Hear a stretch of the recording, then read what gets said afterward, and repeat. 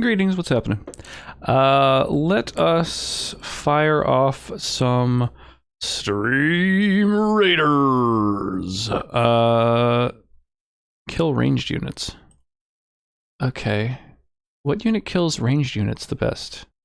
Probably just other ranged units. Okay. Let's, or yeah, I don't know. This would probably do the trick. Sure. There we go. And then people can just place stuff wherever, because I have no idea where the enemies will appear. They just sort of appear over time. Do do do do do do do do do do. Oh yeah, let's get Skyrim luncheon. It's probably an idea, right? And play some tunes.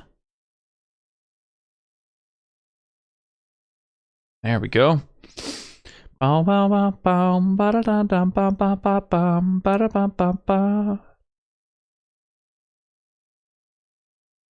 Awesome. And here comes Skyrim. Oh yeah. Get the old custom paint job controller happening. Yo, internet bound, how are you? How's your weekend been? It is now coming to an end. Been good? Awesome. Happy to hear that. Hey, turtles. How's your weekend been? Mostly relaxing? Nice. Chilling out, maxing, relaxing, all cool. I only just noticed your avatar there, Flying Turtles. I like the little turtle with a rocket. Face with the man who sold the world. Helped out a friend work a photo booth at a prom. Interesting. That's kind of cool. And I guess mullets are a thing. Where are you seeing all these mullets? I haven't seen a mullet in quite some time. I try to commit to party in the front and party in the back. Oh right, we're doing the Greybeard questline. I forgot about that. Small town Oklahoma. Yeah, if you were to put that on a list of say 5 places and be like, which of these places still has mullets? Probably be the first one, I guess.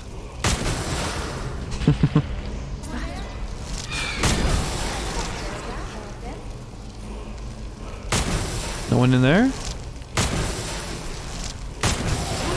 Oh. Freya, what the fuck are you doing with weapons in your hands? Here, let's break out the big guns. There we go. Oh, that kill cam. Too epic for me. I never lost control. I love the little noises of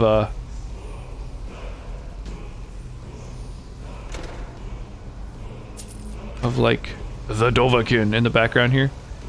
Alright, well let's learn this shout. End that chanting.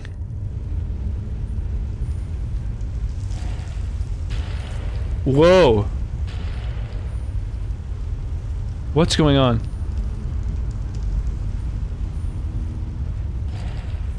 Is the place like falling apart now? If so, fucking cool. Dragon aspect. Once a day, take on the mighty aspect of a dragon, delivering colossal blows with an armored hide and more powerful shouts. What? Once a day become a goddamn dragon? That is so metal. Oh, gatekeeper, what you doing? Hang on, let me trap your soul.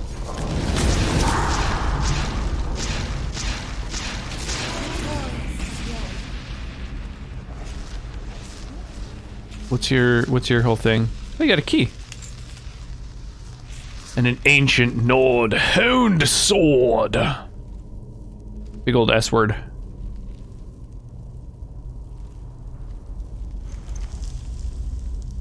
Boiled chitin heavy shield. Oh, that's what the key opens. Oh, that's fucking cool. I really like that, actually.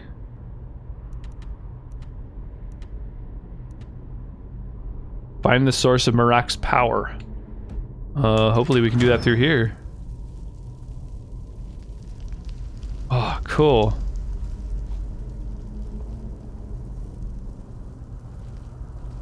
Ancient Nord helmet on that dude. Battle axe in this guy's hand. Damn. Pretty metal way to die.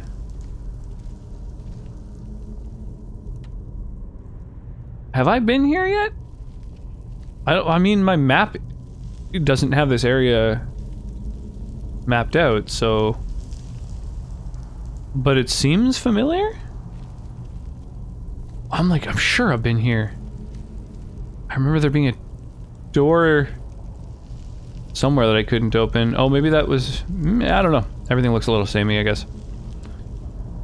That's gotta be a door, though, right? Like, that's 100% a door.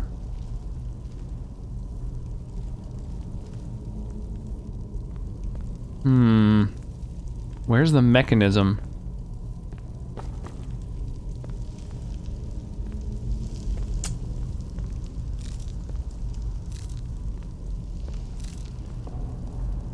Where is the mechanism? Maybe somewhere in the room.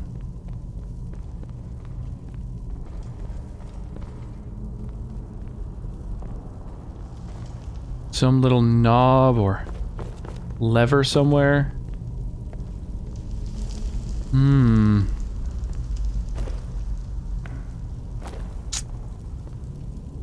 Damn. I don't know, I can't find it.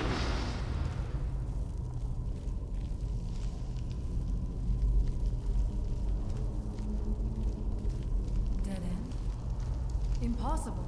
There must be something more. Look around. Okay, so it's gonna be in this room. If I find anything in the dining area. They're telling me to look around. Ooh. Nice, some Atronax salts. That's pretty rare. Some Spriggan sap, also pretty uncommon.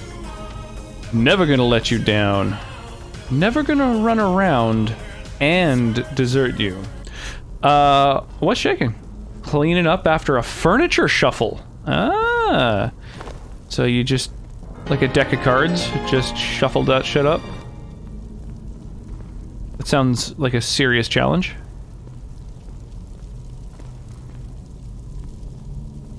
Ooh, hey. Here's where the rare shit is. Whoops. Didn't mean to take the bowl. I just want them rare-ass soul gems. Well, I appreciate the lurk wire. I appreciate the host. Appreciate you. Still waiting for you to come visit. Little alchemy lab buried in some bullshit. So I'm still looking for a little hidden knob in like a wall or something. I don't know. We'll see. We'll get there. Oh. Aha! I knew it. A secret passage in the dining area just opened up. Yeah, there it is. I see you opening.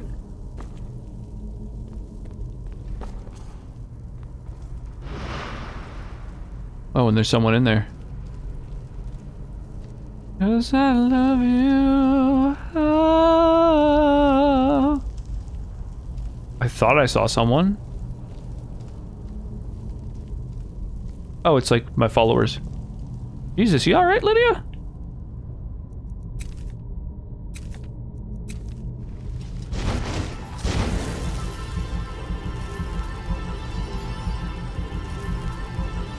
You can get up now.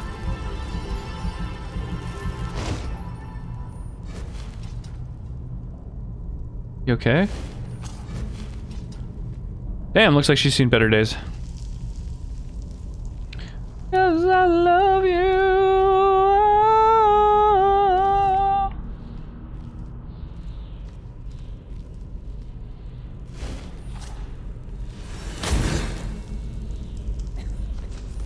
Some ingots.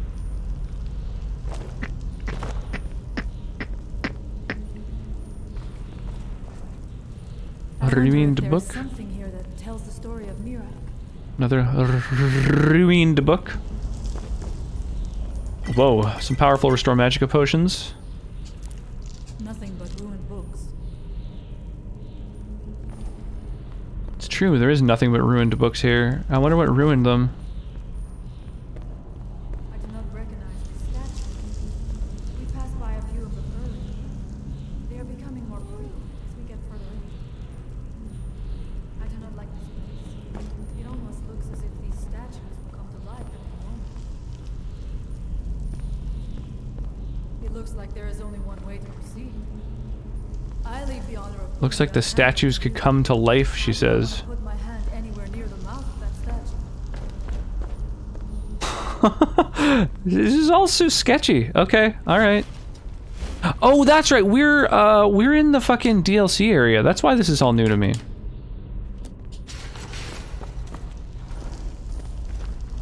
'Cause I love you. Oh.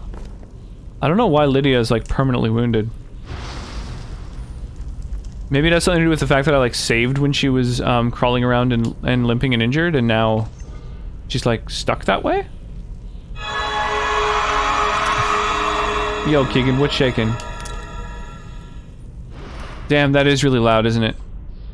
I saw that peeking way up into the yellow. Hang on, let me lower that a little while I'm thinking about it.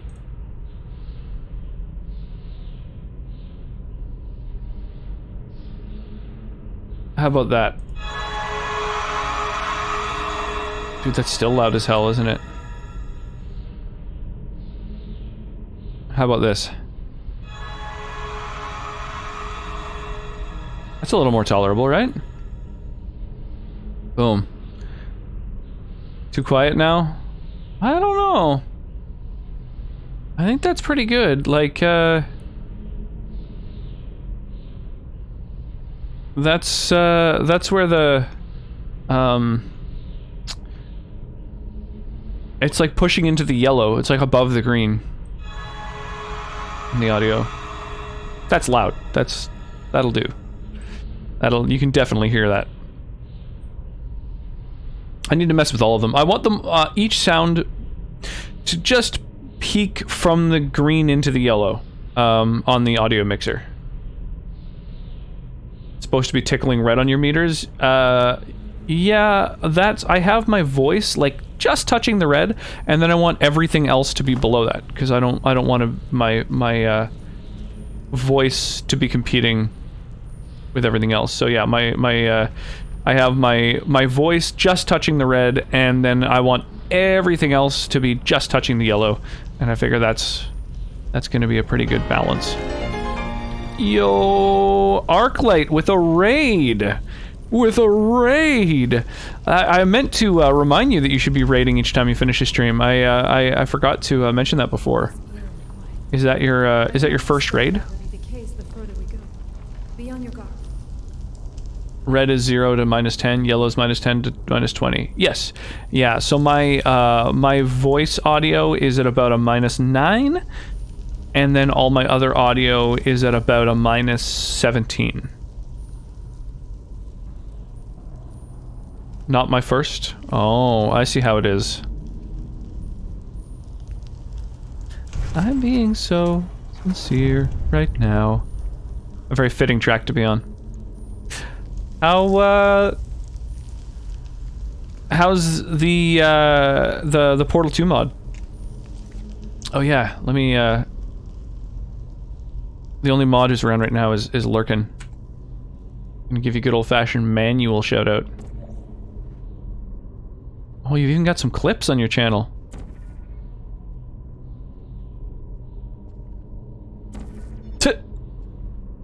That was sketchy.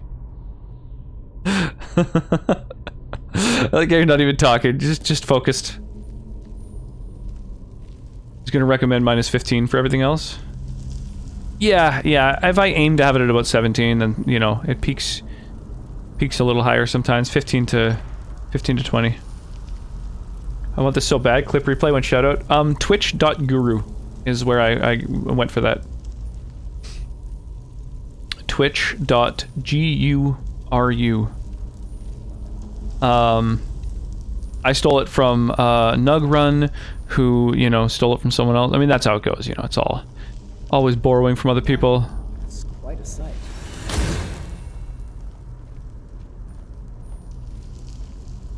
Second time I've rated you. Portal Reloaded's awesome. Oh, yes, that's right. That's right, because I remember I was trying to find if you had a Twitter account, because I always give a shout out for all the people who raid me. Oh no, that's my heal! I still have heal on. I don't want to heal you. I don't want healing touch, I want chilling touch. Similar concepts. Either way, I want to touch my enemy, but I want a slightly different effect when I reach out and touch dudes. Ooh, destruction increase. That doesn't happen very often. Uh-oh! That's not my heal. Oh!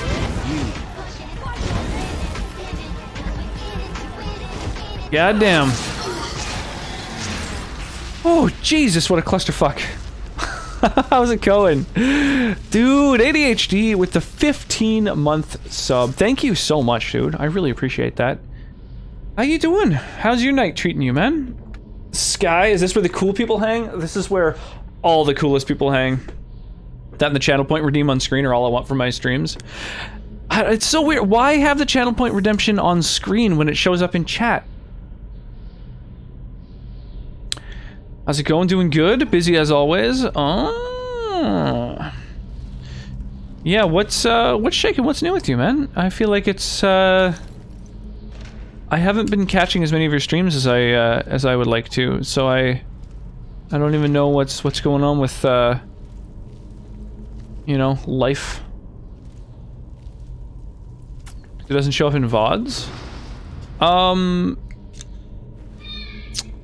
Yeah, that's true. It's not in the chat log, I guess. Whoa, Draugr Guardian Overlord, rather? Wild. Wow, fortunately he can get stun locked. I've never seen one of these. Draugr Guardian Overlord. Got some hoary ass armor. Hey, Nightwolf, how you doing? I got gifted your Archer head skin while raiding, while watching anime yesterday. I like the down eyes better than the up eyes. Yeah. I recommended a few different variants of it, and I'm happy with where they landed. I think it goes well. I think it fits.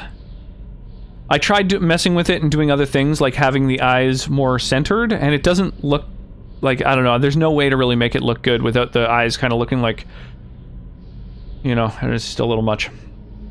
But yeah, I'm really happy with how they turned out. It's a shame they only did 3 of them, because I actually have 13 head skins coming my way, and a full skin. So we've got another, yeah, 10 skins we're waiting for. 14 in total. 15 in total, including the flag bearer. 11 more we're waiting for. Holy crap. Who knows what's going on with life? Yeah, true enough.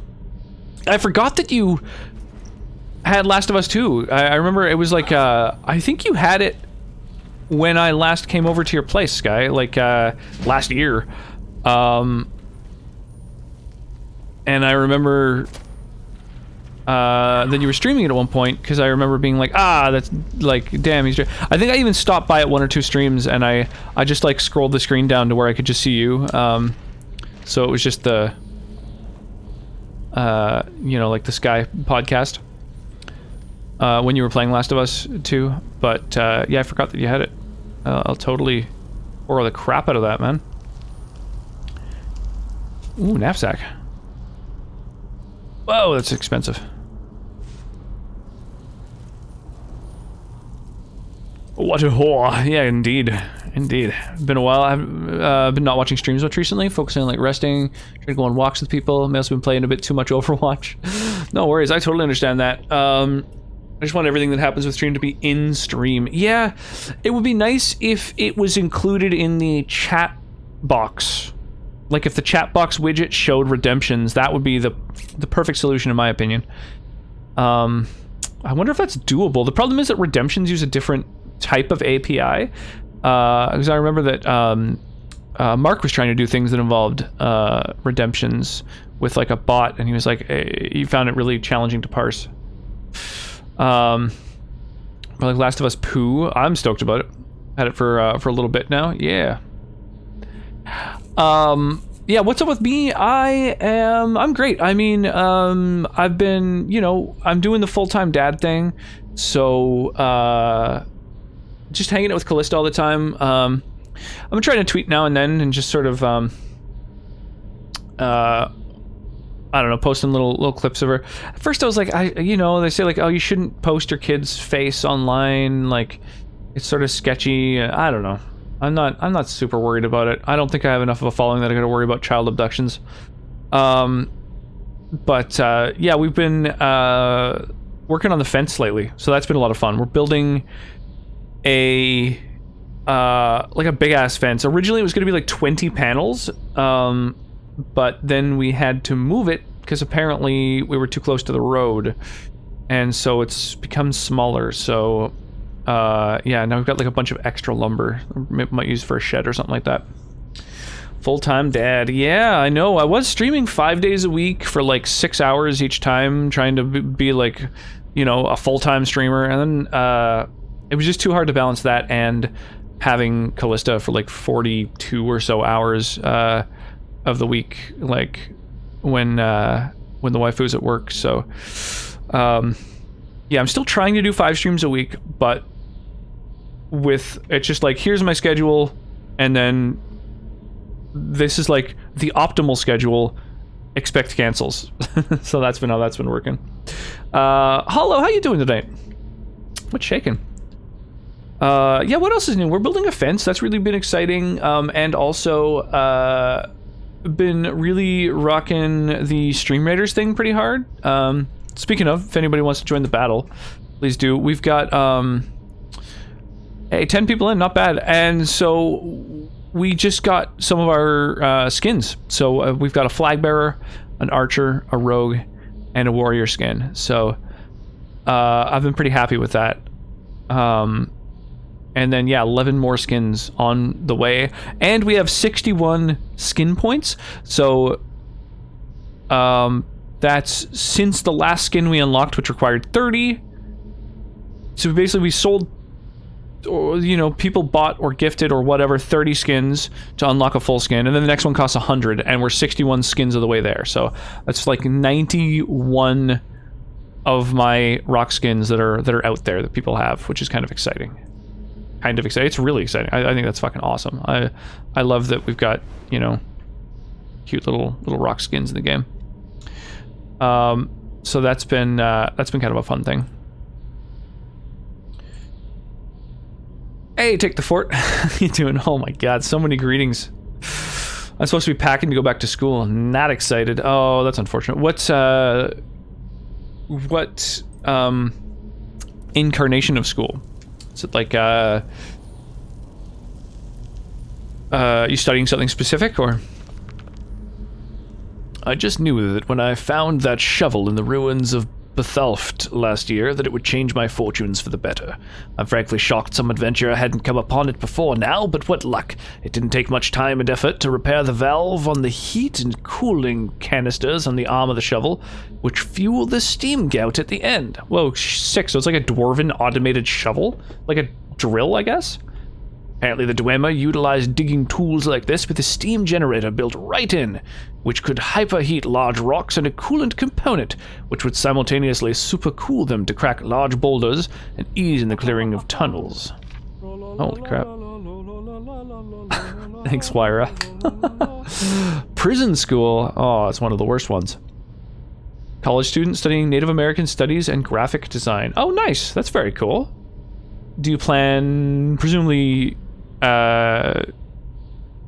you plan to kind of like merge them? Do some like a lot of Native American style graphic stuff? Why?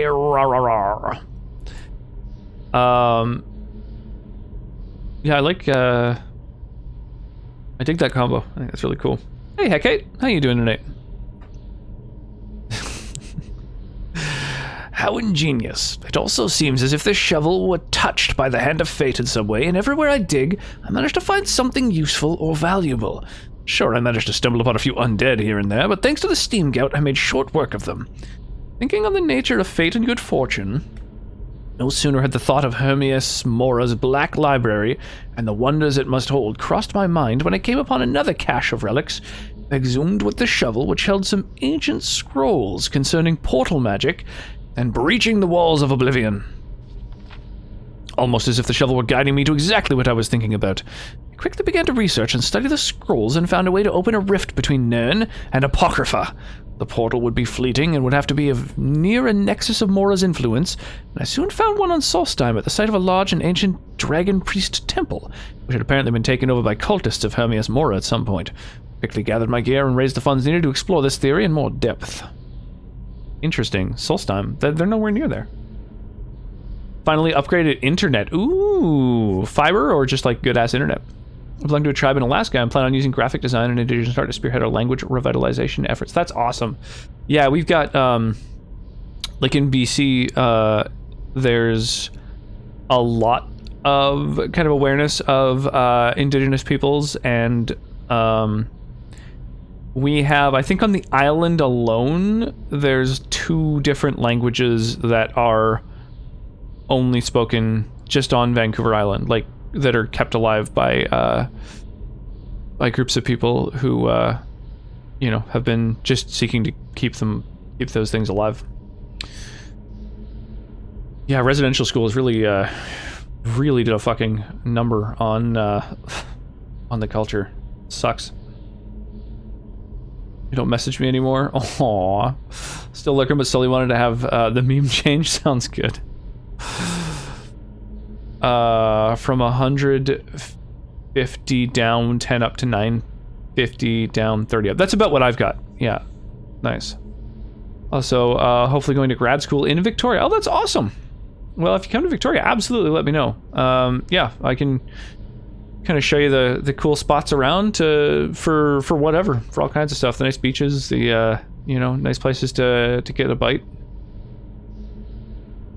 Of course, if you need a couch to crash while you're finding a place, let me know. I'm part of the couch surfing community and have been for like 14 years now. So my couch has been open to, I think I've hosted people from almost every continent actually. We've had people from like South Africa and all over Europe, South America, Australia, Asia, Korea and Vietnam specifically, crash our couch in the past. So yeah, for me it's not weird at all to offer my couch out to people I don't even know, or that you know, people that I know from online, I know way better than all the people who I've hosted in the past. Slip into my DMs anytime. Good internet, not fiber. Yeah, I don't have fiber in it either. I've just got that decent internet. I was curious what tribe. Tlingit? Interesting. I'm not familiar with it, so I don't think we have it as much here. I've got a few friends who are indigenous and pretty sort of invested in their heritage. I know of quite a few of the tribes from my area. 30 up? Yeah, that's about what I've got. 20 to 30 up. They have amazing totem art. I want to crash the couch. Please do. You know you're always welcome. Yeah, we do also appreciate the offer, but I'm pretty sure Christoph got me covered in that department. Yeah, well, that too. Yeah, I would offer up a, I mean, we basically have like a whole suite, but we got people living there now. But, you know, if we were between people, we'd even have like fucking suite to offer people. At 15, I got robbed by people I thought were friends. They slipped drugs in my drink and took everything. Oh, that's absolutely fucked. Yeah, I've had like little things. Like I let a friend who was really, really going through some hard times. He moved to Vancouver and developed some real drug problems. And when he moved back to town, he had like, he was kind of going through a recovery process. And I was like, you're free to crash as long as you need to. And he stayed with me for like months. And I could tell that he was stealing little things like booze and weed and stuff at the time, and I don't know, I didn't mention it. It was like, whatever, man, you've gone through some rough shit, so I was just like, you know, I would share those with him anyway, so I was just like, you know, whatever. I just let him, I guess, think he was getting away with it, but yeah, I've never had to worry about people stealing like really valuable stuff. And the nice thing about the couch surfing community, like couchsurfing.com, is the way that it works is that you specifically you give people reviews. Basically, people have like a rating, so you can like see reviews of people who have let that person stay with them in the past, and so it's never totally blind. You kind of have people who have vouched for them, you know, so that's really helpful. I'm gonna build up the monies and time off. I shall. Well, you know, clock's ticking. Can I surf on your couch? Absolutely. Yeah. Take it out to the beach. Lincoln is basically only Southeast AK. Yo, thanks for the host guy. I appreciate that. Oh, a tribe does extend into the Yukon territory. Yeah, so definitely not as far down as I am. I'll bring alcohol. I mean, I'm pretty well stocked, but I'm always interested in trying something new. Hey, thank you for the host too, Unicorn. I appreciate you both. You guys are awesome. Okay, I need to kill ranged units. I was hoping that this dude would track down and eliminate ranged dudes, but apparently not so much. So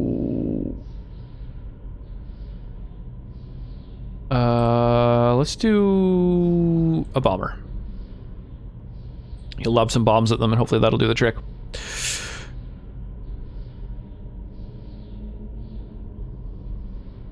I'll drink all Rox's booze. Yeah, do it up. I mean, I challenge you. Good luck. Especially watch out, people take advantage of guys like that. I guess so. I mean, it's never something I've had to worry about, really. Like, because as I say, I've only hosted people who have already sort of been vouched for, and then people who, like, who I know from online. I feel like you kind of also get to know those people, so. I have my guard up, but it's pretty difficult to flat out prepare for such misdeeds. Yeah, I mean, being drugged and stuff like that, like, that's fucked. That's, like, super premeditated. Alright, so this guy had, like, a crazy drill. And now he's this colorful streak on the wall. Is this, like, a quest marker? I can't tell what this is. What is this blue glow? Weird.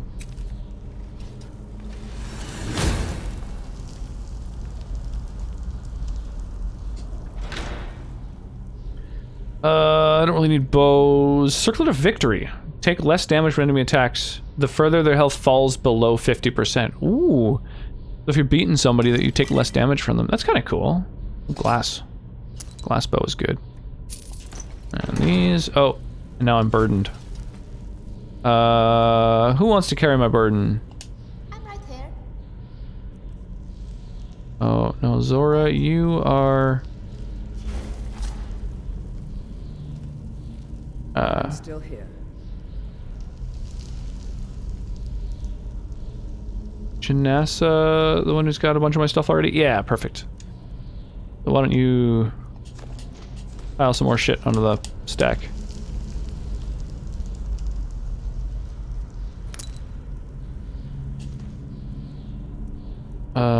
Take these ingots, filled soul gems.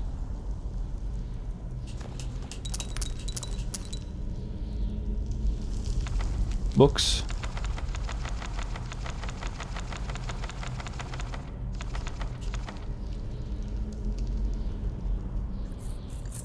May not have been through an app, but the guys who robbed me were vouched for too. On the other side of things, should be paranoid to have your guard up against everyone. Well, I mean, you assess, like, on a person-to-person basis, of course. If that is what you wish.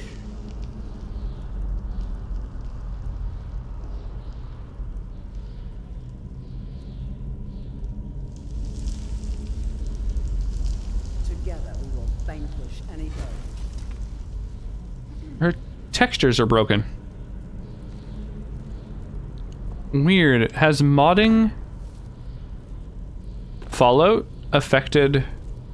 I'm using Vortex to mod both Fallout and handle my modded Skyrim, and it looks like something has broken. Burn yourself. Personally, can't trust anyone anymore. Yeah, I don't know. I do feel like there's a little bit more like cultural sort of take advantageism that I've seen in the US than anywhere else that I've been. There are dark magics at work here. Ready yourself. This book. It seems wrong. Okay, those aren't somehow. enemies there. Here. Not. Black book. Maybe what we seek. Whoa, there's a whole animation. Summarize the US cultural take advantageism. What? It feels I don't know. I mean I think it's Dare set foot here. well this is Dragonborn. different. I can feel it. And yet, What's the dragons, things got real Lovecraftian here. but still, Enemies literally built off it. you have no idea of the true power a Dragonborn can wield. Yeah, maybe it's sort of related to the cultural thing of like everyone This realm is feeling like beyond. You have no power here. one day they're going to be a millionaire. Mine, before Soul's time is also mine. It kind of I control the minds of his people.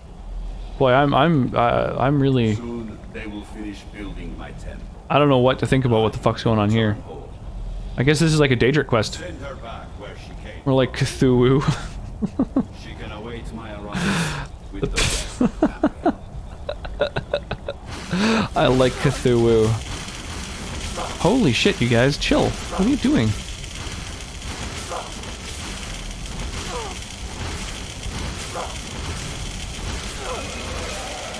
Fuck, there's a dragon here? Is that intentional or is that a random dragon attack? Mentality also of like, if you get scammed, you deserve it for being dumb. Someone was gonna take advantage, so I just did it. Yeah, that's a fucking real wild one. Book, and then it seemed. What happened to you? You read the book, and then it seemed as though you were not really here. I could see you, but also see through you. I'm not really sure. I saw Mirak on a dragon. Where? Where is he? Can we reach him? This is Can from a we mod, kill right? him? I don't know. I don't know if this is a DLC or a mod or what. Somehow reading this book took me to where he was. This is a dangerous thing, then. Yeah, I have no should idea, return to my Cloudhopper. village And show this to my father. If I expected one day I'd be a millionaire, I wouldn't fuck over anyone. Yeah, I guess so. I mean, that's a good point. Yo, holy crap! Senator J Butts with a massive raid! Welcome in, y'all. Holy jeez, dude. Welcome, welcome, welcome. Oh my goodness. How goes, y'all? Big shout out for J Butts. Shall we roll the clip? This is your wake-up call. Prepare to die. Yo, thank you for the follow, Solo Lone Wanderer. You just checked in to a game of murder. Hey, actually, Predvan, you still floating around? Oh, a second shout out. All right. Yeah. All right. Yeah. Another clip play. Shoot me the whisper, everyone. How's it going? How are you, Black Roses? That was funny, wasn't it? What is shaking all y'all? I was already here. To Robbie, how you going? It does clips. Yeah. I have. This is second or third stream or something like that. Pretty recent that I set it up so that when a shout out occurs, it plays a clip from that person's stream, which I was trying to decide kind of where I wanted the clip to be. I was like, do I want it off in the corner? I was like, fuck it. Like, let's just, it'll have its time to shine. Full blown trippy shit. Yeah, it's a fun little thing. I even tested it. How did you do that? Keegan just threw the URL down. Yeah, it's twitch.guru. Yeah, super handy little thing. There's like 10 or 12 different tools on that website. I think some of them are old and broken, some of them are sort of unsupported and stuff, but the Twitch shoutout player still works. Yeah, what is happening, J-Butts, man? How was your stream tonight? You get some good redemptions, write some fancy stuff, solve some Rubik's cubes. How were things? I'm sleepy, so I can't stay long. But hello. Well, I appreciate that you stayed for the raid, and came and said hi. Nuggies are in the hot case below the Chonker TV. Yeah, Wyra has some adorable little BB chicks, some little chickies. She's been streaming them in the Discord, like just setting it up so that she's got like a cam pointed at the little chicks. It's pretty adorable. Doing right, but to head out to my placement in like 3 hours. I don't know what that means. I don't know what a placement is offhand. I'll directly yoink that. Yeah, do it up. Absolutely. Just yeah, yet another tool for the streamer toolbox. Plays random clips. Can you set it to play the most recent clip? You might be able to. From what I understand, the shoutout player it plays a random clip from the previous 100. Thanks Cloudhopper for the redemption. Yeah, by the way, those of you who just arrived, who are kind of wondering what the hell's going on, we've got a lot of channel point redemptions to do all kinds of crazy stuff to the stream itself. We've also got hey Chevitz, thank you so much for the follow. I really appreciate that. Welcome on in. Welcome. We have Skyrim Sundays going on. I think this upcoming Friday is going to be our very first Fallout Friday. So I'm in the process of modding Fallout 4 right now. We've got more than 100 mods so far. We'll see. I'm not sure how many more I want to go before I take it for a test drive and see if it even functions or whether it crashes to desktop or what. Skyrim, we've got nearly 300 mods. Thanks, Turtles. So yeah, we've got a bunch of different games on the roster, and the main game I'm playing, other than Fallout and Skyrim, I have, oh my god, Black Roses with the most cursed webcam redemption.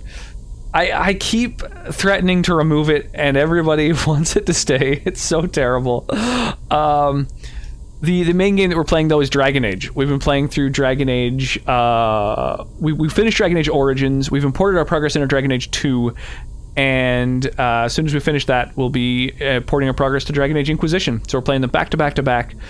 And with the same protagonist in each game, which is also the protagonist in Skyrim here, which is, of course, Cabernet Sauvignon, the Elven Mage. You do love Fallout? Nice. Yeah, I really loved every Fallout. I played Fallout 1 and 2 even before the 3D ones came out. Fallout 3 blew my mind. I couldn't believe how well they translated the tactical gameplay of an isometric tactics game into a 3D live shooter. That really blew me away. I think they did a spectacular job, and they've just been getting better. New Vegas was better than 3. Fallout 4 I think is even better, although that is a controversial thing to say. Not a teacher yet, gotta pass the placement. That is super exciting.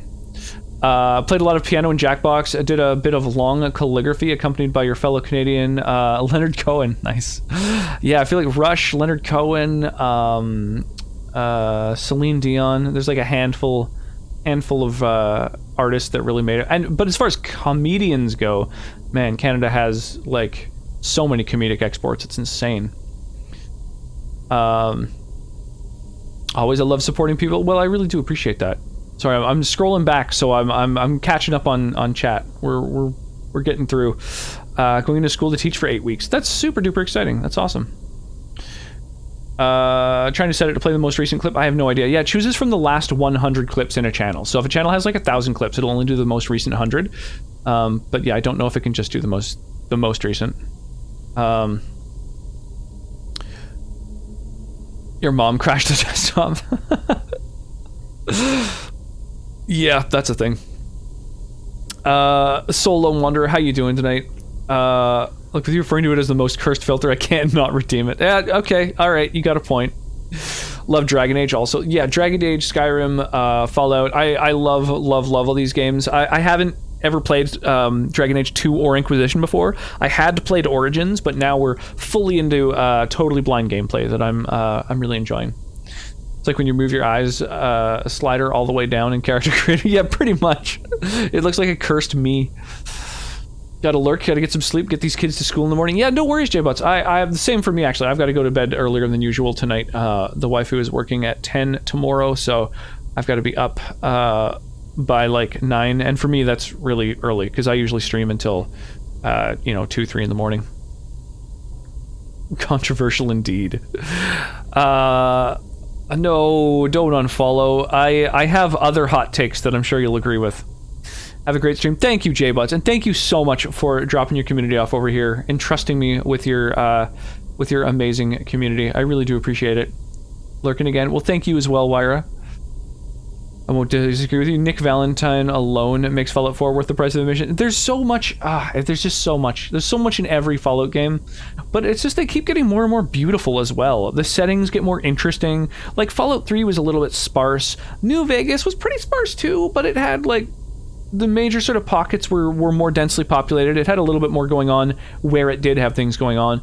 And then Fallout 4, I feel like, again, it's like the map's a little bit smaller, everything's a little closer together, a lot more little places with lots of people. Like it feels more lived in. I just feel like they just keep getting better. They're really crushing it.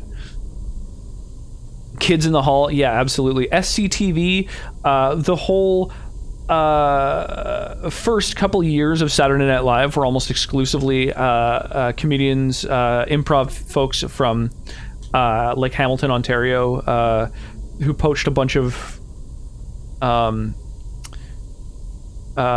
from that area. SCTV was also that same group of people, Martin Short and Steve Martin and Chevy Chase, Eugene Levy, like all those guys were all from Ontario. Jim Carrey, tons and tons of really funny folks from Canada. There's like lots of people, I think from Ontario, especially because they kind of had their own like improv school that then a bunch of people like just migrated down and started going to New York and Chicago and stuff. Hitting it big. Fallout 4 mods, what kind of mods are you looking for? Just like good mods, like immersion stuff, overhauling the game system itself. Like Skyrim, I've got mods that overhaul basically all of the different systems. Bar Harbor is absolutely incredible. I've never played any of the Fallout 4 DLCs. I played Fallout 4 before any of the DLCs released, got all the achievements, played the crap out of it, loved it. So I've never played a DLC, so that's going to be totally new. So like for this game, I have it so that there's experience is gained more conventionally, like killing enemies gives you experience points, which gives you levels, and Ordinator makes it so that all the perks are completely different, all the magic is different. So every fundamental system in Skyrim has been overhauled. Basically everything. Crafting, magic, shouts, perks, experience. So I would like to do a similar thing with Fallout 4, but it doesn't really seem as possible, unfortunately. Fallout 4 doesn't really have very many experience overhaul systems that the bugs are worked out of, basically, from what I understand. I do have some serious issues with Fallout 76. Yeah, I can't speak to Fallout 76. Like, I've played every Elder Scrolls game and every Fallout game, but I haven't played, Elder Scrolls Online or Fallout 76. Those aren't what I look for in those games. That's not, like, what I play a Bethesda game for, so... Fallout 76, don't get me started. Yeah, I've heard that it's like a lot better than it was at release, but it's just not what I'm looking for. I don't really have any interest conceptually in it, you know? Hey, Dragon Snooze, how you doing tonight? I play 76 with my family. I'm intimately familiar with its foibles, but it has a special place in my heart regardless, because it's how my family's gathered in the COVID times. That's awesome.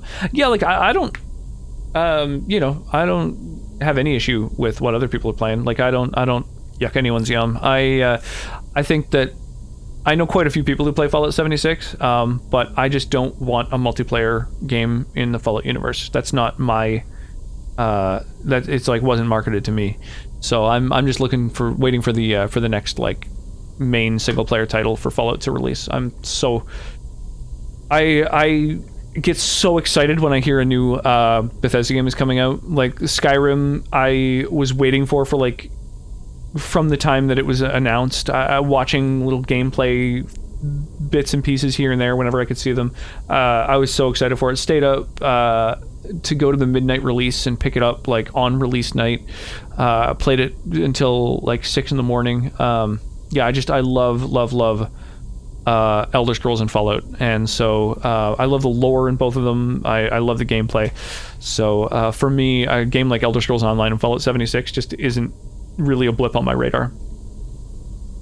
Check out the American Rising mod for Fallout 4.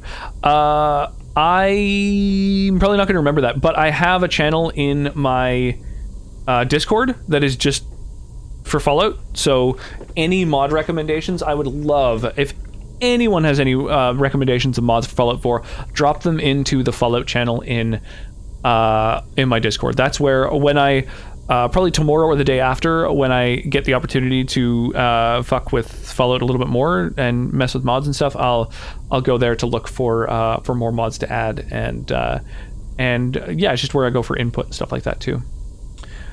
Well worth it, I assure you. I never played it. My ex did though. I used to watch it. Honestly, hot mess. Well, when it first launched, I heard it was an absolute hot mess. I imagine it's like it must be better by this point because it's got a pretty big player base, and so I imagine it's been like fixed from what it was at launch. Like honestly, I don't know if it's a Bethesda game. Did Fallout 76? Was it Bethesda? Because Bethesda doesn't have a good track record with multiplayer games. Like Brink was a absolute hot mess at launch. I picked it up because I'm such a big fan of Fallout and Elder Scrolls that when they made a different game, I was like, yeah, absolutely. Like Dishonored, I loved, again, single player. I picked up Brink, and it was, the multiplayer aspect didn't work correctly at launch. It was kind of a hot mess in that way, but it was like a single player Team Fortress 2 that I really enjoyed. It had parkour in it. The parkour system in the game I thought was really, really good, and I wish other games would have stolen that sort of smart parkour button sort of technology. I think it was a really good mechanic that I've never seen in any other games. Doing well, adjusting to working full-time and doing evening coursework. Whew, Jesus. Yeah, that sounds like a lot to balance. That explains why you haven't been streaming as much these days. Hope you and the fam are doing great. Absolutely, yeah. I actually just tweeted today to show off that we've been working on the fence lately. We're building a fence on the because we bought our first home. You know, for those who don't already know, we bought our first home in August of last year. By the end of October, it was such a fixer-upper. It took us until about the end of October to have it fixed up to the point that it was like livable, more or less. We still didn't even have like flooring in the living room or dining room, so we just lived out of like the bedrooms and the bathroom or another month or two still until we got fixed up to the point that we could really like properly live in it. And now that the house is livable, now it's like we need a fence because it's like a pretty major road. It's busy, it's loud. So and we've got a 2-year-old, so we're like a fence for just safety is the main thing, but also a little bit of soundproofing will be nice. So that's what we're working on right now. Gotta drop some alert because I need to do some stuff before having to leave for my placement. Yeah, of course. Thank you so much. You're always so complimentary, Black Roses. I really do appreciate it. I appreciate the lurk. I appreciate the kind words. And yeah, I'm sure I'll see you again soon. Enjoy the rest of your day. It's like yeah, it's a wild time right now. It's like not even 6 in the morning for you? Yeah, it's early and or late. So you get done what you need to. I still need to experience Fallout. My friends have been selling the game to me for years. Oh man, you haven't played it? Fallout 76 is a Bethesda game? Yeah, that explains why it was a hot mess at launch. Started with a hiatus and it turned into a career change. I don't know what happened when they released it. Well, it's Bethesda. That's just what they do. My ideal Elder Scrolls or Fallout multiplayer would be a normal version of one of those games with optional co-op. Yeah, I mean, adding multiplayer later to a game like Skyrim or whatever isn't really doable. That's why I have sort of fallen out of love with multiplayer games as I've been throwing myself deeper and deeper into RPGs and going back and playing all these amazing RPGs I've never played before.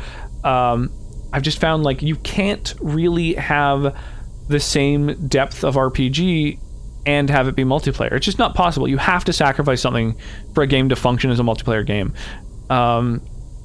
And so I just prefer single player games because of that. I'm looking forward to the next one, you know?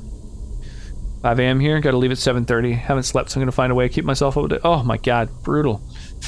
Well, yeah, Godspeed. Good luck with that. Fallout's in the boat Fire Emblem was in for me. I'm sure I'd love it, but I keep having priorities get in the way. Yeah, so my recommendation, honestly, would be check out Fallout 2 before even checking out the 3D ones. Fallout 2 is a tactical RPG, so it's, you know, reminiscent of Final Fantasy Tactics and Fire Emblem and those sorts of games, you know, Valkyria Chronicles and stuff. It's a lot older. It's pretty dated, but like the lore of the game and the theme, the feel, like it's all there. You know, it's great. I love it. Fallout is, you know, I'm sure you've had it described to you by now, but effectively, the idea of Fallout is, what if the bombs did go off during the Cold War?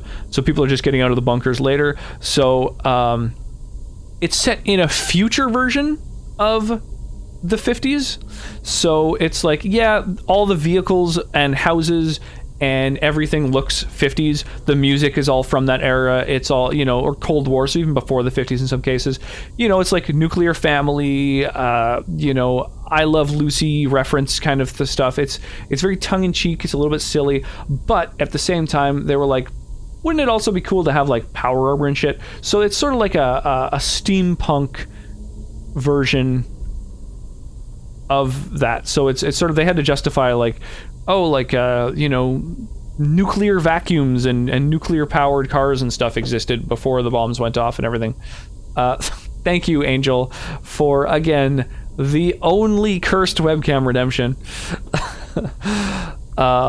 Divinity Original Sin, yeah, Divinity Original Sin is again, it's like, it's not fully multiplayer. It's a single player game where like you can each take control of a character. It's like Final Fantasy VI is multiplayer if you consider that to be multiplayer, where like, you know, in battle each person can control a couple dudes or whatever. Now, I haven't played of Divinity Original Sin, so maybe it's a little bit more in depth than that, but from what I understand, it is essentially just like a single player game where you can control multiple characters. Sort of giving control of some of those characters individually to two different people doesn't feel like as much of what I mean when I'm talking about a multiplayer game. You know, it'd be like if in Skyrim, you know, you could have another player control one of your like followers or something, which would be great, but it's also kind of a technological impossibility. Like Skyrim together apparently still doesn't run correctly. I started with Fallout 3. I haven't played the others outside of New Vegas and Fallout 4. Fallout's a franchise that has a lot of lore and fun story. Absolutely. Now Cloudhopper with Redemption. You guys, oh my god. This is, I'm just gonna look like this forever? Is that what's going on? Fallout 1 and 2 have lots of great lore stuff. Yeah, Fallout 1 and 2 are densely packed with like fun lore and stuff. That's like really what they have to offer. The nice thing about starting with Fallout, like probably 2, 1's a little bit too dated, honestly. It like probably won't even run on a modern computer. But if you start with Fallout 2, it's a really fun game. It's neat. Play it for a little while. You can get it free from a million places. It's like $1 on good old games, I'm sure. And then when you play Fallout 3, or a later one, but Fallout 3 is a good one to go to from that, because you can see like what they did, how they went from a oh my god, thank you, Flying Turtles. Kermit the Frog here. I appreciate the redemption. I've had New Vegas pushed on me the most. Yeah, I've heard New Vegas is sort of a fan favorite. However, honestly, every Fallout game has something to offer. Fallout 1 and 2 have a ton of lore. Fallout 3 innovated massively. I would say it was the greatest technological leap through the Fallout franchise. Fallout New Vegas is essentially Fallout 3 with a different setting and probably slightly more depth to the story. And Fallout 4, I think, is the most ambitious to date and probably the best of the entire franchise. Where Fallout 1 and 2, I have respect for those two. Retrofuturism is Fallout, basically. Yeah, I would say Fallout 2 is probably my favorite game from that sort of era. By a big margin, actually. Well, it's very atom punk. Yeah, there's a million different ways to describe it, but I would say... yeah, it's like, yeah, I guess atomic steampunk would be a way of describing it to someone who doesn't have much minutia beyond kind of greater concept. Like steampunk, I feel like is just a term that people know, you know, outside of any other point of reference, really. In Fallout, they never stopped using cathode technology, so everything's mad bulky. Yeah, that is a big part of it. Divinity Original Sin 2 is mostly pure CRPG. What's the C stand for? Great game, though. Mourns the loss of anime and female webcam redemptions. I know. I just have to figure out how to roll back my video drivers safely without having to compromise the integrity of the whole PC, and then we'll be good.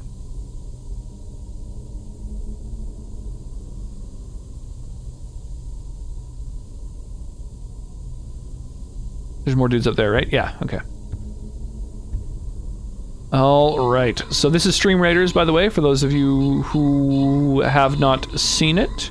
It is a, it's a game where every one of these units, every one of these allied units, at least, has been placed by an actual person. So we have 21 people who have all dropped units on the battlefield.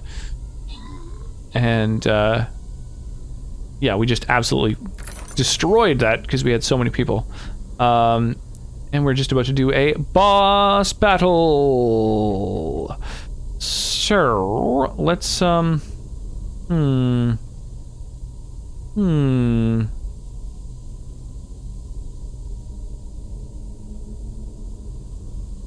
we go.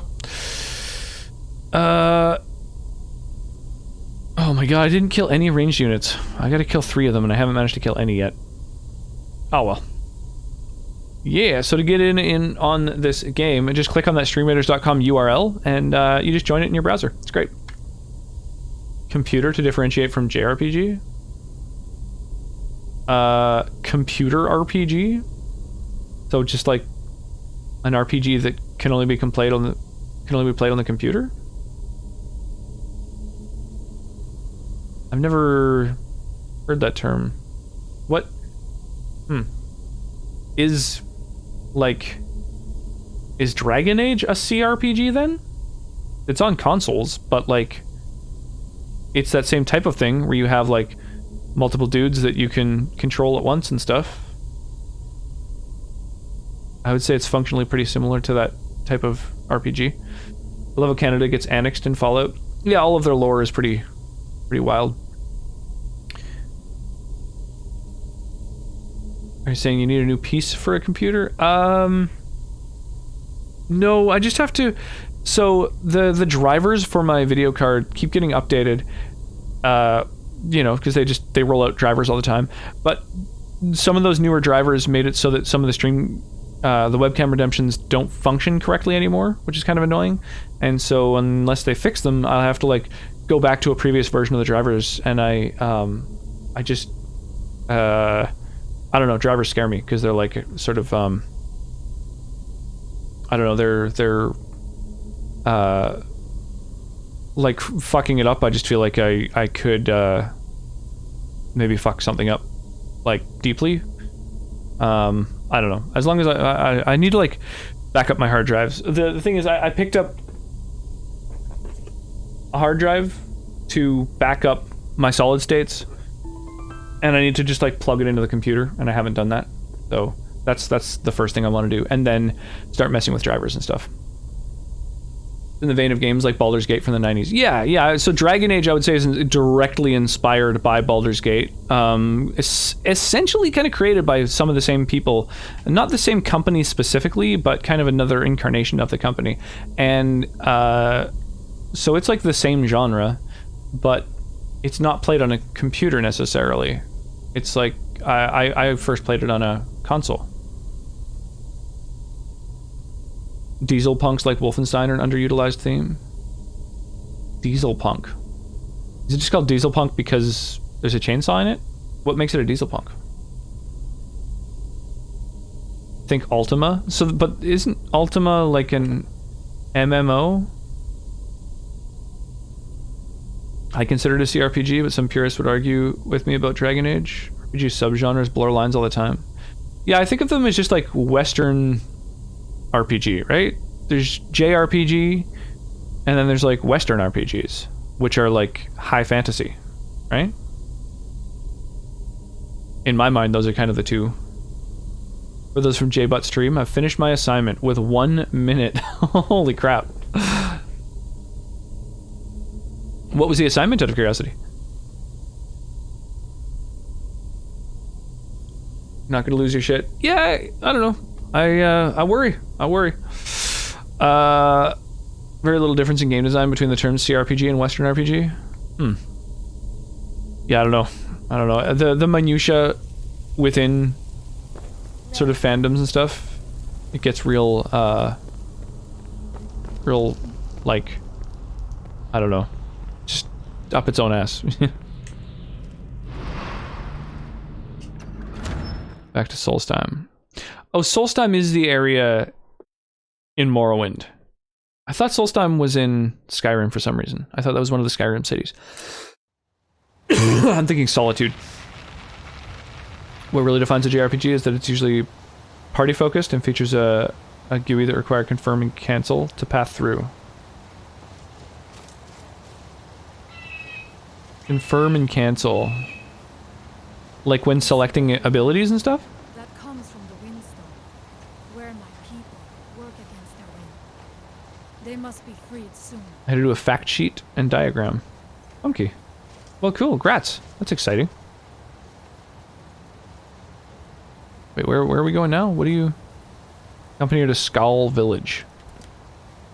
So I just gotta follow her wherever she goes. Most menus are confirm cancel. Yeah. I mean, that's interesting. To me, that seems like a very odd delineation for a genre. But I can see why you'd say that. I mean, I feel like that's just kind of a thing from Japanese creators in general. The village is just ahead. Storm has used his Like, I feel like Metal Gear Solid has a lot of that protecting the few of kind of us. feel to it. That the barrier is still there is a good sign. Like, things don't really happen in live, like, in real time. Like, you kind of have to go to your weapons or your inventory, choose the thing you want to use, select it. Wow, Janessa, you're pretty glitched. I knew I heard something. Damn, that's unfortunate.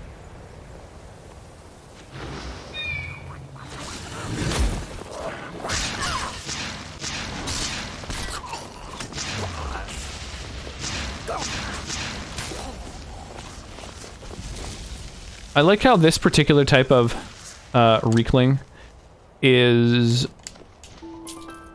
riding a boar, but the boar and the goblin are like part of the same creature. Diesel punks generally harsh gas technology with a futuristic theme, in contrast to steam or nuclear power, but usually retaining the overcomplicated or odd mechanisms.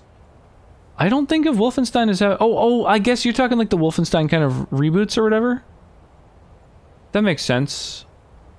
I'm having a hard time kind of envisioning. I played the first of the Wolfenstein reboots. I can't remember the name of it. The New Order, maybe? And I enjoyed it, but it really doesn't stick out in my mind. I barely remember the setting. Technically, Dark Souls is a JRPG. Yeah, I guess so. It's, I don't think it is. I think it's a, I think it's more of a, what's the term for that? I mean, well, it's a Soulsborne game, really. They're kind of unique, but, live action games are kind of their own thing, aren't they? A lot of fun discussions on what defines the subgenres, but there's all small degrees of separation. Diesel punk worlds are generally incredibly polluted and war-torn. I want to say that you're awesome and a chill dude. Well, thank you, Lone Wanderer. I really do appreciate that. Those are very kind words. Whoa! Okay. Just a dragon chilling here. Why wouldn't there be? Cool, cool, cool. Oh. Fucking sniping me with your... Oh no, that's not a heal, is it? Come on, dragon.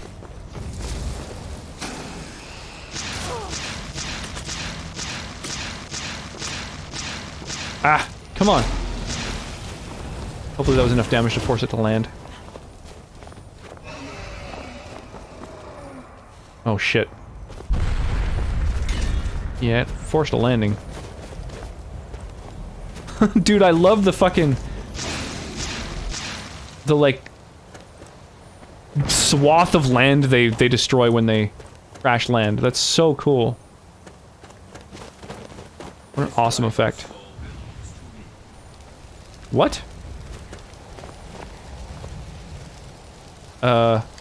What you doing, Marak? What... Why are you Shang Tsunging my dragon here?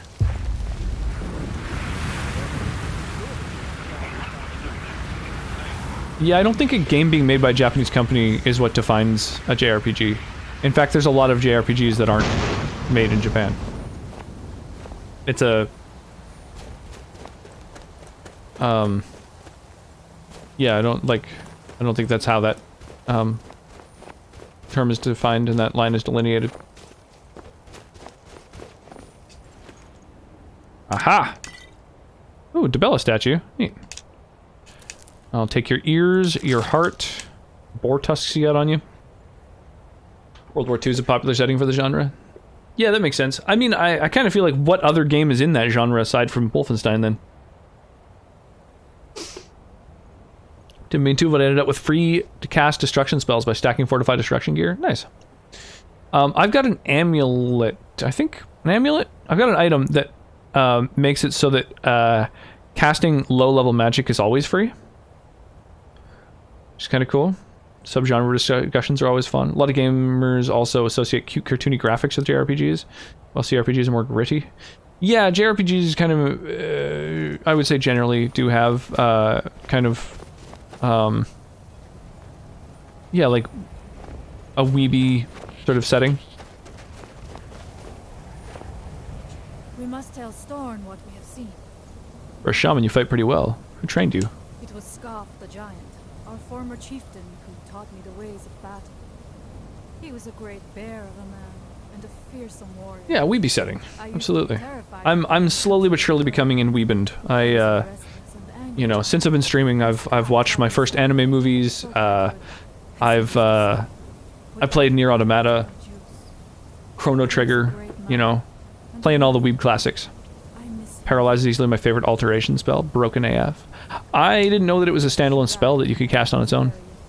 She was caught in a terrible snowstorm. It does seem pretty OP. For the Skull, life is a constant hardship between the wolves, the weather, and the threats in the south. Even a simple task like gathering wood for the fire can... Then why stay here? Why not live somewhere safer? Bound to this land, like a great pine with roots. Whoa, what the fuck? Someone just spawned in. I know it must seem strange. The land and the Skull are one. There is no other way to say. Who are you? And what you doing spawning in? We are only safe so long as we concentrate. Whoa. Father, I have returned. There is yet hope. Are you doing that? Whoa! What news do you bring? Is there a way to free our people? What is this dude doing? But I have brought someone who has seen things. She has confirmed that Mira is... Oh. Casual weeb. I know the tropes and stuff, but I'm picky with what anime I watch. Yeah, I've watched a few anime movies, but the only anime series I've seen were like, you know, back when I was a lot younger, watching like the first season of Pokemon or like half a season of Dragon Ball Z, you know? So you have seen things, yes. My magic grows weak, and so does the barrier around our village. Time is short. Tell me what you know. I've seen Marak. Really? How? Anime makes you cringe. I mean, I could see that. A little bit cheap to cast if you perk into it. It lasts 10 or so seconds. Yeah, I don't know. I haven't really watched many anime series, but like I watched, you know, Spirited Away, Princess Mononoke, Ghost in the Shell, Akira, The legends speak of and this. yeah, they're all just spectacular. So Dragons burning it to the ground in rage. turn-based really comes to mind with JRPGs. Yeah, I think that's kind of a fundamental aspect of a JRPG. I think it kind of has to be turn-based in order to be called a JRPG, doesn't it? But if true, At least to a certain degree. Like Final Fantasy VI, fear has come to pass. on paper, the Final Fantasy games in general, like, technically they're not turn-based, because a gauge has to fill and then you attack it, but they're basically turn-based. And see him. Are you like Mirak? Are you Dragonborn? I am indeed Dragonborn. Then perhaps you are connected with him. FF4 to 9 are not turn-based. Yeah, but, like, they are. You know? Like, their initiative system is identical to Final Fantasy X, except that if you take a long time to take your turn, then you miss it. But, like, it is the same, basically. You know, each character kind of has their own speed.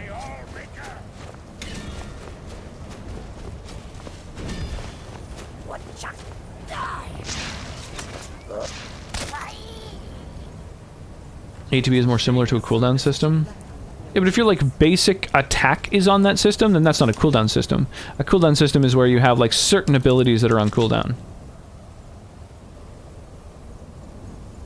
Turn-based is declining and it hurts my soul.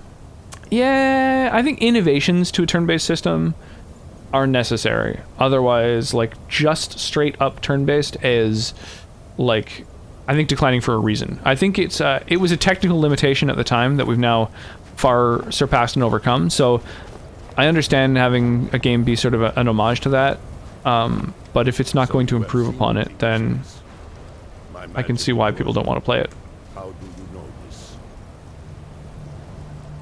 Dark Souls is turn-based. Yeah, not even slightly. Legends speak of the place. Character goes on cooldown to wait for their turn. That's what I'm saying, wait for their turn. It's a turn-based game.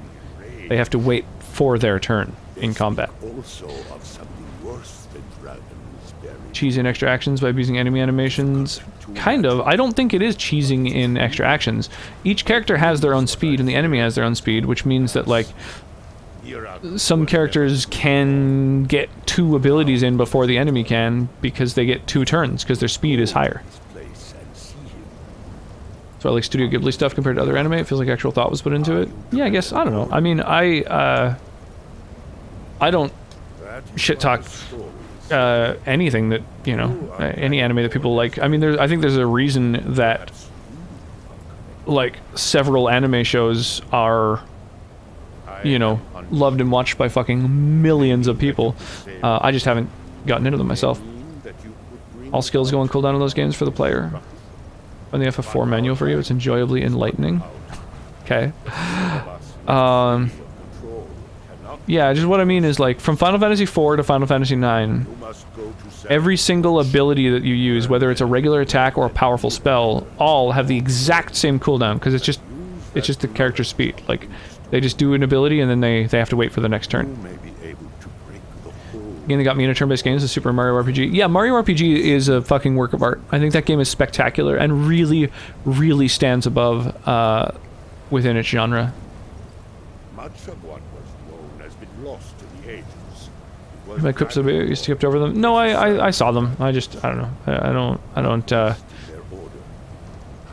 I'm just not into talking shit about the shows people dig, Turned against but I read them. becoming For me, a turn-based game means you can get up and make coffee mid-combat without pausing.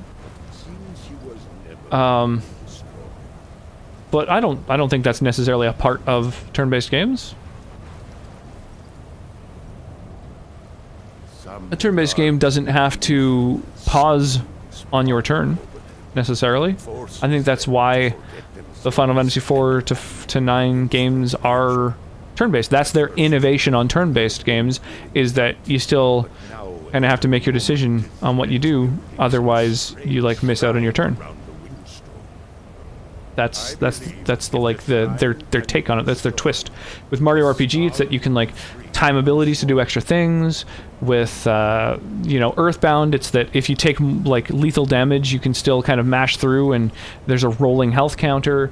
You know, there's like kind of every turn-based game has their own you know, quirk and take on the genre, and I think that the Final Fantasy games, their quirk on the turn-based thing is that it doesn't pause on your turn, but it is still totally turn-based in my opinion. Square defined the combat as real-time. Yeah, but that's because they don't want to, you know, make it sound like every other RPG, right? They were doing something different. But I you know, it's totally a turn-based game. Lots of people define their own stuff in all kinds of different ways that I would say aren't necessarily grounded in reality. You start a never-ending series. A lot of Final Fantasy have that option. It's called Wait, and it's in the options, so you can get up and make coffee, and that's why they added it. Yeah, it's true. It's true. You can literally toggle on that feature, which doesn't really change the game at all, except that yeah, it just makes it so you don't have to quickly input your ability. The early Paper Mario games stood out in the genre pretty well.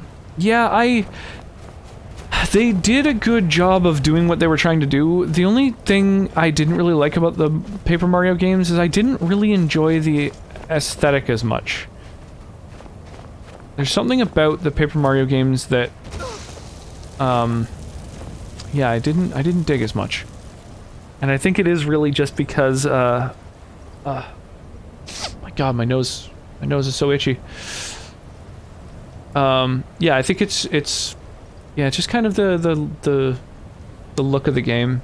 I think the fact that the characters were paper was like a neat quirk, but didn't click with me. That said, I'd like to try the new Paper Mario. I've heard good things. You got Super Mario RPG? Have you played it yet, Hilligan?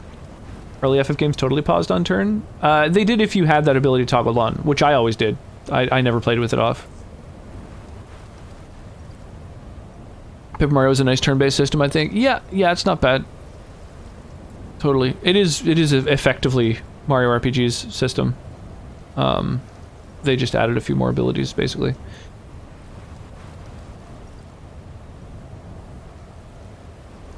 FF1 to 3 were true turn-based, so is FF10.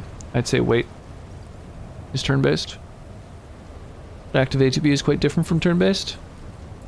I don't know. Quite different is a real big statement. I don't know about that.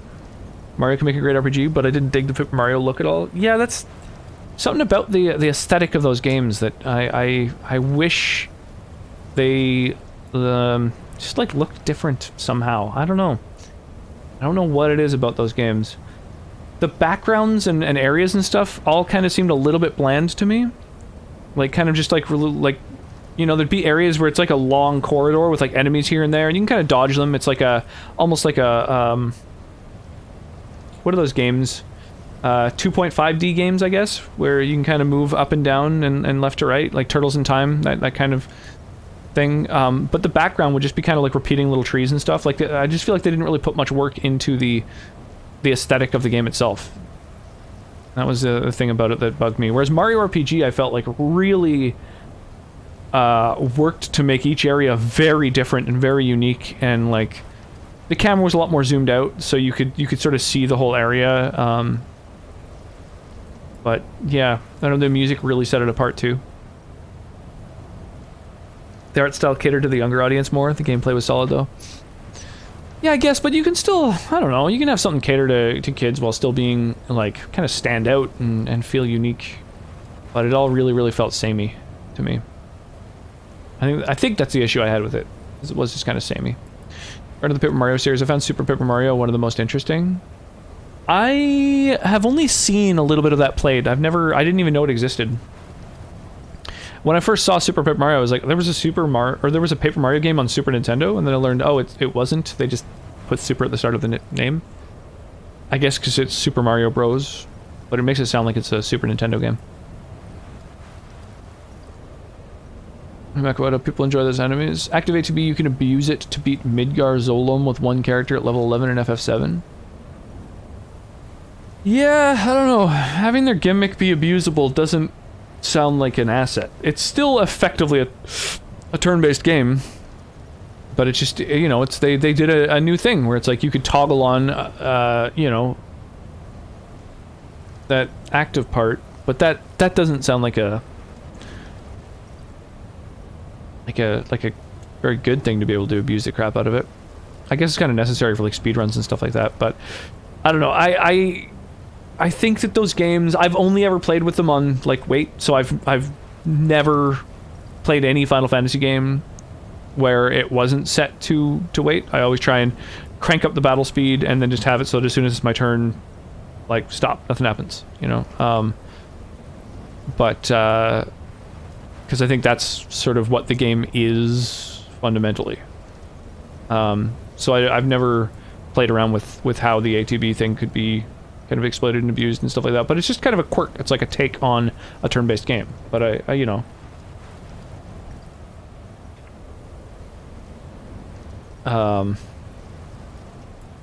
Paper Mario was a unique take on the series for sure. Oh, Super Paper Mario was a unique take. What did it do differently? People spend money on gacha JRPGs you can download for free off Google Images. Oh, gacha JPEGs? Oh, I guess. I don't know. Gacha games, generally those characters have stats and stuff too, though. I don't think big audiences should be used to gauge something's quality. Yeah, I don't know. You've got to, you know, you've got to acknowledge that there's something to be said for anything that attracts a big audience. There's something there. There's tons of things, you know, for every big thing that one could say lacks substance, there's like a million other things that are similar and never saw the light of day. The only Final Fantasy I played was 15. That's one of the few I haven't played. I was hoping for story input, release the gameplay and world feel was nice. Hoping for story input. What do you mean? Adventure Paper Mario Land and Paper Mario World will come out. Are those upcoming things? I know there was a new Paper Mario recently. I don't remember the name of it though. Walk past the Zolom 2. Yeah, I don't know. I actually didn't play Final Fantasy 7. I played 6, 8, 9, 10. I never played the original FF7, just the remake.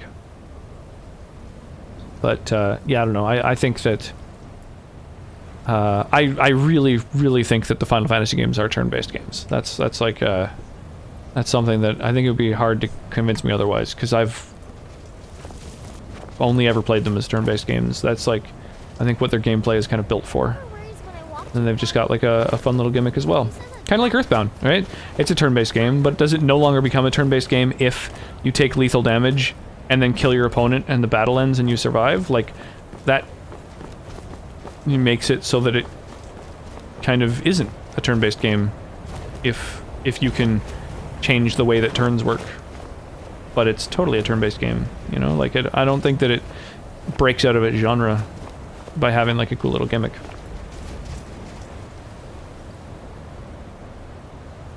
The Bachelor's like the most watched TV show? No. No, The Bachelor isn't the most watched TV show, or even close to it, I don't believe. The Bachelor does good numbers for the budget, because reality shows are really cheap to make. But I don't think that it is a, I don't think that it is a game that is that, successful. My strength holds. Well, successful it is, but it's not as it's not that viewed. Oh my god, pardon me. Super Paper Mario introduced new screen perspectives and went to active combat instead. Oh, neat. If you only played on wait, it would feel that way. Yeah, that's what I mean. That's like you can play through the entire games as a turn-based game. They're turn-based games. Tantacruel refers to The Bachelor as a cultural wound. I never played a Final Fantasy and didn't know that you had no real story choices. I absolutely love having story choices. Yeah, that's true. Final Fantasy is a very linear franchise, for sure. They're just a game where you play through their story. This sounds 100% turn-based. Sounds an amazing turn-based RPG. Yeah. What I mean is, like, you're saying, in a game with active turns, there, you know, ATB, whatever that stands for, active turn-based or something? I don't know. For, like, a turn-based game, if you enable ATB, it's like, oh, you can, like, take extra turns, or you can, like, cheese things. And it's like, in Earthbound, the rolling health gauge does the same thing. It makes it so, oh, you can cheese things, and you can kind of, you know, you can survive a hit from an enemy, so it's like that hit didn't happen or whatever, but it's like, I don't think that I don't think it's such a unique mechanic that it breaks out of being a turn-based game.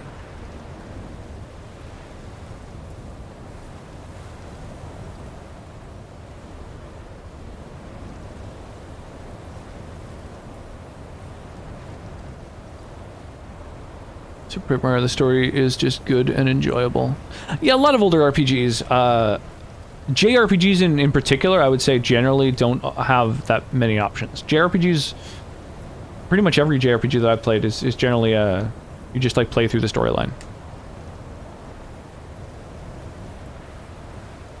Super Paper Mario, the power of 3D. Most watched TV show is only on once a year, the Super Bowl. Yeah, but I mean, even if you look at like the top 10 most watched TV shows, I still don't think The Bachelor's up there. Tantacruel's a music analyst. 6 million people watch The Bachelor. Does that make it good? No. Well, I disagree. I think that, does it make it, like, valuable art? Probably not. But good is incredibly subjective. A thing is inherently not... Art is not inherently good or not. It is exclusively subjective. It's absolutely not something I have any interest in. I don't watch The Bachelor, I'm not into it. But I even know people who are like, oh yeah, you know, it's my guilty pleasure or whatever. Like, that's a thing. And that's valid. Like, there's people who like it, whose opinions I value. I'm sure that there is something in there for, you know, there's something to be said for it, or it wouldn't exist and be successful.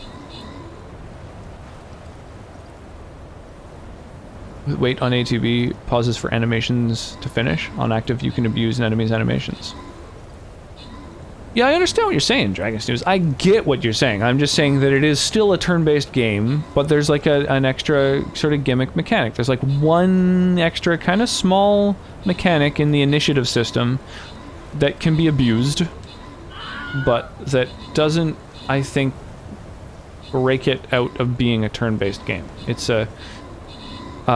if you don't know of how to abuse the things, it is like a game where even if it's on active, you can basically like hold down the X button and the dudes just take their turns, and they're pretty much all going to take turns at the same rate generally, unless a character has like really jacked speed, in which case they get extra turns. Like its formula is totally that of a turn-based game. It's just, it breaks out of the genre to a certain degree, but it's still in that genre. Like, that's what makes it a JRPG. That's one of the main things that I think makes the Final Fantasy franchise JRPGs, is that they're turn-based games.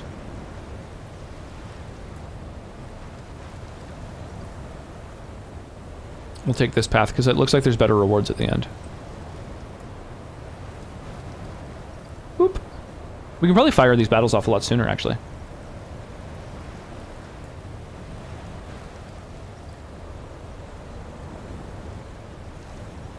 The biggest reason I even play RPGs is for story. Choices and progression systems are just a plus.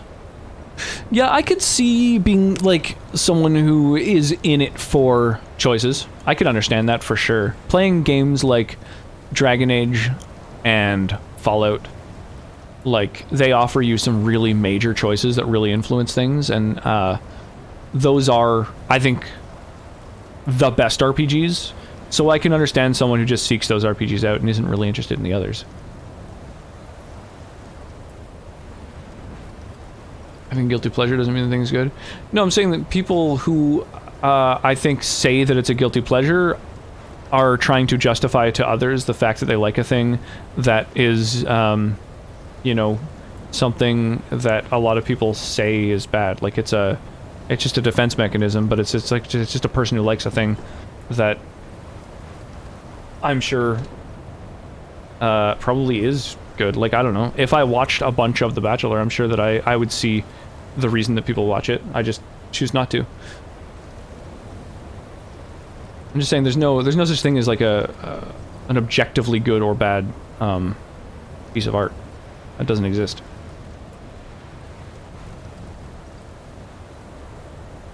Dark Souls combat is like active turn-based.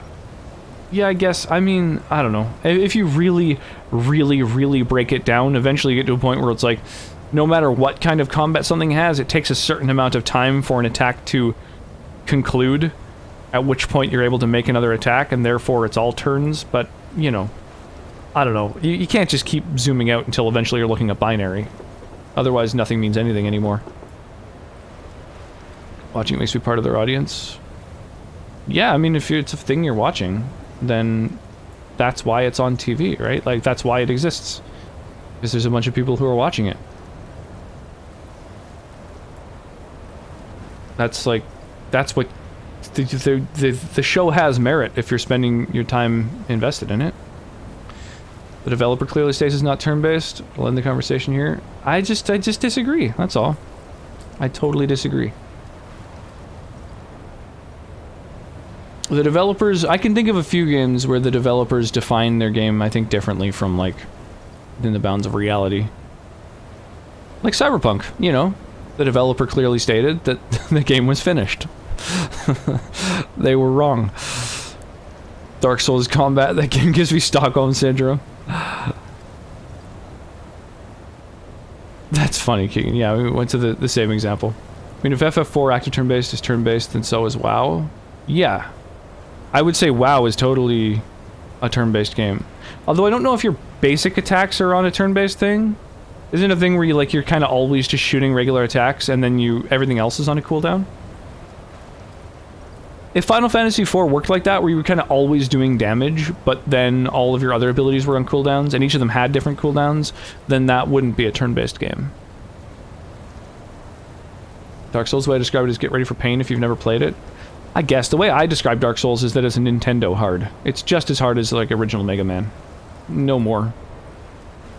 Waiting for a skill to come back is the same as waiting for Squall in FF8. Oh, I guess you're saying each character is like a different skill or ability, I guess? That's kind of weird. That's kind of thinking of it in a bit more of an esoteric way. I guess you could kind of say that, though. Kind of treat it like a chess game or something instead of each character being their own unit. I guess that's a thing. I love Souls games. Actually played on here with Rox a few times. Yeah, totally. We played through like all of Bloodborne together. I had a blast. I disagree. Craftsmanship's definitely measurable. Yes, craftsmanship is measurable. That is a fact. How much people enjoy something isn't as measurable, even that's measurable too. Yeah, that's also true. You can't zoom in until you see cosmic particles either. So you're coming from. If you feel WoW is turn-based, I understand your opinion. Yeah, I totally feel like WoW is like a turn-based game. I tried playing WoW. I played to level 20 when it's then at level 20 they're like, okay, now do you want to pay for the game? I'm like, nope. That is not at all for me. Yeah, I found it really, really tedious personally. I've had friends vehemently argue WoW isn't turn-based. It's a very esoteric opinion. Might start opening with that. Yeah, I would say WoW is turn-based, Final Fantasy is turn-based. These are definitely, these are games where I mean, WoW, the only thing that I would say makes it not turn-based per se, like it's an MMO, it's kind of its own thing that does not interest me, but it's the only thing that does make it so, like, it isn't really turn-based would be just the fact that you have a bunch of different abilities, each with their separate cooldowns, and you can overlap those abilities. So, like, that isn't turn-based. But if you had no abilities in WoW, or if every ability had the exact same cooldown and it was the same as your attack, like Final Fantasy, that would absolutely 100% be turn-based. That is, like, defining turn-based. If an ability or an attack or whatever all takes the same amount of time and becomes available at the same time, then that's a turn. That's like a turn-based system. You know what I mean? Like, it's always... Yeah, it's just, after an exact amount of time, you get a turn, and then you have a bunch of options, and then after the exact same amount of time, you have your turn again, no matter what option you chose. That's a turn, for sure. It's a turn-based thing. In fact, Final Fantasy X almost breaks from that, because Final Fantasy X is the first one that where I have noticed that each ability, and not all abilities, but some abilities change your speed, like, and change how quickly you can act again, which kind of makes it a little bit different. But it is still turn-based. It's just you can kind of mess with the turns, which a little bit more, which is cool. And you can do that with all the Final Fantasies. You can, like, haste and slow things so that they get more turns, or the turns come less often. But they're still fundamentally turn-based games. Wouldn't call Souls innately hard, just incredibly punishing of screw-ups. I guess it's Nintendo hard. It's as hard as Mega Man. It's a game where you have to play, and just like Mega Man, you play through the level, and then you, like, die, and you realize, like, oh, there's, like, you know, now I understand how that area goes, or now I know where that enemy spawns in.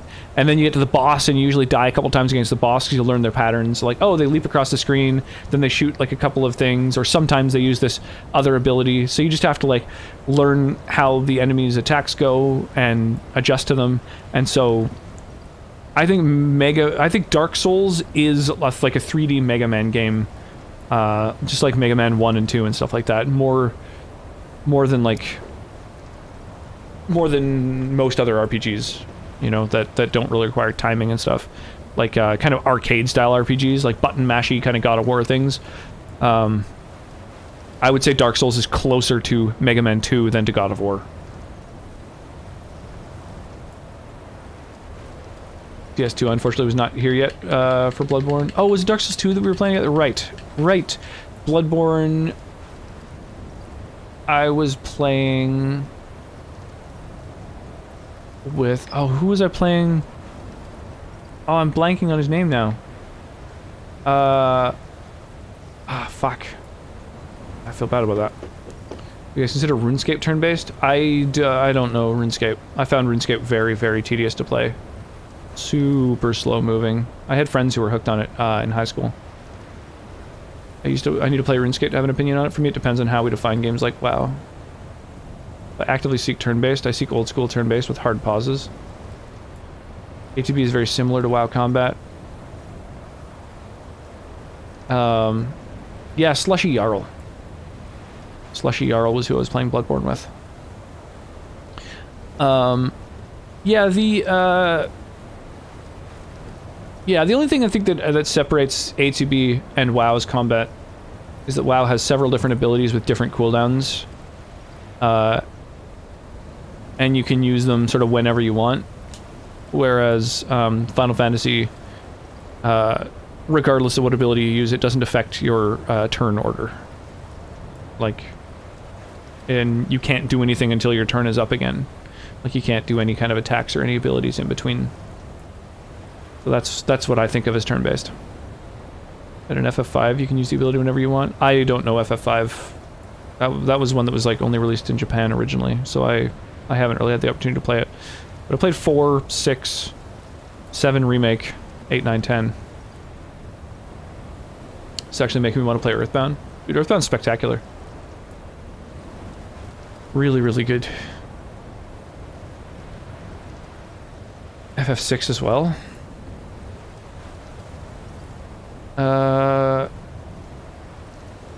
All of 4 through 9. You play an active? Would What I mean is, like, your gauge fills, and when that gauge is filled, it lets you know it is now your turn. And on that turn, you can attack or use a spell. In other RPGs, like Dragon Age, or like WoW is that same way, you can attack and then use abilities, and those abilities all have their own cooldowns. So you can kind of rotate through different spells, or attack. They each take different amounts of time to cast or use. You know, you can attack 2 or 3 times and then like cast like back-to-back-to-back spells in the same time it would have taken to attack once or twice, you know what I mean? But in Final Fantasy, like, your gauge fills and then it's like, it's your turn. And then you can cast fucking Bolt 3 or Ultima, or make a regular attack, or defend, and then your turn is over, and you have to wait till your next turn, and then you can make your next action. You don't have to take it. Yeah, even if you play and wait, you don't have to take your turn. You can toggle to the next person. But yeah, it's like choosing not to act is the only thing that differentiates it from a turn-based game, really, is that if you want, you can simply wait and not act, and you can like wait and then have your turn move like in the sort of turn order. So like that's the only that's the gimmick. That's what ATB is it's like it kind of changes the order that you get to act in. Anything else for me is in the category of seeking active combat. I think once I finish Ocarina on stream, I'm going to do another episode of Earthbound. Nice. You don't have to take it, and the enemy will then take their turn before you do.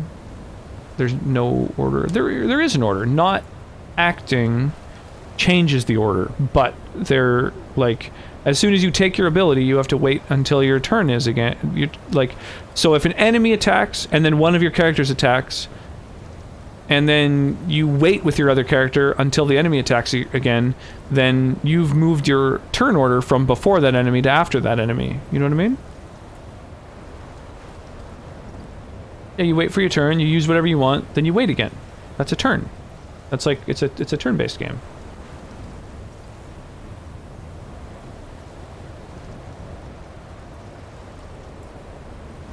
Opinions based on how we define WoW as combat. Well, WoW is a little bit different because you can do more things. You don't have to wait for a gauge to fill and then choose a single action. You can do a bunch of things that each have their own individual cooldowns, so you can kind of rotate through, and if you're doing it correctly, I think you can kind of always have an ability off cooldown.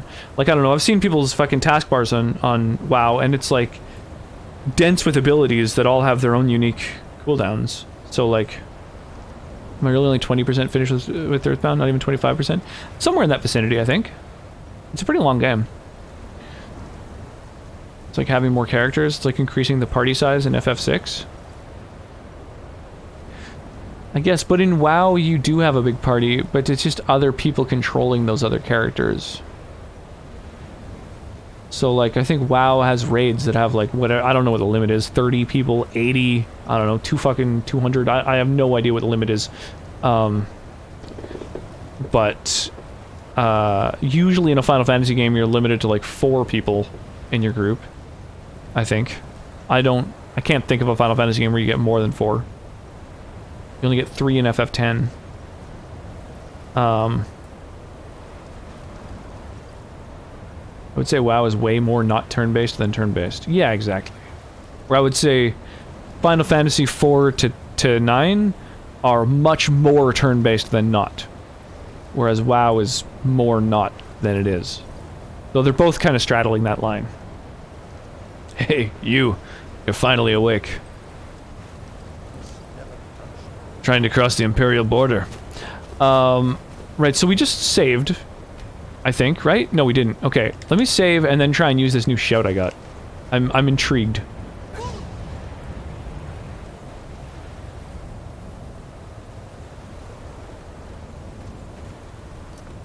Learn the word of power. Did I not learn the word of power? Dragon aspect. Take on the mighty aspect of a dragon, delivering colossal blows with an armored hide and more powerful shouts. I thought it was literally going to turn me into a fucking dragon. Okay, so that did basically nothing. Okay, let's take that off my list of memorized things. Weak. Oh my god. Zen Gamer with the cursed redemption.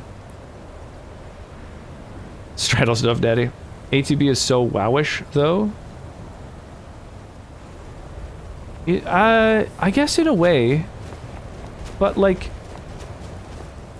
It would be if the ATB was, like...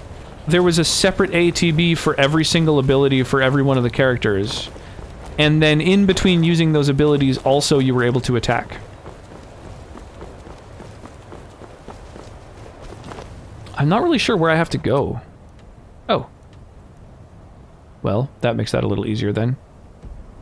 It's quite a ways away. Jesus. Okay. Well, I guess... Is that the right direction? Yeah, I guess that's where we're going. Damn. Yeah, what's shaking, Lolthulu? How you doing, man? How's your weekend been so far? And Fluffy Bunny? How's your weekend shaking? Or, what's shaking this weekend? How's your weekend going? What's shaking? Not, how's your weekend shaking? That's not a phrase. Nobody has a bigger backpack. This character does have a big old backpack. A lot of junk in the trunk. The shouting is making people nervous. Do a Morshoe impersonation? I don't know what that means. Spells have a different cooldown than attacks and items. Spells usually have an added casting time. They don't in Final Fantasies 4 through 9. FF10, there's like, I think a couple of spells that happen a little bit slower. Like, or a couple of abilities or whatever. Orin has like 1 or 2 abilities, and then like there's a couple spells, like casting, I think slow makes you slower as well or whatever. But most of them don't. Most of them have the exact same amount of time as a regular attack. I don't know what Morshoe means. I'm doing those permadeath runs in Last of Us 2. Nice, yeah. I've been talking about Last of Us 2 a little bit more lately. I think I'd like to play it maybe after Gungeon, after the Dragon Age trilogy and Gungeon. I'm good, love you, glad to be here. Yeah, totally, dude. What's new? What's Oh, nice. What's new and exciting in your life right now?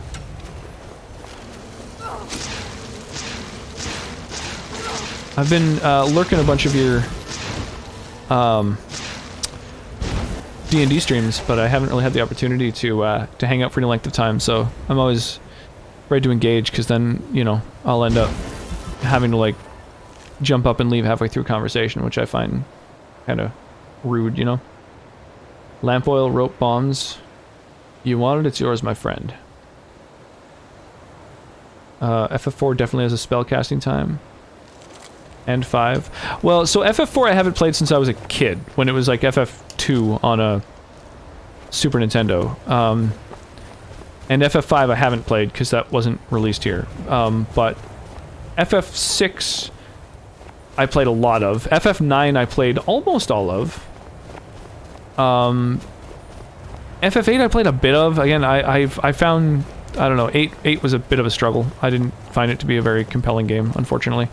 But yeah, definitely there was like nothing changed the speed at which you, you know, took your turns in Final Fantasy VI other than your character's speed attribute, which just determined how quick their turns were. You seriously never seen a YouTube poop? I saw a couple way back in the day, like Wilford Brimley and stuff like that. I find most of them were like pretty shitty, like very, very poor quality. You should play them both, I think. Yeah, I played Last of Us before. It's been a long time, though. Almost done with Last of Us 2, and it's very good so far, besides one qualm everyone has with the prologue's writing structure. Yeah, so I've avoided all, like, gameplay and trailers and everything of Last of Us 2, so I'm stoked to go into it totally blind. I could play through the first Last of Us first, but I don't even know how to play it without... Whoa, there's a dragon here. without having a copy for PS3. You know, like I don't. Has it been ported to PS4 even? Last of Us 1's a bit dated graphically, but it's amazing. The Steam release of FF4 actually has a feat, I forget the in-game term, to reduce casting time for spells. Okay, funky. They have slightly different cooldowns. I mean, that makes it a little bit less of a turn-based game, but it's still a turn-based game. Morshu is from one of the really old Legend of Zelda games. Okay. Like for the original Nintendo kind of thing? Imagine not knowing Morshu. Yeah, I don't know. FF6 has casting times as well.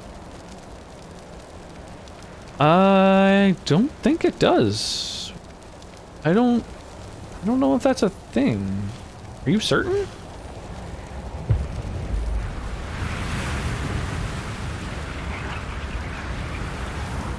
Game he was in is a meme farm. What Zelda game? Was it that shitty CD-ROM based one that has like terrible voice acting? I'm trying to think of FF7 and FF8, but attacks are too useful in that game. All the characters in 4, 5, and 6 have clear animations when they're going through the casting time. Let's get going. Oh, were you talking about like just the fact that their animation takes a finite amount of time?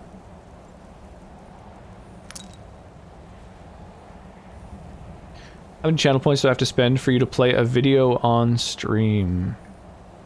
It's really annoying to play a video game on stream when I'm playing Skyrim in particular.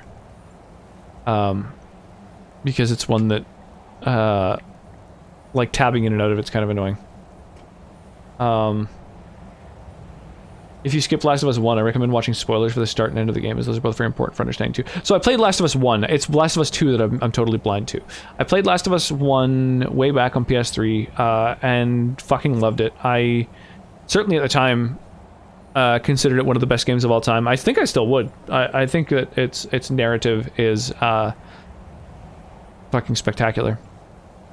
It's on PS4 remastered. Okay, maybe I should go back and check it out. CDI.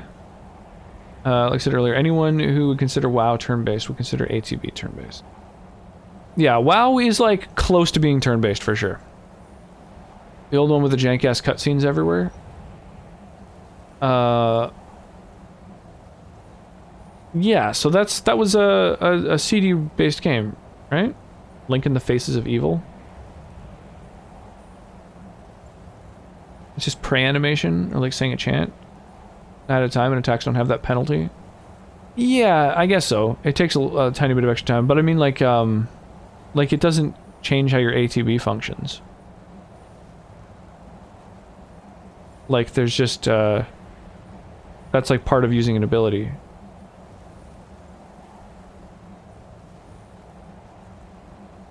How to do items. Wait till next stream.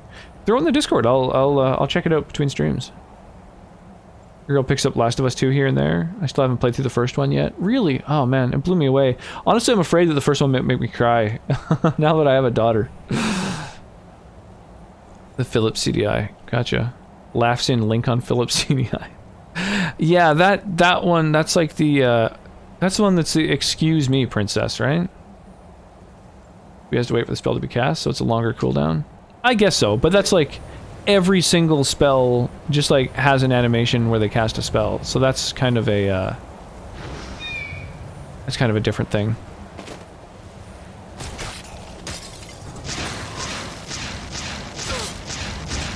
Like if each spell had its own cooldown and you could therefore use every one of your spells back to back to back to back to back to back and then wait for their cooldowns and use them again, then that would be more what I'm talking about, you know what I mean? Like not having to just wait till your next turn to use an ability. Be it an attack or a spell or whatever.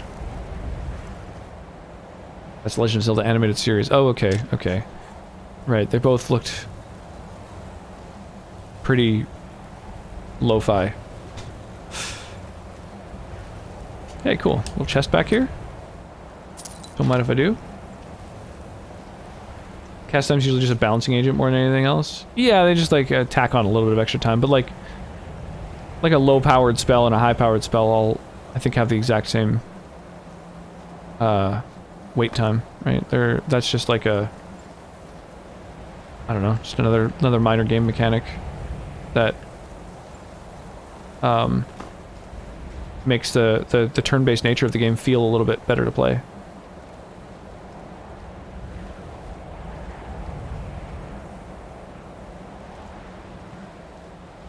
$19.99. Link at the Faces of Evil is $19.93. Zelda animated series is actually great. So bad it's good. So bad it's good. It's not a great selling point for me. Hey, Sans Serif, how you doing, yo? Appreciate the lurk. Always nice to see you. Zelda CDI, however, so bad that it's bad. All right, no redeeming qualities on that one.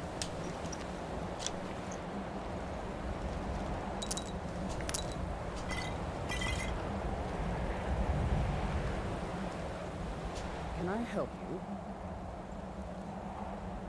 That's interesting. Yeah, so Janassa is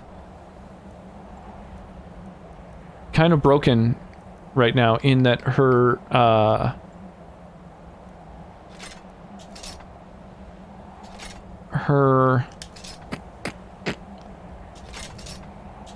I'll just give her all the shit that weighs anything. Let's go. Her face is default. It's no longer overhauled by mods, and everything else is modded. Her face is reverted to vanilla Skyrim.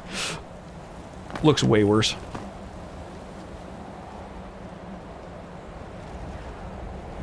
I don't know why that is. I'm not quite sure how I would even fix that.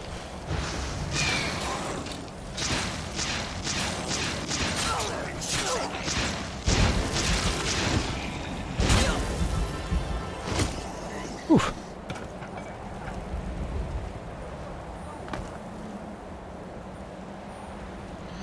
Is it the game? I've never played the one being discussed. Just contributing.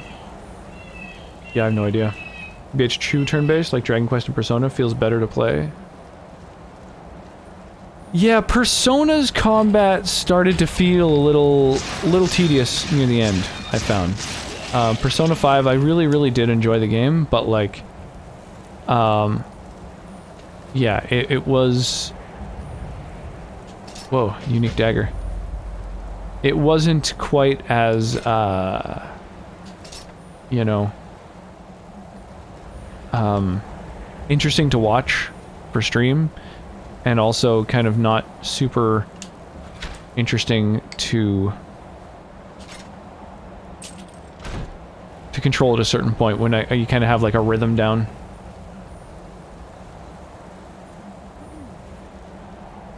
Luckily the rest of the game sort of totally made it worth it, but use the bend will shout on the wind stone. Okay. Bend will. I wonder what the windstone is. Okay. It was on the way. It's near the village. Tremors so bad that it's good. I only saw Tremors 2 Aftershocks. I think you won't enjoy Zelda animated series unless you can stomach cringy stuff. Yeah, I probably wouldn't enjoy it. Same. I usually prefer true turn-based or active combat. Pausing like in Dragon Age is fine. Yeah, Dragon Age's thing is like fucking spectacular. I think Dragon Age's combat is one of my favorites.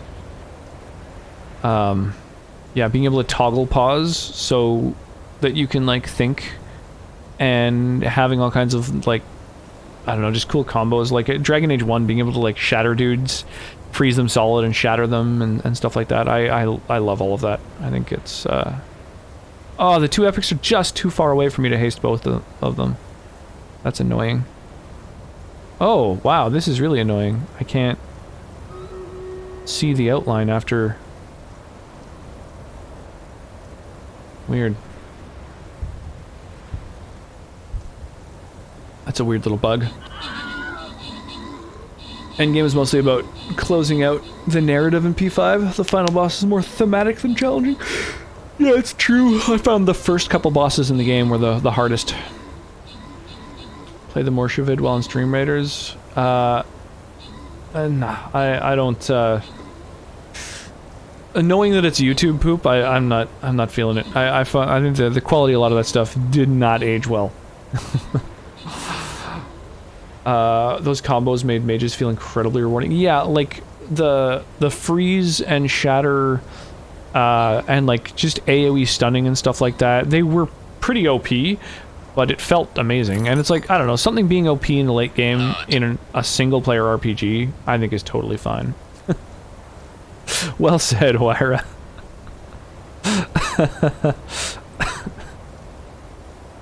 I concur. Okay, don't place anything on the purple.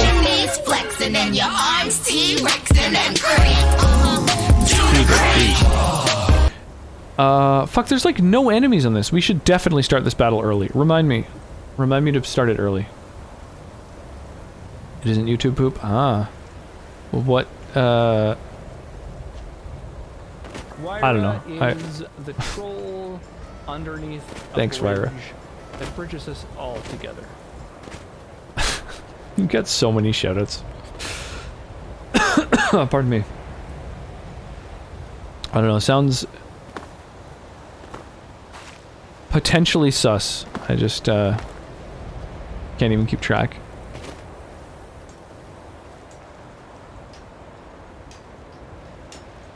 Is that a... Oh no, these are just people. Dayor, Woodcutter, Morwen. So these are like named NPCs who I guess, once they're free of the stone's control, will be back to like having regular personalities.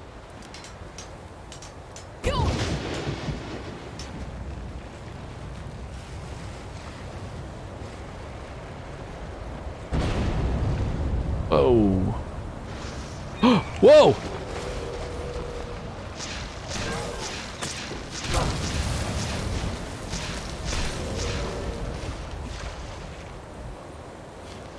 Jesus, did it kill anyone? I pray to the Almighty that whatever this was doesn't happen again. This is both fascinating and terrible. Oh, it's got a card of fortune on it. Cool. Everybody okay? Don't know what spell freed us from outside, but I thank you. This is some dark magic. Okay, so they're named, but they're not really interesting. Why was I building a temple? Okay, so sick, I can destroy these fucking mind control towers now. Awesome. Awesome, awesome. Okay. So back to town.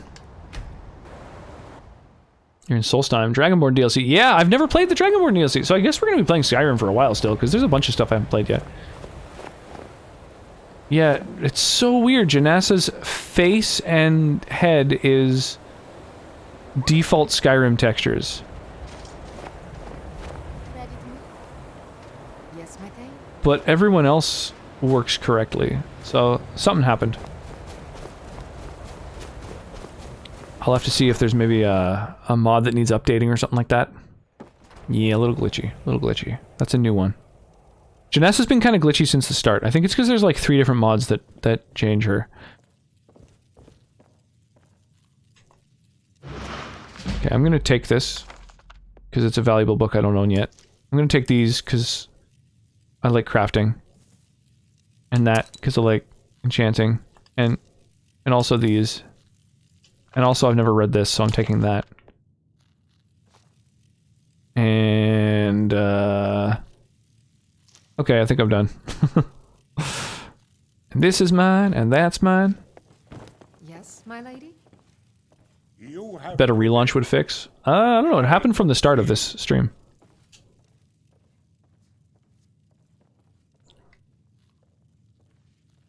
Your people are free. So it is. You have proven yourself an ally to the Skull, and so the Skull shall be allies to you. What do we do now? You have released I suspect it might have to do with modding Fallout, on my people. like alternating between different games. Perhaps you can do the same for Cleanse the other rest of stones? Okay. this time. I doubt it will Bum, fully ba-da-bum, stop bum, whatever bum, ba-da-bum, ba-da-bum, bum, Mirak is bum. doing, but it may slow his progress. Crackhead vibe Mario RPG song. I cannot help with that. None Does here this can. tune have crackhead vibes? Is that a thing? Knowledge Mirak himself learned. You will need to learn more about this black book. Mirak had this? This does not look like something of the dragon cult. It is a dark thing, unnatural. I would have nothing to do with it. But the dark elf wizard, Neloth, he came to us some time ago, asking about black books. I believe he knows a great deal about them. Perhaps I like that cover. seek him out to the south. Had some added tunes in there, some added beats. There is Bum something ba-da-dum, else bum ba-dum. Oodle-da-da-da-da. What do you know about these black books, dude? Traditions do not speak of them, but they and Mirak are connected. You read a black book and saw him. That's true. And the book's power. And other people have read this book now Dark and weren't force transported anywhere. that which corrupted the wind. Very fast-paced and kind of jittery. But beware. I'm into it. You are now walking the same road as Mirak. Why do you think this Neloth can help me find black books? He also is searching for them. In fact, he has already found one. He showed it to me when he came here. It was very like the one you found in Mirak's temple. A thing of dark magic, not of the All-Maker. What happened when I showed it at the Windstone? Power of the stone had been corrupted. Your shout broke whatever evil. Freeing the other Okay, cool. stones will... Yes, There's there 6. are 6. Freya saw that the tree. I wasn't expecting there to be 6 may elements. be able to cleanse the other stones. Even if this Cool, dude. does Thanks for the not info. stop Mirak, it surely will delay his return. Yeah, so this isn't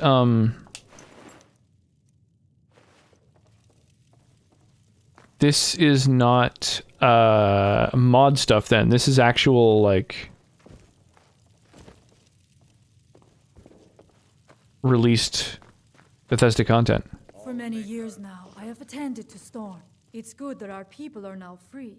We'll make a good team, join me. You? Well, I'm flattered, but the village is my home. You can trust me. I saved your life, remember? You're right.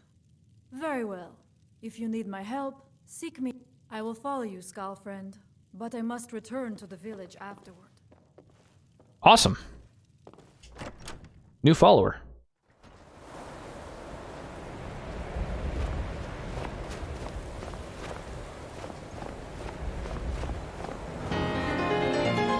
Sick. Well, we've got 4 followers now.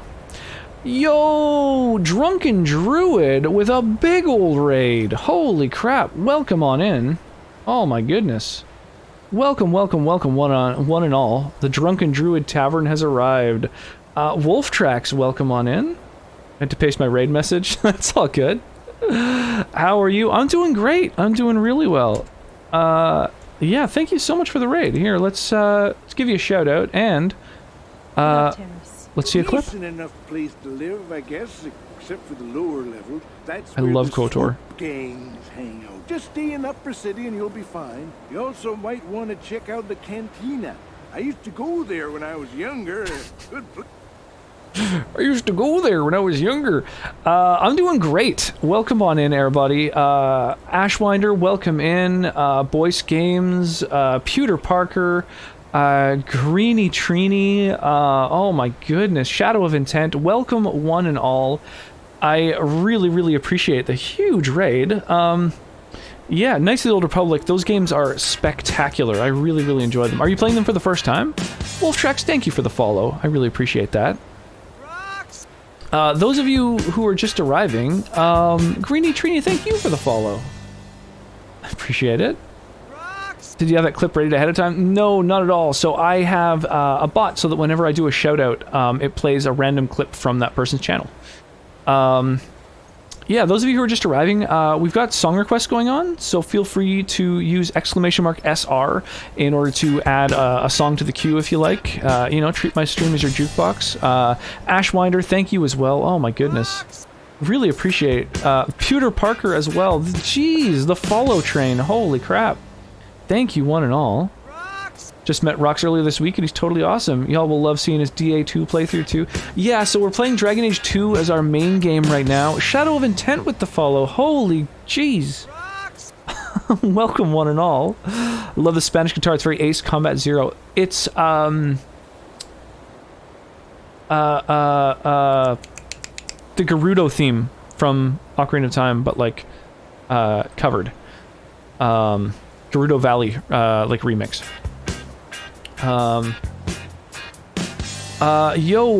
Is it Tycho? Tycho DK? Thank you for the follow. I really appreciate it, you guys. This is amazing. What a mighty raid. Yeah, Dragon Age 2 is the main game we're playing. We just ported our progress from Dragon Age Origins pretty recently, so I'm actually playing through the entire trilogy, back to back to back, importing progress from one to the next to the next. Single-player RPGs are basically my main jam. We do Skyrim Sundays. I've got almost 300 mods installed, and I'm in the process of modding Fallout 4. So I think that as of this week, we'll be able to fire off Fallout Fridays. So we're going to be doing Fallout Fridays, Skyrim Sundays, and then the other 3 days a week that I stream is Dragon Age. It's all totally blind, the Dragon Age games, that is. I have played Fallout 4 and I have played Skyrim before, but I'm hoping that with all these mods, I've added enough content that a lot of the stuff is going to be blind anyway. Skyrim, actually, I'm playing the Dragonborn DLC for the first time. I've never seen any of this before, so it is blind content here. KOTOR's absolutely amazing. It's my first time playing. I love those games. Did you, speaking of modding, did you do a bit of modding of KOTOR to make it run a little bit smoother? Because it's got a handful of like bug fixes and graphical mods and stuff like that, like spoiler-free first playthrough mods that it's really helpful to have on a first playthrough on like modern computers. How does that work? Does it pick from clips that have been made already? Yes. So it chooses from the last 100 clips that were made on a person's channel, and it just plays one at random. You can actually add it yourself. The bot is found at twitch.guru, G-U-R-U. And there's like 10 or 12 tools on that website. I think some of them are broken, some of them are kind of abandonware, but the shout-out, the shout-out clip player, I think it's something along those lines. It's got those words in it at least. Still works just fine. I only added it really recently too, so it's still kind of a novelty to be able to play people's clips just, you know, on top of my game when I do shoutouts. What happened in your DAO? Any notable decisions? Yeah, we did everything pretty optimally. Dragon Age Origins actually wasn't blind. I played that way back in the day. Years and years and years ago. I actually got all the achievements on Xbox 360 back when I first played it because I loved the game so much. I beat it start to finish and then went back and like did a sort of achievement hunting playthrough where I would like save, make different decisions, reload, make the other decisions, stuff like that, so that I could like get all the achievements just because I wanted an excuse to play it again, basically. But we went and played it again. There was quite a bit that I had forgotten, and I had never played the DLCs, so we did Awakening, I think it's singular, Dragon Age Awakening and Witch Hunt, and then after doing those things we ported over to Dragon Age 2. But yeah, in terms of things that I did, I cured the werewolves of their affliction, saved the mages, you know, I did all the things that are a little harder to do.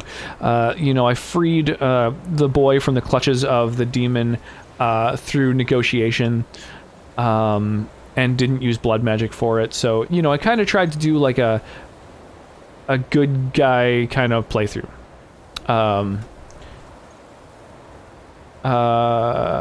Dip David, how's it going? Sorry, I'm just going back. I realized I missed some chat here.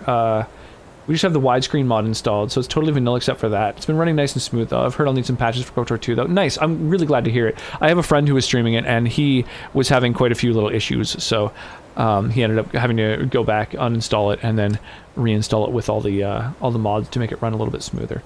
But I'm glad to hear that it's not like crashing, or you're not having problems with like tabbing out of it briefly.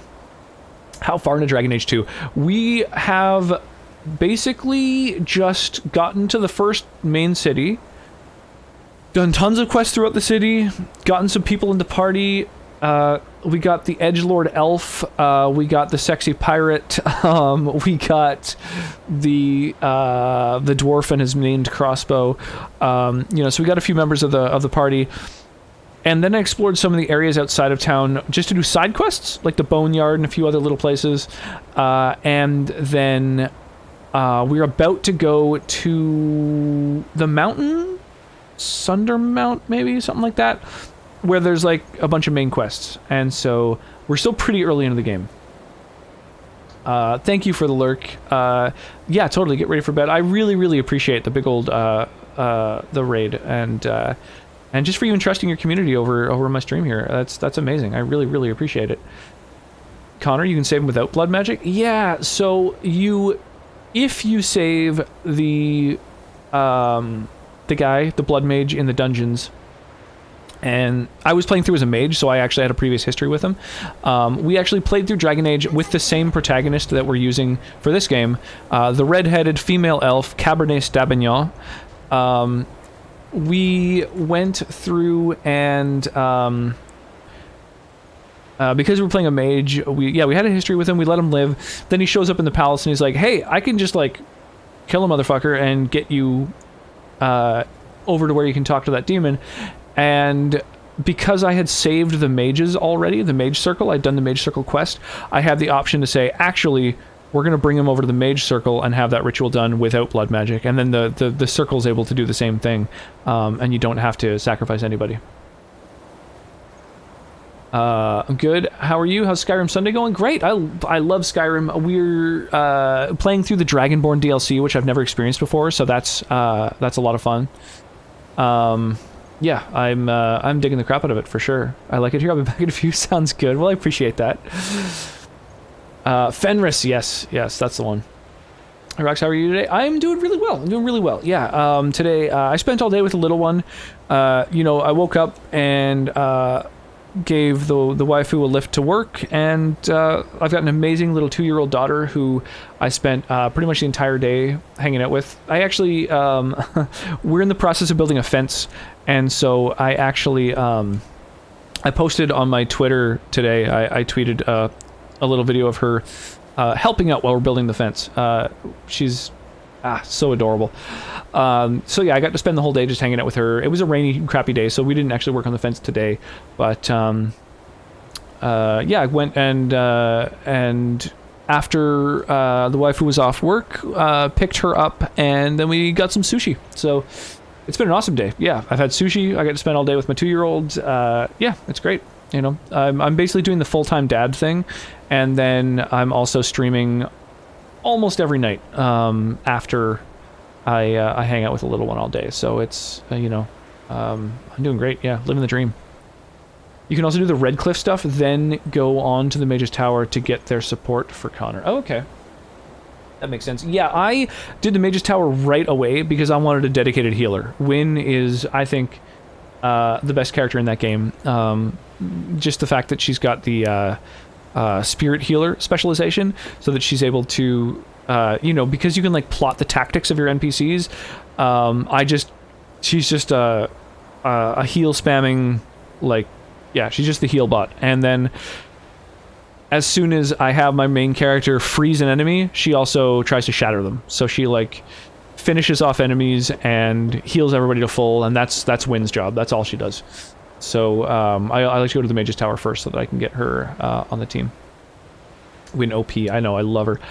Yeah, with the main character we were going through as an arcane warrior, so I found that to be really OP. We were wearing like heavy ass, I think, what was the armor that we ended up having? Oh, the dragon scale armor, the lighter of the dragon armor that you can make. Full dragon scale armor, and then like just freezing dudes solid and shattering them and putting to sleep and paralyzing huge groups of enemies and stuff. It's like, you feel so powerful as a mage in that game. I love it. The fact that you can like combo enemies. That's one thing that's kind of weird about Dragon Age 2 is you can't combo an enemy on your own. Every single one of the 3 classes is built so that each class is capable of inflicting 2 different status effects one of the other classes can capitalize upon. So a mage can make an enemy brittle, and then a warrior can shatter them. Or they can... There's another status effect you can do in one of the other trees that a rogue can capitalize on. And so it's sort of like... You kind of require multi-character synergies instead of being able to, like, freeze a dude solid, shatter them, you know, cast Sleep on a group and then Waking Nightmare, and, you know, I really liked that feeling. You just felt so powerful as a mage in the first Dragon Age. And the second one kind of feels like combat's been a little bit more simplified, a little bit more kind of, I mean, balanced in a lot of ways, but because of the balancing that's been done, it feels a little bit less satisfying. Kind of lacks some of that oomph.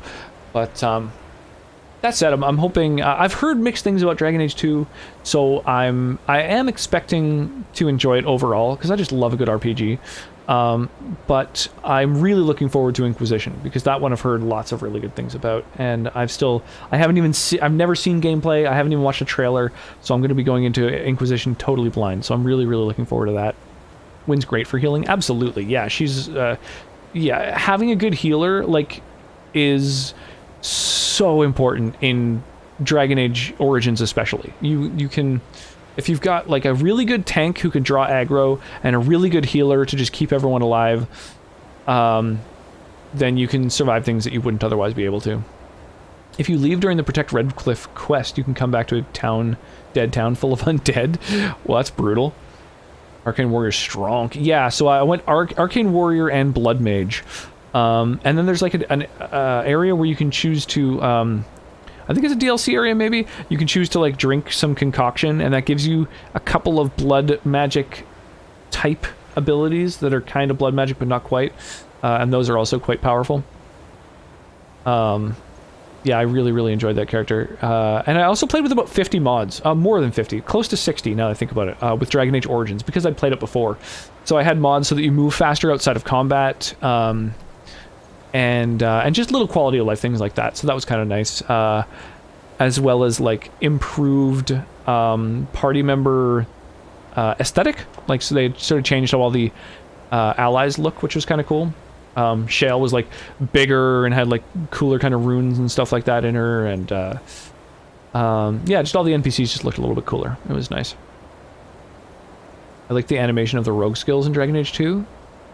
Yeah, I haven't looked much at them, honestly. I've been playing through as a mage, and it's still pretty OP. Like, you've got, like, fireballs and shit like that, so it's still pretty damn potent. In fact, I haven't really felt like any battle has been very high risk so far.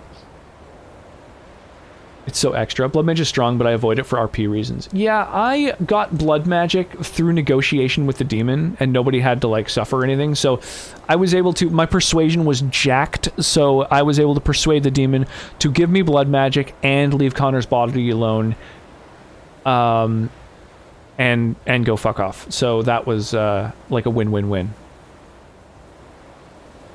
They've got their strengths and weaknesses. Just keep in mind, Dragon Age 2 was made in 9 months, so yeah, some things are not great. Reused maps, but talking to people felt like any good BioWare game. Nice, yeah.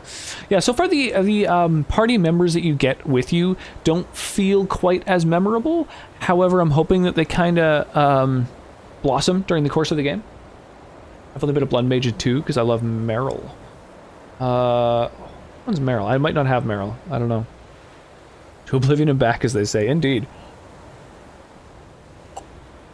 Yeah, we actually, with our Skyrim playthrough, because we have so many mods, some of those mods that are like full DLC-sized mods, where you, yeah, here's one of those stones. Like full DLC-sized mods where you have new areas, quest lines, voice acting, and so we have been going through and, oh, why is everything kind of... Oh, is that like the mind control effect? Ooh, that's eerie. Yeah, so some of the mods have brought me to cool areas like in Oblivion, like Bruma in Solstheim? No, this is Solstheim. That's from Morrowind. Thanks, David. Kermit the Frog here. Yes, we've experienced, I believe, 6 different mods that have added new areas to the game, such as the Forgotten City, Beyond Skyrim Bruma, and a few others. I can't remember the names offhand because they were quite a few months ago now. Playing the game only once a month, or once a week rather, means that it becomes challenging to remember some of the things that occurred a few months ago. Do I have Dragon Age 2 DLC? I believe I do, although I should double check that actually. It was good for the stress that EA was putting on BioWare to rush it out. Yeah, I think so far it's a good game overall, but not quite as memorable as Dragon Age Origins so far. Didn't like 2 my first run, but when I went back to it, I still found a lot to love. Oh, well that's nice. Meryl's the Elven Mage. What is the other mage that I have? I have, the guy with Sir Pounce-a-Lot from Dragon Age Awakening. So I don't think I've met this other mage. Get early, yeah, that's how early I am. I think you can get companions in any order. Yeah, I don't know. I probably don't have all the companions, so I haven't even met some of them, for sure. Yeah, like I say, I'm pretty early on. It's kind of crazy how much content there is in the first city. Yes, Anders, thank you. I really enjoy the track that plays during Fenris's scenes.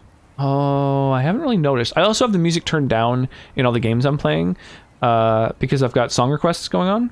So, yeah, although at the moment I think it's just a default playlist because no one's really added any tracks recently. So it's just a little playlist of tunes that are mostly video game music and classic rock, honestly. Kermit, yeah. You know, I mean, if someone's gonna redeem the Kermit, you might as well commit to the impression, right?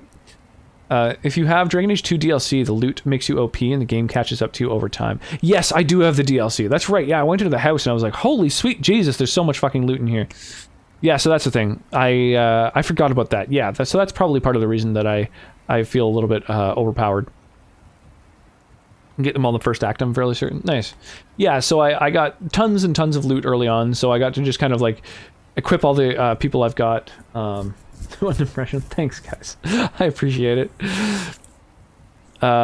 Anders the douche lord. I don't mind him. He's not that bad so far. I don't know. I like that you get a character from the first Dragon Age, because the events of Dragon Age Origins and Dragon Age 2 are less than a year apart. Like, the absolute start of Dragon Age 2 is the absolute start of Dragon Age Origins. And then Dragon Age Origins takes place over the course of, I don't know, like an amount of time, weeks, months, I don't know.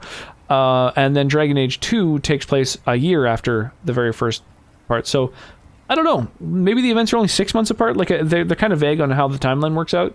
But basically, it's odd, I find, that there's not more stuff from the first Dragon Age that I've seen and experienced so far. Just lots of references to Ferelden stuff, which I guess it makes sense. You're kind of in a different area. You're in a different, I don't know what, country? Is it a different country even? I'm not quite sure.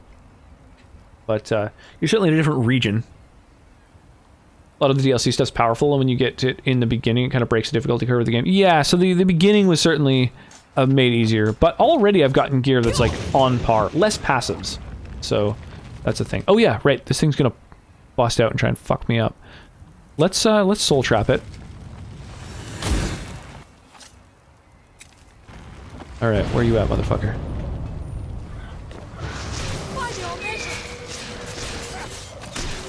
Get fucked. Your soul is mine. Get cleansed. Keep your distance. Okay, so why is this effect still going on? This blurred effect. It feels incredibly pretentious and it bugs me. I haven't noticed that as much. I don't know. He's Keep your distance. I don't know. I guess maybe it's just the fact that I hung out with him in Dragon Age Awakenings, so it's just he's grown on me. Yeah, what's going on with this like tunnel vision thing? Close my eyes. I've got tunnel vision.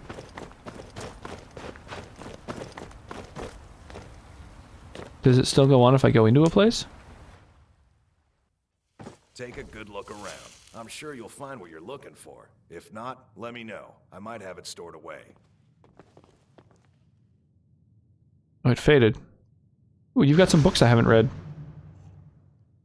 Oh, bro. I really wish you'd turn your back. I want these books. I'm collecting books. Oh my god, I've never read any of these. Oh, right, there's going to be a bunch of DLC books that I've never experienced. Oh, he's keeping his eye on me. Alright, whatever. We'll come back here later.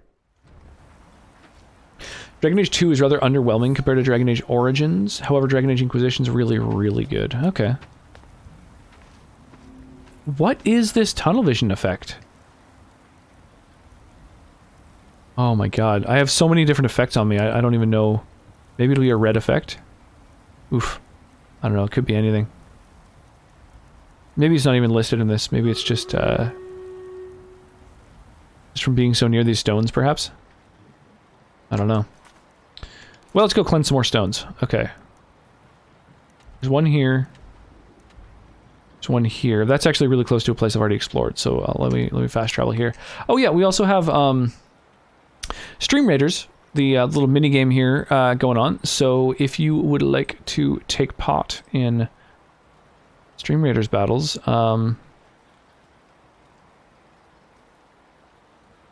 please do. We'll throw, I don't know, this ability on them. There we go. Rather underwhelming compared to Origins, or Dragon Age Inquisition is really, really good. I put stupid amounts of time into plenty of games, but I think Inquisition blows every other game time out of the water. Oh wow, so you played a shitload of it, eh? Inquisition's a whole different ball game, so I wasn't into it. Interesting. Yeah, that's funky. I've heard mostly good things about it, but still a little bit mixed. Absolute best franchise for me is Mass Effect. Yeah, I really, really enjoyed Mass Effect as well. Yeah, Dragon Age Origins and the Mass Effect trilogy. I haven't played Andromeda yet, but yeah, goddamn, BioWare, just nailing it, nailing it. I genuinely dislike Mass Effect. I hated 1, tolerated 2, played 3 for a bit, but got bored. Oh wow, fuck, Mass Effect 1 and 2 blew my mind. Mass Effect 3, I wasn't as into, but I still definitely appreciated it. So I think 1 just soured me on the whole thing. Oh wow, well, that's unfortunate.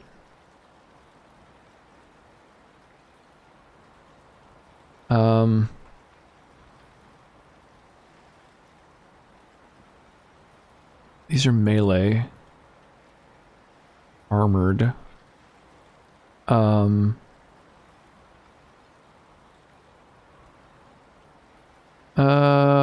are the ranged guys? These, it says melee. Melee is strong against armored. Why is the armored dude showing up as a thing that's good against them? That's weird. Alright, whatever. Drop a monk there. And yeah, feel free to click on that Stream Raiders link if you want to join the battlefield here.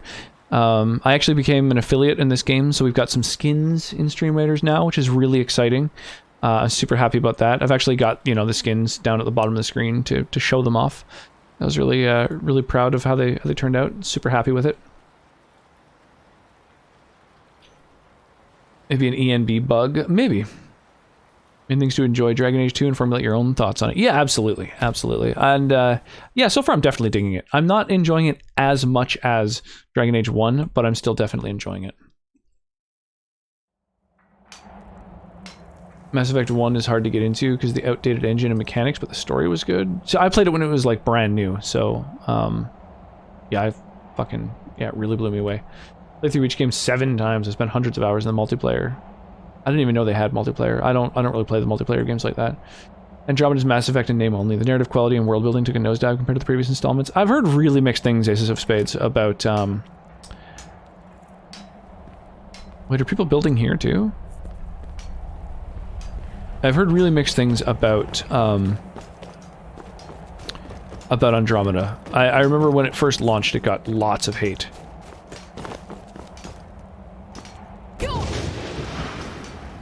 So I don't know if that's still super critiqued or whether it got better or what, but I don't know. I'd like to play it at some point. thousands of hours. Done a completionist run as every character type. The first one was mostly getting used to the changes and how they hide stuff. Got used to it. It's a wealth of stuff to do. Trauma doesn't exist for you. EA's death grip on BioWare's balls is quite evident as their games progressed. Yeah, man, it sucks. EA used to be known for quality games, and they've just become the worst company. Mass Effect 1 is great. Yeah, I agree. I really, really loved the first Mass Effect, like a lot. I really liked the narrative of it, and the universe they built and everything. It kind of felt like their own version of Star Wars. Just started Andromeda and really liking it so far. Nice. My original favorite BioWare game was Jade Empire. The game's such a classic, and I'm sad they never turned it into a franchise. Yeah, so I played KOTOR, Mass Effect, Dragon Age. I never played Jade Empire. I heard of it. I know it fell in there developmentally at some point, but I just never checked it out. Released bug to hell at launch and was patched. Okay, so it's probably a lot better now. Jade Empire's a great game. Nice. Yeah, I've heard of it. I've heard very little about it though. So that's kind of cool. That's two people who sort of vouch for it. But as if you've never played the original franchise, you might like Andromeda, but if you're coming from the franchise, very little chance you'd like it. Yeah, but also, I'm really, really forgiving about games in general. So like, I'm not very judgmental when it comes to games or movies or anything really. I'm not a very judgmental individual, so I would probably still enjoy it somewhat. I don't know, there's lots of games where people have said like, oh god, you'd hate it as like a fan of this and that and stuff, and I've ended up loving them, so I don't know. I generally take other people's opinions with a real grain of salt, because I'm pretty open to new games. Books are also very enlightening for some of the characters and lore of the franchise. Nice. Everything's still new and fresh for Mass Effect 1. Yeah, exactly, it was so unique. So cool. And then Mass Effect 2 just tightened up all the mechanics and like made it even better. Might not hold up amazing for people who never played it, but it was such a beautiful game. Also had Nathan Fillion in it. Whoa, crazy. I haven't played OT. Waiting for PS5 and remaster. Haven't played... OT... I'm not sure... Trying to look at all the things we've been saying and see what that stands for. I'm not sure. Andromeda equals bad Inquisition clone. I mean, I haven't played Inquisition either. I don't know. We'll see. I suspect that I will probably enjoy it still somewhat, regardless of the fact that I've heard almost exclusively negative things about it. A game's got to be pretty rough for me to dislike it. I mean, if a game is really dated, that can be a tough one sometimes. Be it mechanically or are these Reeklings gonna attack me when I bust this thing open? I'm on the fence. Maybe I should kill them before I break the mind control effect. A little easygoing when it comes to games and stories. Andromeda got better with bug fixes, and I could enjoy it somewhat, but it didn't solve my primary gripe with the game, which was the general vibe. And the game conveyed the importance of your decisions, which is crucial for RPG. One thing I noticed about Andromeda is I saw a little bit of gameplay from it. I can't even remember where. I just saw like a little bit of, maybe it was just screenshots, and it looked a little bit more kind of cartoonish. The characters all kind of looked kind of round-faced, which the art direction seemed a little bit odd, given that all the other games had the same aesthetic, and then they had this kind of slightly more cartoony version of the aesthetic, which seemed like a very odd decision to me. But I kind of feel the same way about Dragon Age 2. The characters just look a little bit more kind of simple and I don't know, like even the what's his name? You know, Enchantment. He and his dad look really different from the first game in more simple. Enjoyed Andromeda's multiplayer when it wasn't bugging out. I tend to enjoy most games. Not a very picky lad. Yeah, I like gaming, man. I like RPGs. Not about bad mechanics, but about bad storytelling and nothing original. Yeah, I don't know. The more you harsh on it, the more I feel like I'm gonna like it. Base animations were even worse than the French. Sandal is pretty great. Enchantment. Okay, I'm sorry, little dude, but Where did you come from? I just...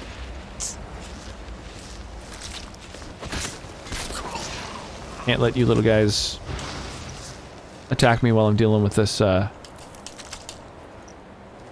big boss.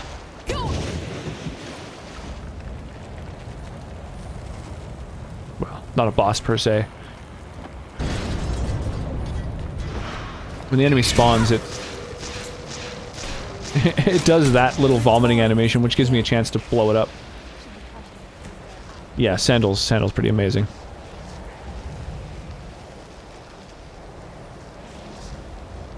This kill cam. Just staring at my backpack. Nice, you got a card on you too. Awesome. Alright, got the Beast Stone. What else? Ooh, the Sunstone's really in the middle of nowhere. Okay. Well, here we go. Let's do it. Enchantment? Enchantment. Boodle-doo-doo, ba-doodle-doo-doo, ba-da-ba-doodle-doo-doo, doodle-doo, ba-doodle-doo, doodle-doo-doo-doo-doo. Dude, I find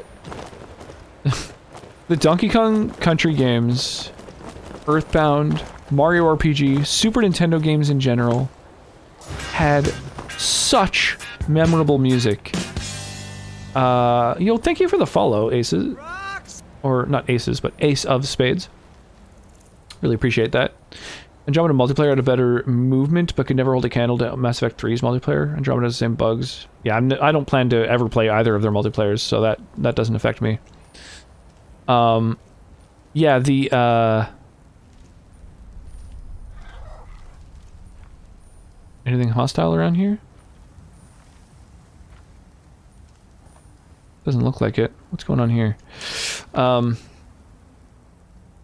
Yeah, the music for like Super Nintendo games, like chiptunes, they did so much with so little. Made just the most memorable soundtracks ever, and it's just weird that, like, I feel like newer games don't have... they don't, like, put as much work into their music for some reason. Like, Cuphead did a spectacular job with, like, having, like, a big band and, like, doing, you know, a real kind of retro thing. Nier Automata had some really memorable music. Persona 5 really went above and beyond. But, like, those games stand out because most games, like big AAA games, just treat their soundtracks like most movies treat their soundtracks, where it's just an incidental thing. Maybe one memorable song, one, like, licensed good song, and then the rest of it is just kind of generic, orchestral, kind of, I don't know what you'd call it, like a score, just like a generic movie score. Position multiplayer is pretty entertaining. Yeah, I don't really play very much of the way of multiplayer. I only enjoyed the multiplayer for both games. Is it just like deathmatch kind of stuff using the mechanics of those games? Whoa. Whoa, what the fuck? Yo, your camp isn't even on my map. Stop moving. Stop moving. Just die, please. There we go. Oh yeah. Your soul is mine. Oh yeah. Fill my soul gems. I like it. I've already got a bandolier. Sea dog boots. Those are new.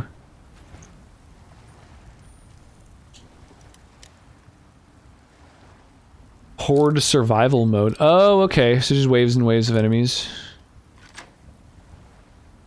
So you can't really pause time, I'm guessing, in multiplayer, like you can with the game normally. Kind of weird. Up Horde mode stuff. You have classes you level up, find gear. Huh. Co-op multiplayer. That's kind of cool, I guess. A little different from like what Metal Gear Solid did with their multiplayer. Joined highest difficulty games as a pure tank dwarf, and everybody hated me as I gave no DPS. Yeah, no pause, so it doesn't, like, stop or slow down time when you use your abilities. That's kind of a shame, because that's like one of the mechanics of those games that I like so much.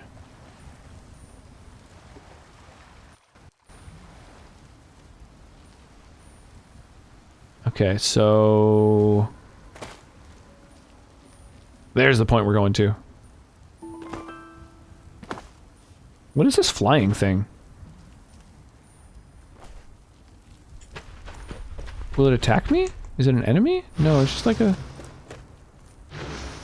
Oh. Neat.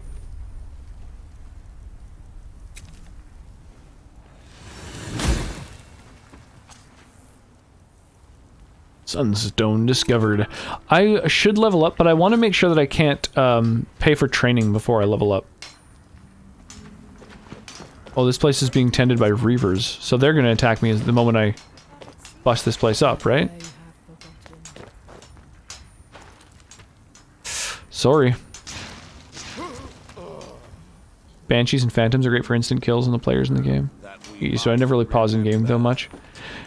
Well, you don't pause, but it's just like every time you open up the wheel to use an ability, the game, you know, pauses or slows just automatically, inherently. Like, that's just how it functions. And that's, I don't know, it's one of the mechanics I really like. Same with, I mean, with Dragon Age, you kind of, like, actually pause manually more. It's a cliff racer, I believe. They had them in Morrowind too. Yeah, like, this is Morrowind, isn't it? Isn't Solstheim on the, I don't know, Morrowind coast or something? We got a deader over here. He grows ever. Our eyes once were blinded. Are these not generally enemies? They're so the Reeklings, a little like monsters. When I attacked a couple of them that were working on the place, the others all turned aggressive. But the Reavers aren't doing that, so maybe they're not enemies. Maybe I'm just killing them for no fucking reason.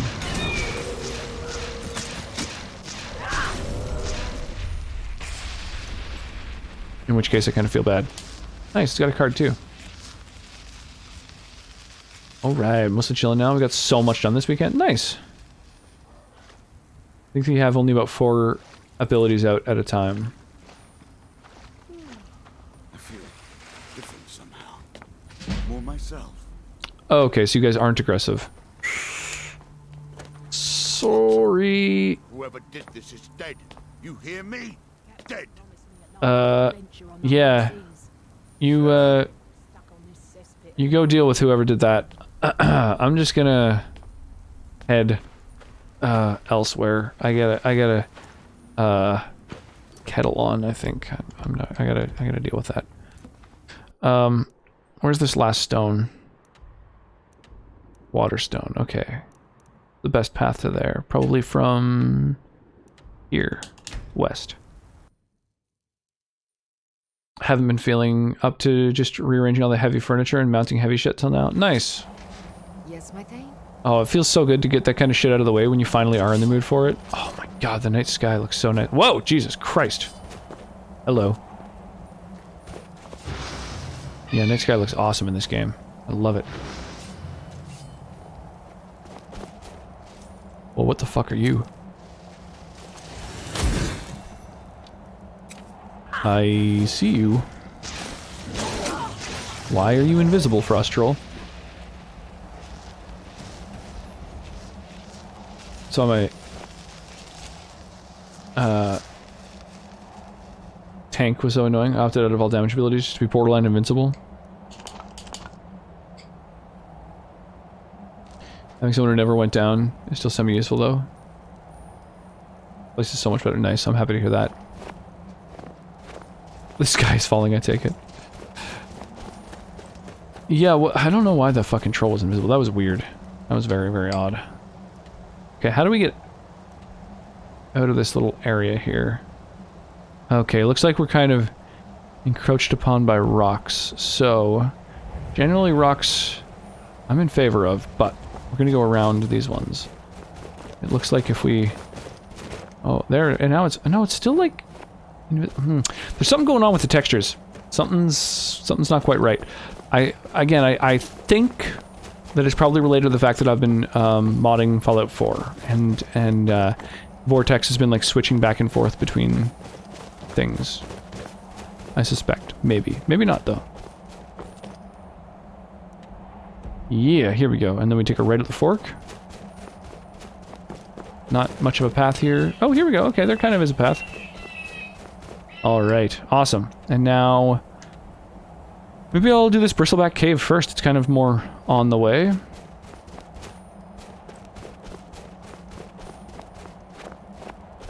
Little cave there. I try not to actually discover areas and have them on my map unless I'm going to investigate them at the time. I just like to have, if a place is on my map, I like to know it's already dealt with, it's already cleared. I don't have to, like, worry about it. I don't know why. It's kind of a, I don't know, weird little OCD kind of thing.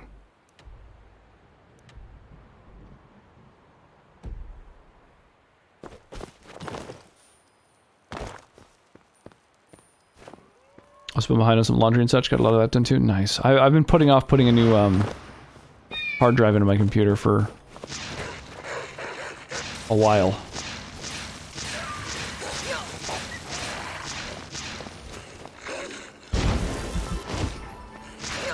I need to back things up, because if a hard drive dies again, oof, it'd be so fucked. It would really set me back. Hey, you did it, man! How you doing, yo? Appreciate the raid. Thank you, my friend. Nether Frost Troll. Behind on some laundry and stuff? Yeah. I don't think it's supposed to look like a Spectre Troll.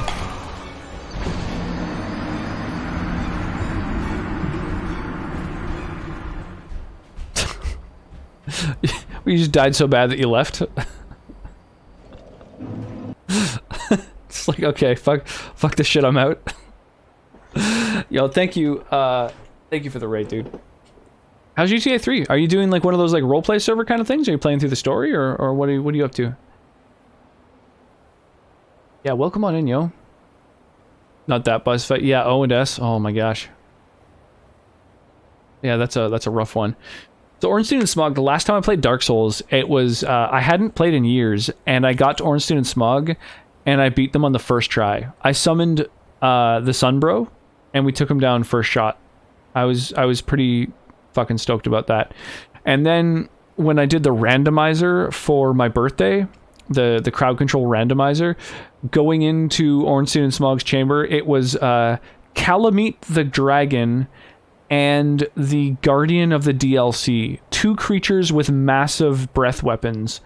And it was just, like, done. I don't think it's possible to beat. Took me 8 hours, but I managed to save the hard drive I told you was not opening. Oh, nice. That's exciting. That's awesome. Hey, everyone. How is everyone today? Yeah, how are you all? What's shaking? Tapeworm, what's happening? Doing a story run. Playing through the story. Although we were talking about RP a lot today. This is one of my favorite boss fights ever. It's pretty spectacular. Honestly, I would say that probably my favorite boss fight, just in any game in general, is Sif. Sif really blew my mind the first time that I played Dark Souls. Like, going into this huge open area, it's like a massive boss arena, and there's a huge gravestone, and this massive sword in the ground, and you're just like, holy shit, I'm about to fight some, like, giant, something big and crazy. I wonder what it'll be. And then you approach it, and then this, like, wolf jumps up. You're like, whoa, okay, that's kind of crazy. I guess the wolf is, like, just killed whoever was here, and now I have to fight it. And then it grabs the sword, and it's like, what? Shit just got fucking crazy. And that is like, I don't know, it was such a crazy twist when a wolf grabs a sword and like starts swinging it around. I was just like, that blew my mind. I think that's the best boss design of any boss ever. Currently on my second Dark Souls run. I'm hooked on Dark Souls. Nice. Oh man, such a good game. Such a good game. Yeah, I would say one of the best games of all time, absolutely. Easily, hands down. And probably...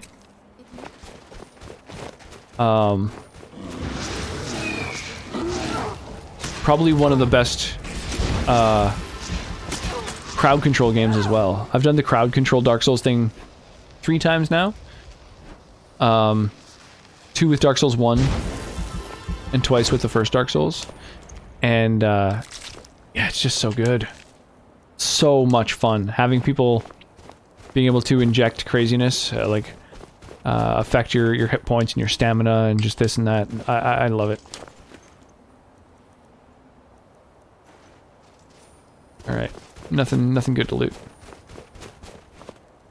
Look crazy. Best boss is clearly Dragon Rider from Dark Souls 2. Psh. No. Sif is peak boss. Whoa, that's quite a drop. Okay, hang on. I'm gonna save, just in case. Just in case I fuck this up. And then we have 2 different approaches we could take. Fuck it. Yeah! Oh, it's shallow water. I assumed it was deeper. Oh god. Jesus. Oh man, and that's why I don't go base jumping. Oh jeez. Okay, we'll go the long way. That's fine. Just don't, yeah. Don't try that at home.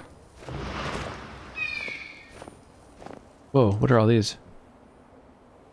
Pardon me. Oh my goodness.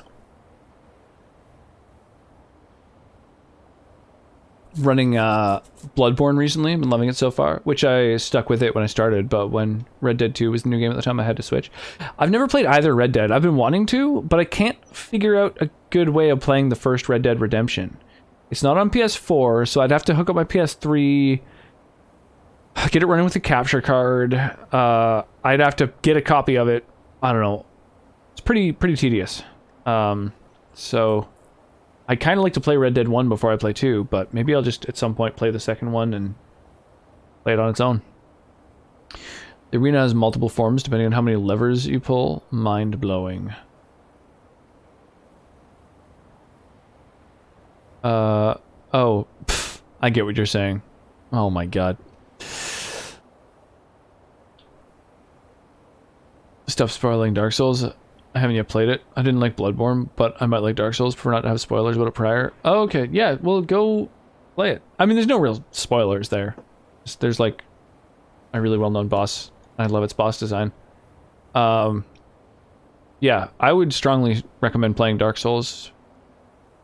Maybe think of Always Sunny in Philadelphia. Suicide is badass. I've never watched It's Always Sunny in Philadelphia. It's one of those shows that I've had recommended to me a lot of times, and I don't know, whenever I tried, I found the first season was like really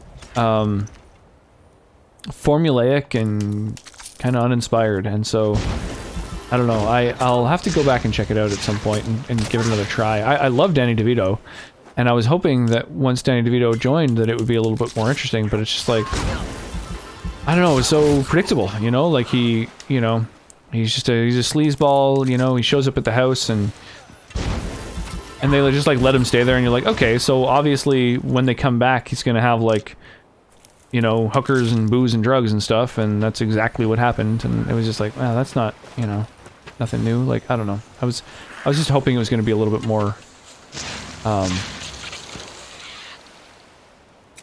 I don't know, unpredictable maybe, but I'll have to give it another shot. I don't know if it gets a lot better. Red Dead 2's amazing. 2's a prequel, so it doesn't matter really. Nice Beatles shirt. Oh, thank you. Appreciate that. First season's kind of rough at times, but the show's definitely formulaic. Yeah, I mean, that's kind of the problem with sitcoms in general, is, you know, it's kind of like, you know, sitcoms don't really do new things anymore. Kind of already had all the sitcom premises.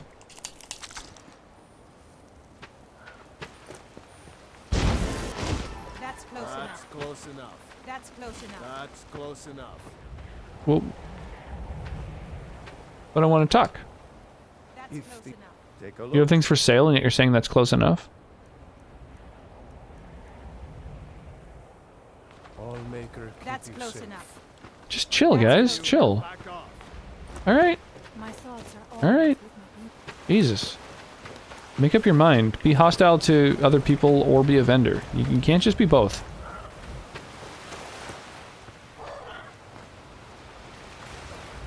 What was that sound? Weird little, like, animal noise.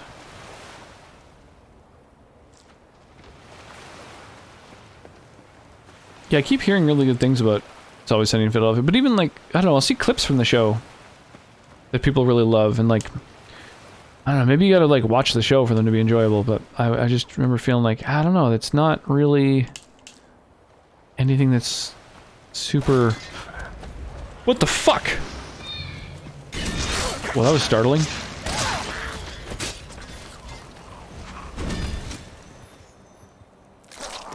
Oof. Were they hiding in there? What happened? A bunch of things exploded out of there, and then suddenly I was being attacked. That was weird. Your fearlessness never ceases to impress me. Bunch of ingredient barrels and stuff. Nothing super special in those. Oh, an empty chest. Oof, that's the worst kind of chest. I love It's Always Sunny. It's hilarious. Yeah, I don't know. I've tried. I've tried a couple times, but maybe I should just jump in at like season, I don't know, 3 or 4 or something, and see if it's a little better. Like, I've gone back and watched the first season of Seinfeld, and it's like, yeah, it's honestly not that great. The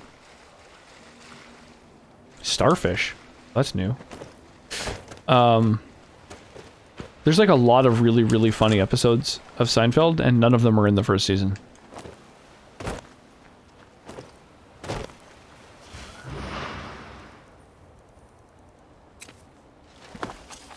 It has some truly hilarious episodes, but it also has some duds. Yeah, I mean, that's the definition of a sitcom.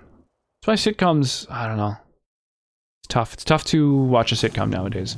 The last sitcom that I really enjoyed and thought was very clever and did new... Jesus Christ! Oh, they are in those little barrels! Or like whatever. That's crazy. That's so startling.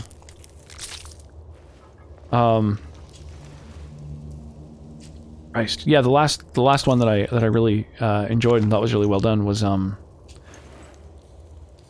pardon me. Jesus Christ. The IT crowd. That's... There we go. Give me a sec. I can finish a thought. I can get there. I guess I'll, like, haste a bunch of these dudes. Anyone who's gonna drop an epic deserves to get the extra little bit of haste. You watch the musical episode and didn't enjoy it, you might just not like the show. Everyone loves the musical episode. Okay, maybe that's the thing to check out then. I mean, honestly, the phrase musical episode doesn't really excite me, but you never know. You gotta start at season 1. Oh, I did. That's why I didn't watch the show. That's why I'm just like, I guess I don't like the show, because season 1 is not enjoyable. It was alright, but the gang dynamic's so different without Danny DeVito. Yeah, and even the first few episodes of Danny DeVito, I don't know, the writing, I was just like, this is not doing anything new or interesting. Watching a show just because it exists isn't really, I don't know.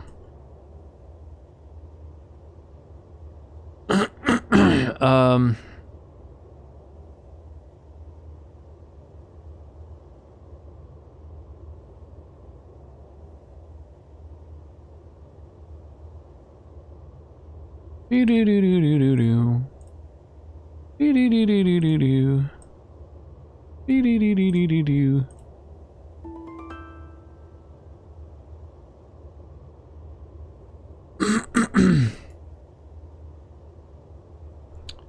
These little gates spawn enemies infinitely, so yeah, destroying the portals is pretty useful.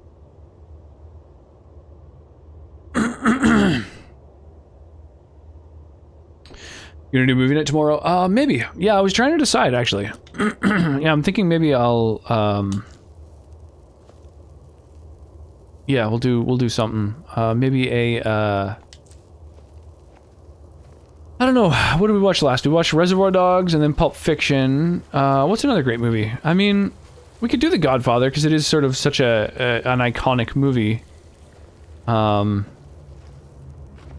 trying to think of something else that's like a movie that I really enjoy. that you'd probably dig. The 2-part Mafia episode in season 3 is pretty good too. So let me know I'm down for any movie. Yeah. Well, we gotta show you some more of the classics, but also, I don't know, kind of like silly, funny stuff is good too, so.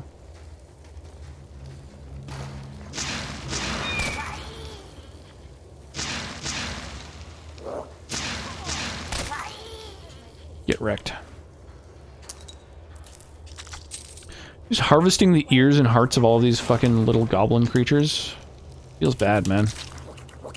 What was that?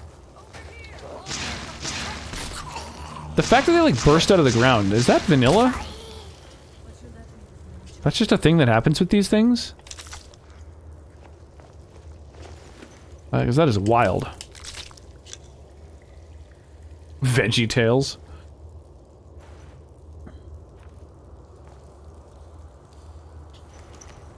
Oh, that's snow. What snow? Oh, they're drinking skooma. These things are just hanging out getting high. That's snow, it's not vanilla. Thank you. Thank you. your clarification has been most useful. It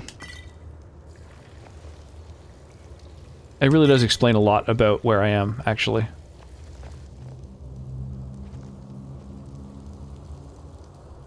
Not a lot of valuables here. They kind of seem to just value, I don't know, strange things.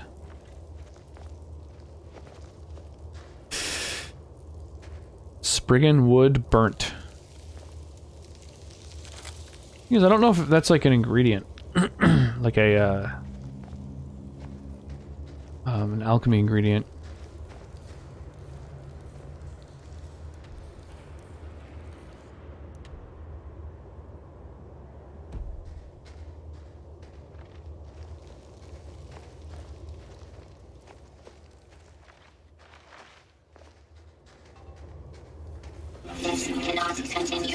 I win. Yo, dude, Augers, thank you so much, man. 20 months of primes. Oh my god. Dude, I really, really appreciate that. So much support. Oh, that's not healing me at all. Oof, that was sketchy.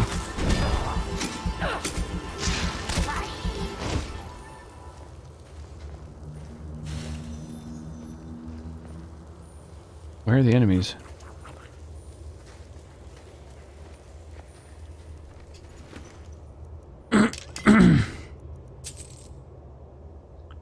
Restart PC, sounds good. Hey NHL fan, how you doing? Does take a lot of effort to hit that subscribe for free button. Well, man, there's a lot of places that you could be dropping your Prime off at. Lot of streams that'll take care of that for you, and I just appreciate that that I'm the person that you're throwing that down on.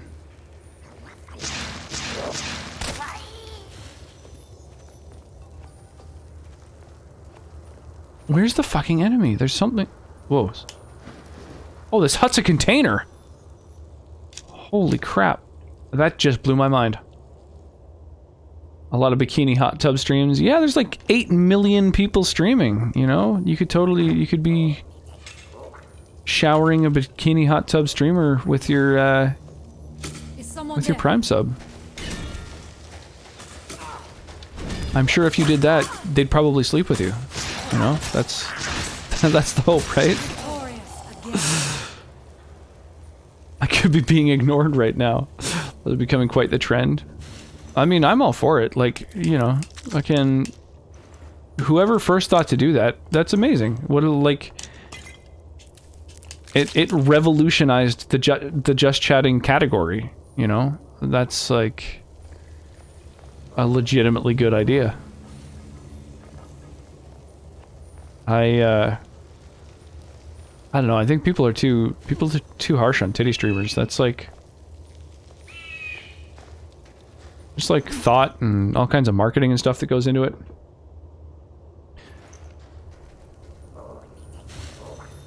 Could sleep with me, more like definitely sleep with me.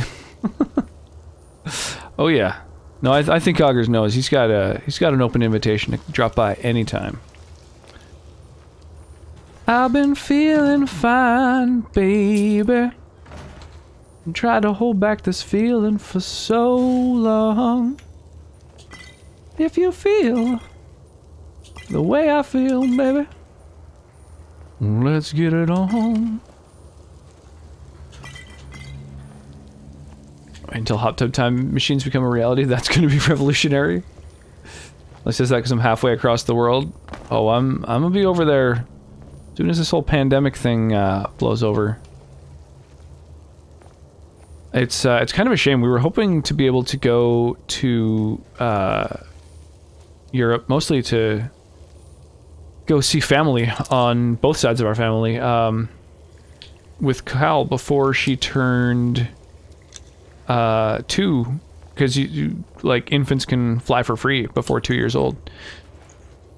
But before her first birthday, this whole pandemic thing happened, and so no one's been able to travel anywhere. So we missed the window where she'd be able to travel over there, sort of during her developmental years to meet family and strengthen her German for free. So it's going to be expensive when we finally do get to go, which kind of sucks. Womp womp. But I mean, I'm sure I'm not the only person who's hard done by the pandemic, so you know. It's been whoa, Jesus Christ. An expert lock and it just happens to fall right in the center. Awesome.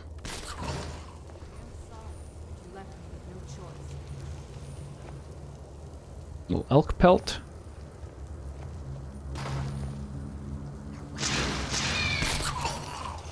I love these little dudes. Just exploding out of the fucking terrain, busting out of barrels. Like, this is their home. So he's just been chilling in there. He's just been hanging out, waiting for, I don't know, what, like, hours? Days? In a weird little barrel? I don't know, maybe they just, like, get drunk and pass out in them or something? Time that happens for a Masters, I'm so happy. They just like being in barrels, I guess so. Just hanging out in there like, oh, I'm so happy and cozy. And they hear someone show up and they're like, the fuck, not in my barrel. Ooh, paralysis potion. I like how paralysis potions stand out. You can like actually tell one at a glance. That's good fucking game design. That's like, that's pretty great. I mean, this game in general is just like, there's so many examples of good game design in fucking Skyrim.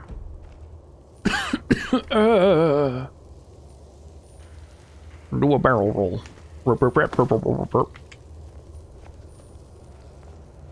I can't remember if, oh, Jesus Christ. Why does that startle me every time? I need to get my heart rate monitor on if I'm going to be in these fucking caves. Holy crap.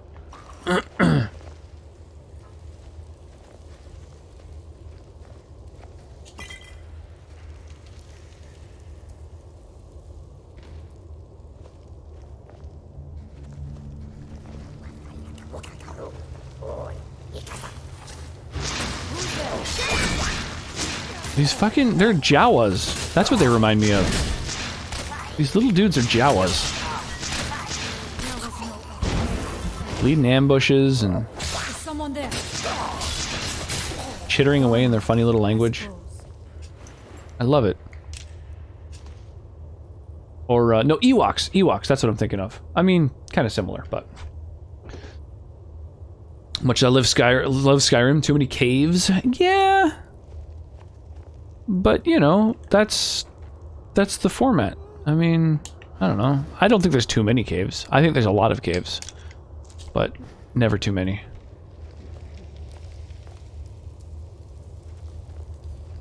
The nice thing is every cave kind of has its own flavor. Like this place, it's like there's all these chests full of old wine bottles and stuff, and these funky little huts and everything. Like there's just it just feels different from a lot of other caves by the way that they populate it. I really like that, you know. Some caves there'll be like a weird little journal next to a body, and you learn all kinds of interesting little lore about something. And there's so many cool little things in all the different caves throughout this game that I find they really are kind of unique enough that I really don't mind all the caves. Still not sure how I wound up with infinite mana on my run for a while. First time at the Astronaut Forge gave it to me for some reason. Just chilled around casting Muffle till I legendaried it 5 times. Till you legendaried Muffle? Is that a thing? I don't know what that means. Legendarying a spell. I didn't know that was a thing.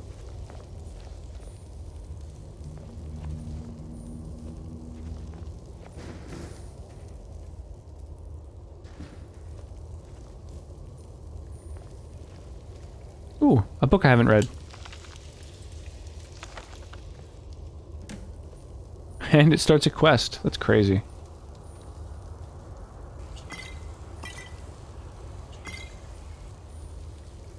Neat. Love to storm more forts and strongholds. I think I prefer caves to forts and strongholds, actually. First I tended to not like the Dwemer areas. At first I loved them because they looked so interesting, but eventually they felt unrewarding. Legendary illusion through Muffle. Oh, like, Captain's level? Right. That's what you call when it reset. Oh, is that a thing? That's introduced by the DLCs, isn't it? I haven't really played since the DLC, stuff existed, so, I haven't really seen that mechanic. You're able to, like, reset a skill down to 0, so you can keep leveling?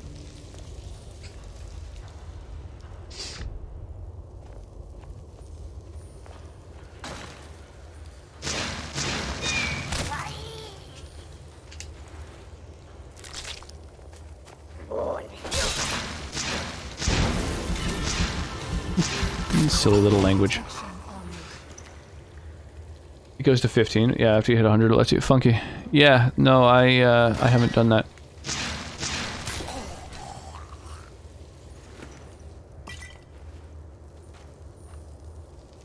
Jesus, this just keeps going down. This place is wild.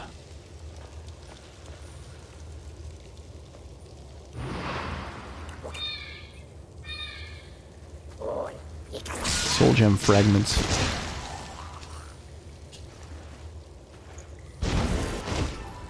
Huh. Whoops. Bunch of skooma.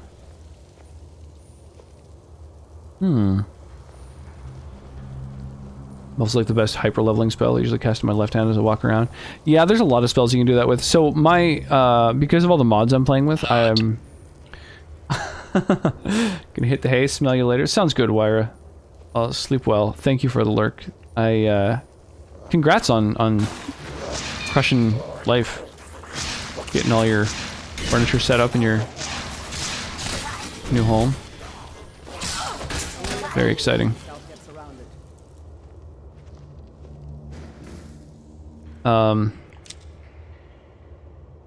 Yeah, there's like a lot of spells that you can just level the shit out of a skill by spamming it, but I've totally got leveling overhauled, so I only get experience points from killing enemies, discovering areas, reading books.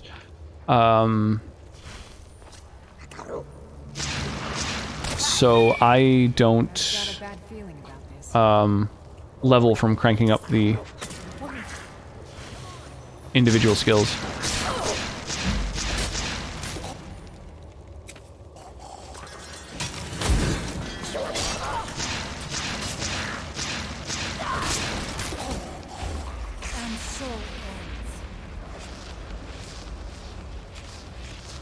Oh, this is where their horde is.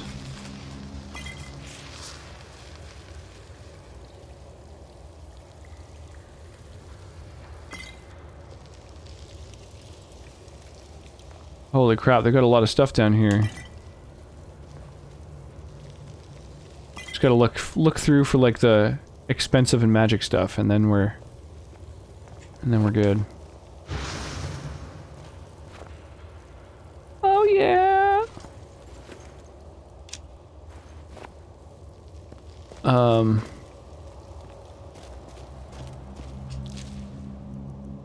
a couple valuable stones. Most of these guys don't really have anything valuable on them.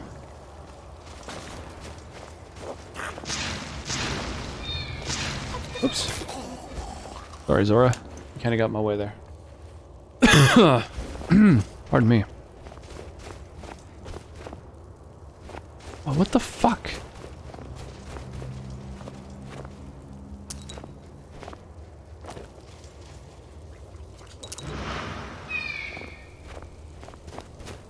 This place is wild.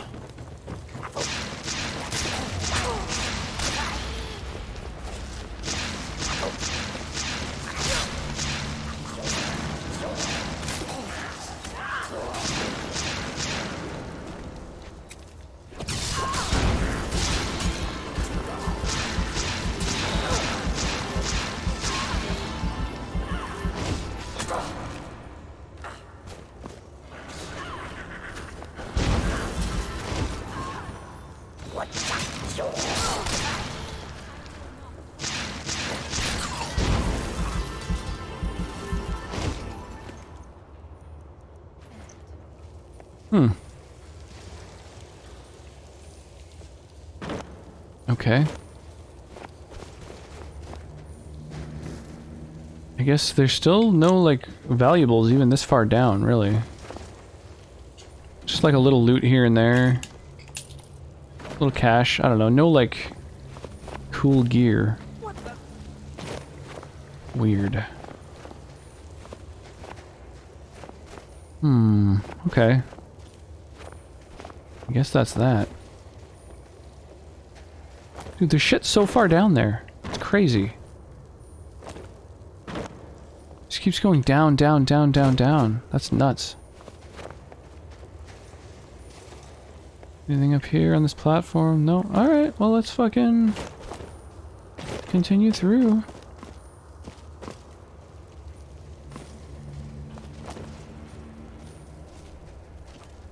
They just collect such random shit. Fishing rod, loot, drum, little firewood, some boots. They just like take everything, anything and everything they can find. It's cool. I mean, I can dig those vibes.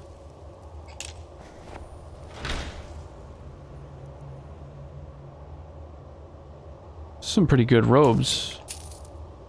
And this is what I'm looking for, I guess. I don't know what any of that means.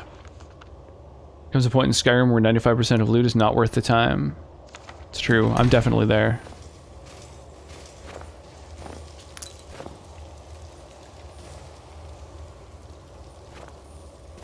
Okay.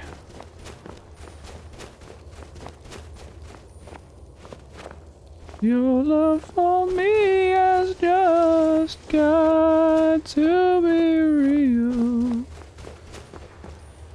Before you know the way I'm going to feel. I'm going to feel. I'm going to feel.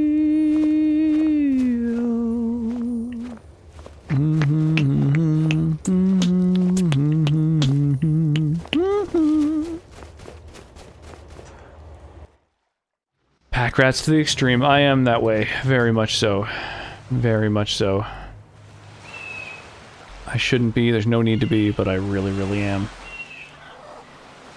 Orc names in Elder Scrolls would make good caveman names. I think that's the point. I think that's what they go for, right? Like the aim to kind of sound like guttural kind of names. Weird that this isn't searchable.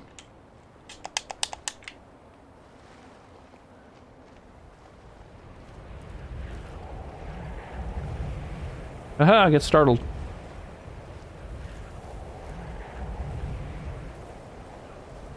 Silt Striders! No.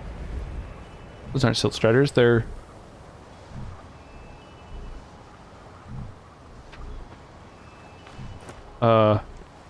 Well, they're non-hostile. I don't know what they are. Huh. They behave more closely to barbarians than cavemen? Yeah, I don't mean their behavior. I mean like their names. Their names I think are supposed to kind of have that feeling, you know? Whoa.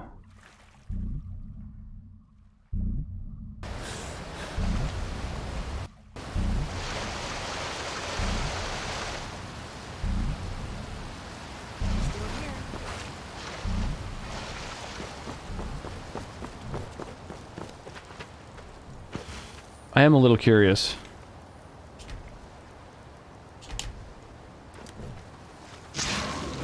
A netch. It's a netch calf. Okay. Oh, netch jelly. Huh. Betty netch? Whoa! Okay, don't fuck with them. I get it.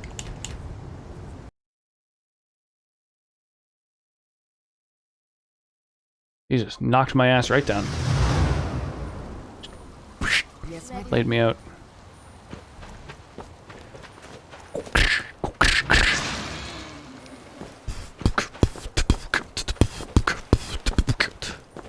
I have to find a way up.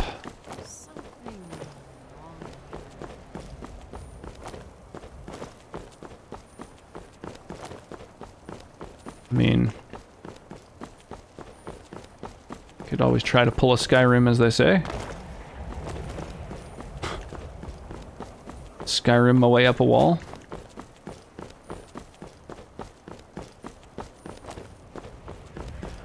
Ah, I think here's where I'm supposed to get up. There's something you need? Cultist. Time to die. Oh. Oh, you don't like that we're here.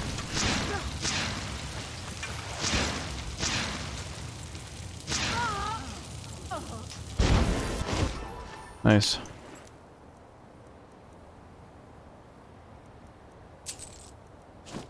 Yeah, I'll take your robes. Okay.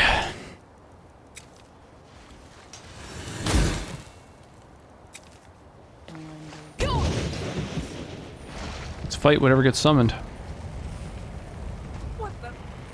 Old Skyrim strat. Just need a Skyrim horse. Yeah, I understand Skyrim horses, like, can bomb up mountains really easily. I've never experienced that because I've never really used horses.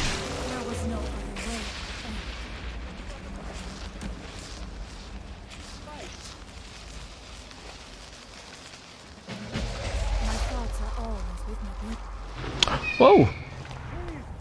This should be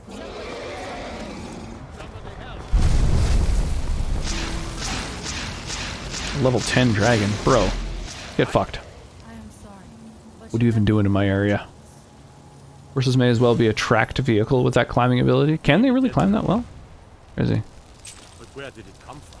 Alright, grab all your bones and your scales. No matter where the road takes us, my thoughts are at home. We can proceed when we're ready. I'm still here. Okay, there's fighting suddenly going on around me.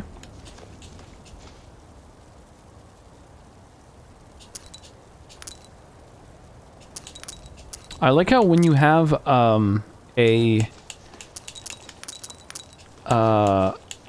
soul gem that is full, it weighs a little bit more. I need to, really take a look at the differences between weights, so I can figure out exactly how much a soul weighs in Skyrim. Unkillable horse is one of the biggest reasons to do the Dark Brotherhood quest. Yeah, I know there's a horse in that quest line. 10 cultist robes. And a partridge in a pear tree.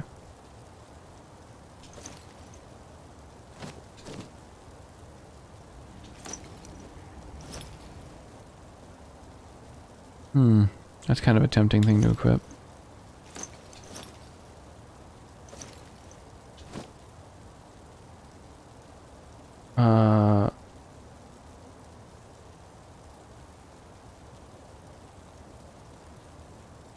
Right. Probably fine. Oh, it's a little reclaim.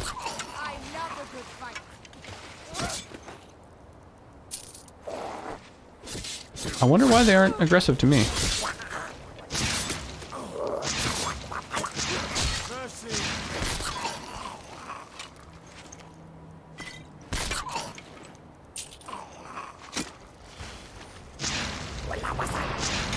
There we go. Now they're aggressive, as things should be. Now that's how it's done.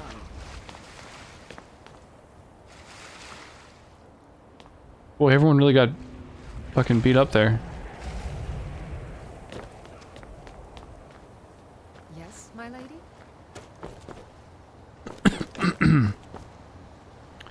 Okay, so we've messed with all those stones.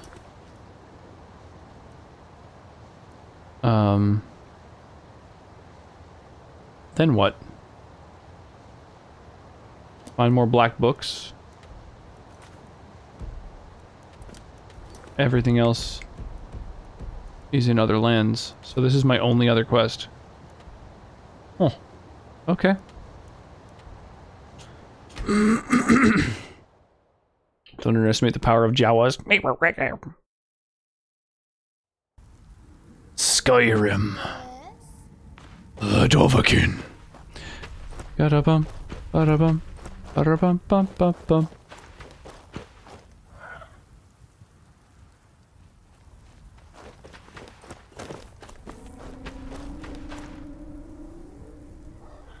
The fuck is that?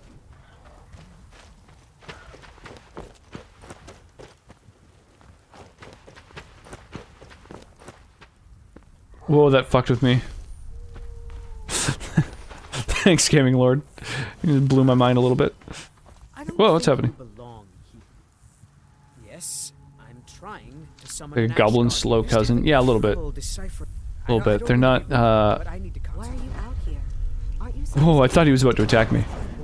Like, oh right, yeah, he's trying to summon a thing. If you must know. We don't get many visitors. Tell Mithrin. You may have heard of him. He's a famous Telvanni wizard. In Morrowind, the Telvanni grow. Master Nelloth. They grow buildings from fungi? No. Master Whoa. Nelloth has tasked Alenia with repairing the tower. Dragon. This is Master Nelloth's tower. You've never heard of the House Telvanni is the house of the Master. Master Nelloth is what? Not so much with. I am Master Nelloth's apprentice. Well, to be honest, it's horrible. Even so, I pick up a lot God. from just watching. Abused and used for experiments? Jesus. It doesn't sound great. It doesn't sound like you're being respected, friend.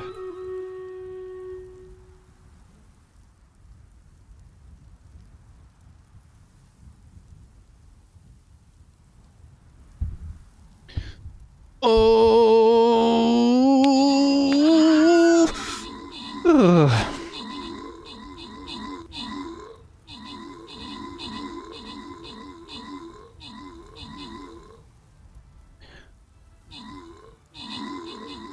Boom. So these gates just keep spawning these little titans. But we do need to deal with them. We have 28 dudes against 27 to 27. Looks like we're hurting their numbers a hell of a lot faster than they're hurting ours, though.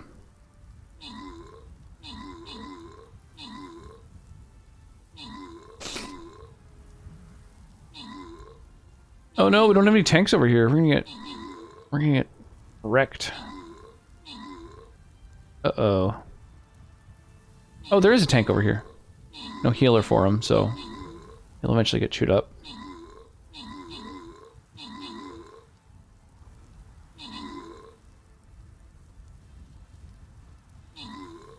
Womp womp. We got this. This whole army can deal with these stragglers. 6 little archers.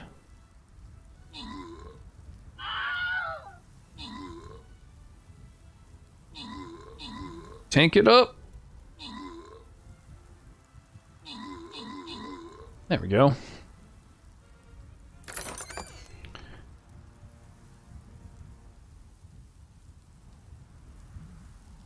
And I think... Right, I've killed all the units I need to. Okay.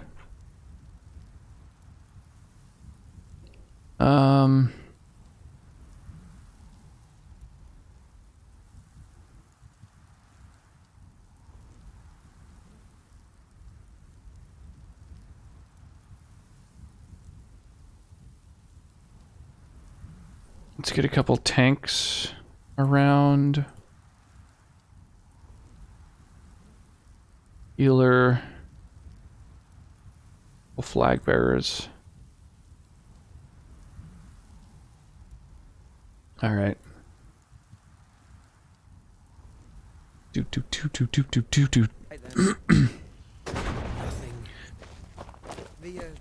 I think the vision thing is caused by all this ash. Now that I think about it. I think it's from one of the mods that restricts vision in storms and stuff. Thank goodness. I'm back, baby, lol. Yo, thank you for the resub, Gaming Lord. I really do appreciate that. That's awesome. Super appreciated. Float up. Oh, funky. Yes, my thing.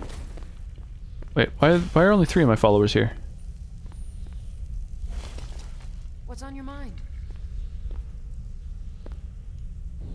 I'm right there. Whoa. Well, that's crazy.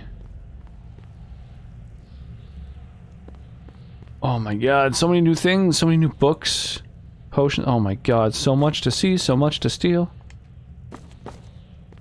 Can't pick the lock. Oh my god, soul gems. Oh, I want to fucking steal everything. You again. Didn't I see you in Raven Rock? I hear you know where to find black books. You refer to the tomes of esoteric knowledge. Had some money trouble for a while, so I had to unsub from lots of people for a while. That's unfortunate. Yeah, that's definitely something I think everybody can relate to. Well, I appreciate that that you've subbed to me though. That's awesome. Found a black book. I need to find more. Found one? Yes. And you read it too, didn't you? Don't try to deny it. You've got the look. I can see it now. Dangerous knowledge is still knowledge and therefore useful. Usually turns out to be the most useful in my experience. I have to know what Mirak knows if I want to stop Now him. that is a dangerous path indeed. Hermaeus Mora gives nothing away for free. You may end up like Mirak, of course. 2 power-mad Dragonborn. It could be very interesting. Do you know where I can find another black book? Yes. They're not hard to locate once you know how to look for them. I have one here that I've been using to locate more. Oh, you can use one to find others. Yes, I haven't been idle while this fascinating madness engulfed Solstheim. Oh. But my book isn't what you're looking for. I'm quite sure it is unconnected with this mirror. Then how is it used to seek But others? I do know where to find a black book that can help you. And why won't the book you have help me? Oh, it is clearly not associated with the same power that has overtaken the island. And I'm not talking about Hermaeus Mora. These black books are all his, of course. No, what you're looking for is a specific book, presumably because Mirak's power derives from it. Interesting. Do you know where to find this black book? Yes, I do. I haven't been able to get it, though. But maybe together we can unlock the secrets the Dwemer left behind. What do they have to do with this? Hidden knowledge was somewhat of a specialty of the dwarves, eh? You don't think they would just leave it alone, do you? It seems the ancient Dwemer discovered this book and took it to study. I found their reading room in the ruins of Nachardak. The book is there, but it's sealed in a protective case, which I wasn't able to open. But perhaps the two of us together will be able to get at the book. Oh, so you're coming now? Tuna Chardak, then. Follow me.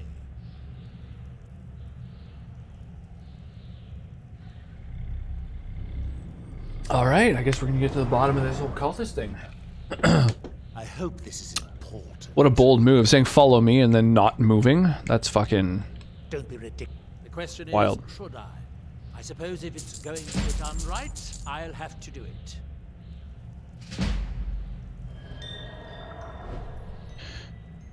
Alright, 300 magic. Bip, bip, bip, bip.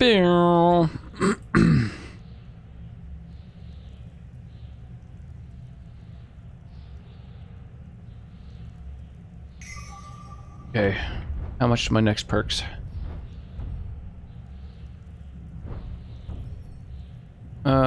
Frost spells and effects drain more stamina. I feel like that's not that helpful, but I don't know, whatever.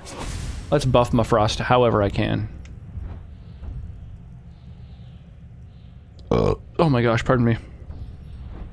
I did not mean to burp right into the fucking microphone. That's...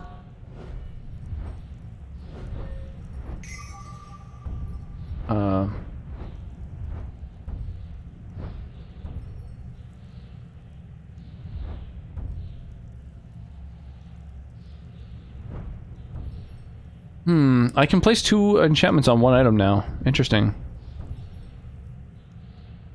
Using an enchanted staff in your left hand and striking with an enchanted weapon in your right hand releases a flash of light that staggers enemies.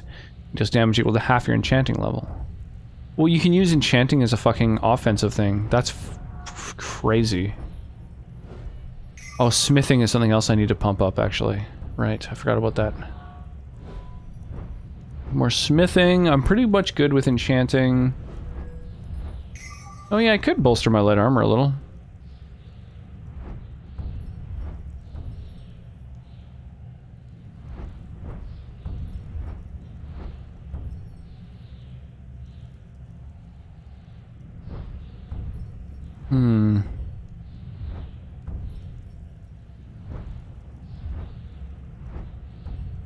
Yeah, a bunch of those actually don't interest me at all. Can make sneaking even more effective. At will, while sneaking, teleport through the shadows behind a target to attempt a sneak power attack with your right weapon that deals double sneak attack damage. Whoa. Breaking invisibility with the power attack is a guaranteed crit. When you gain invisibility... During sneak mode, grants 2 seconds of invisibility, briefly leaving combat and forcing distant opponents to search for you.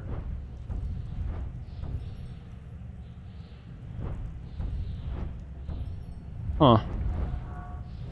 Thanks so much for the stream. I hope you have a great night. Take care. Yeah, cheers, Drunken Druid. Thank you again. I really do appreciate that. Absolutely massive raid. I'll be sure to give you a shout out on the socials, and of course, obviously, gonna go and check your stream out. Especially knowing you're playing KOTOR. I love Knights of the Old Republic. I think that game is so good.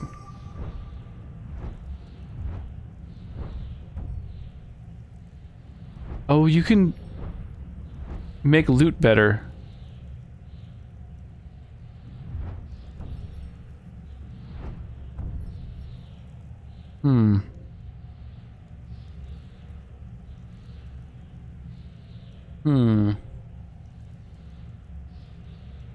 Yeah, have an awesome night. I hate needing to put points into crafting. I miss when you could pay NPCs to perform services in games. Oh, I like that kind of thing. I mean, I think this game, like, lends itself toward that. So I'm totally down with it. Increases the chance of finding an additional weapon or armor item. But not, like, magic items, necessarily. Choose an item type. Containers illuminated by robber's eye are 3 times more likely to contain items of your chosen type.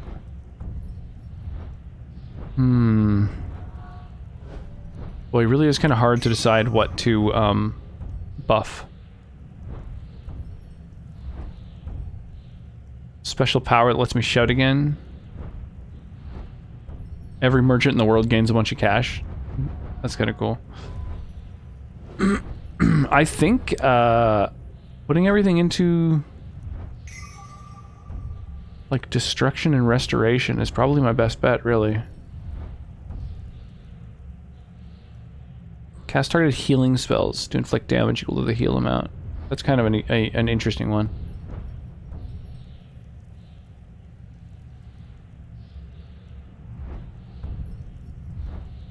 Oh, I can have a passive heal going on allies.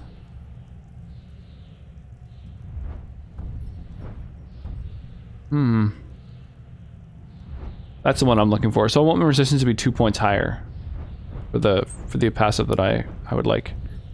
Dual casting healing spell on yourself. Also cast it on allies within 20 feet. Fuck, that's so cool. Like, it's not really helpful necessarily, but it's really neat. Shrine blessings confer additional effects. Oh. It lasts longer and confer new effects. That's kind of cool. Alright, well, let's get my restoration up. And then, yeah, maybe I'll just put a bunch of points into enchanting at some point. I've got 7 fucking perk points.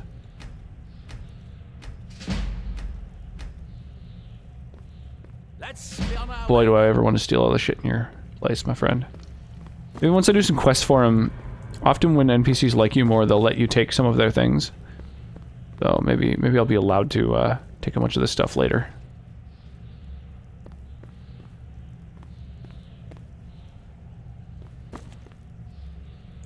Yeah, KOTOR is so good. Actually, KOTOR I think is kind of what got me into Star Wars, honestly. I wasn't like super sold, you know, and then I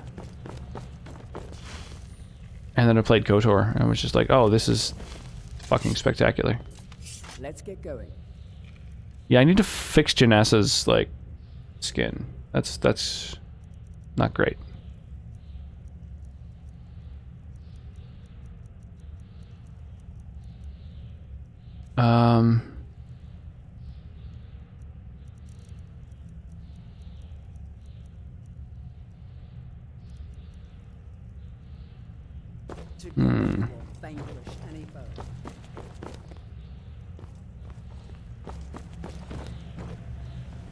Oh, I almost fell. I have to interact to float. So wild. What an interesting mechanic. I'm right behind you.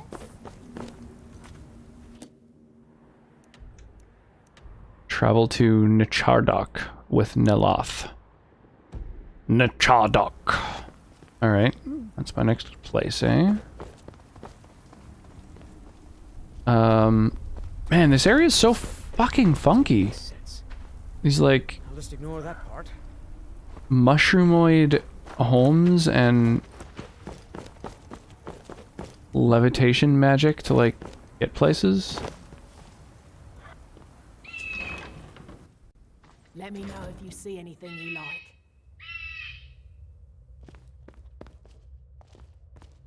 Ah, there you are. Damn that man. He's being totally unreasonable. Totally unreasonable. What do you do? Every type of fungus in Solstheim or Skyrim. Okay, let's sell you some of the shit that I've accidentally picked up. Bowl, lantern, plate, take them. I don't know what these ornamental rings are. Should maybe look that up before I go selling them. Oh, the starfish is literally just a piece of clutter? That's kind of neat. I thought maybe it was an crafting ingredient. Take my skooma, take my meat.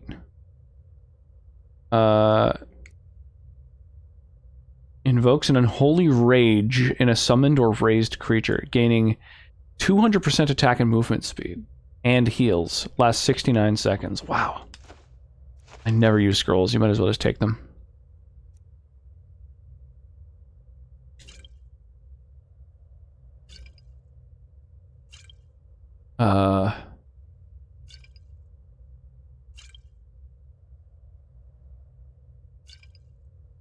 Well, paralysis. Nah, fuck it. Extended invisibility. Maybe I'll keep that. Fortify, regenerate. None of these are really very useful for me, honestly.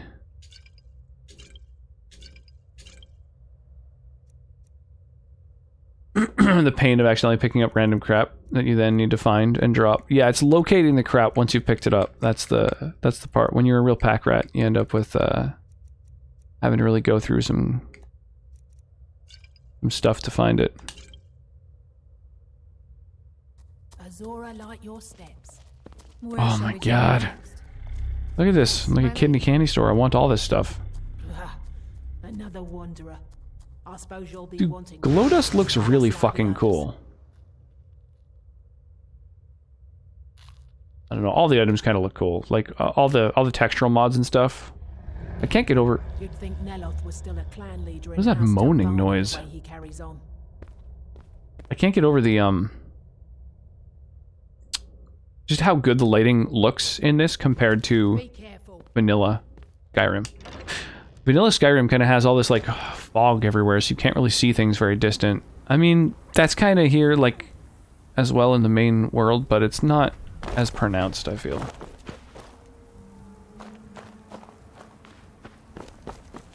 What are some of these other places? Kitchen? Someone's house? Monkey. Okay, well let's go check out the Nachardok. It's Dwarven Ruins, eh? Okay. I think I know what to expect. Let's do it.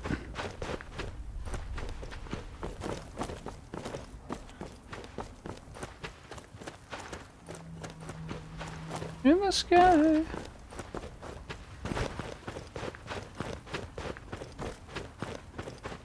The Dwemer certainly knew how to build for the ages.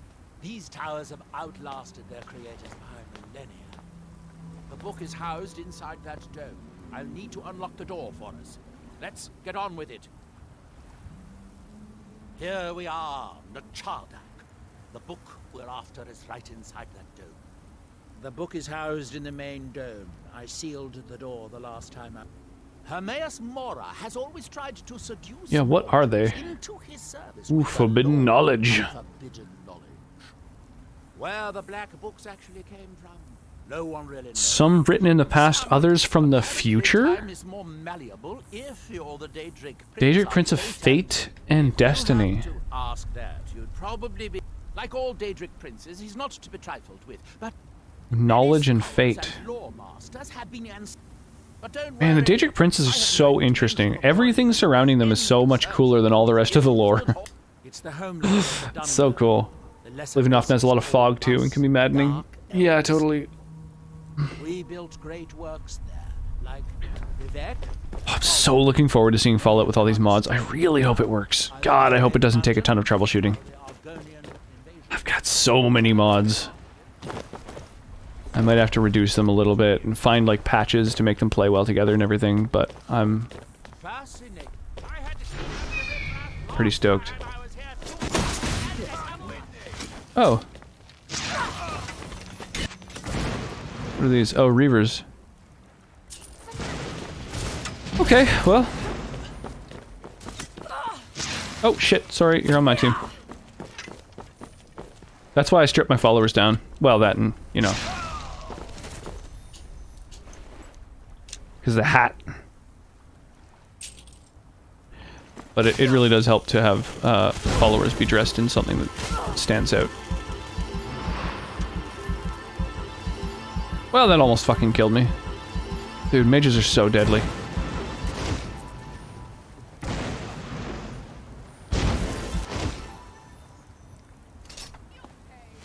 Come on, let's see what. Oh shit, you're not the mage.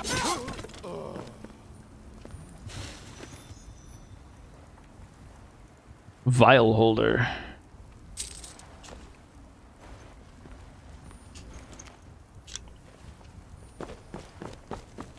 Oh, was that the mage?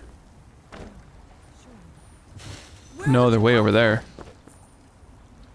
Okay.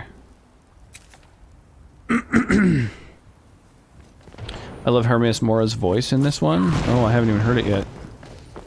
I'm excited. Oh, the long jump. Reaver Lord.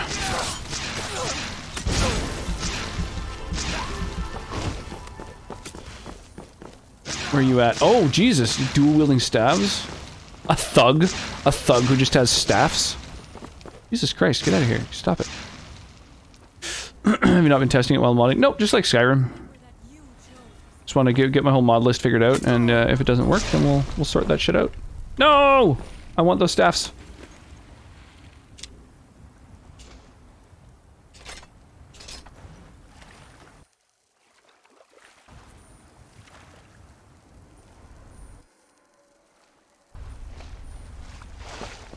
Fallout 4 should be relatively painless modding experience. I'm hoping, yeah. Hey, hello. Welcome back. I had 50 to 60 mods installed at one point. It was working fine. Although I'd recommend solid state for mods. Yeah, I have. I only have solid states actually. I'm about to hook up a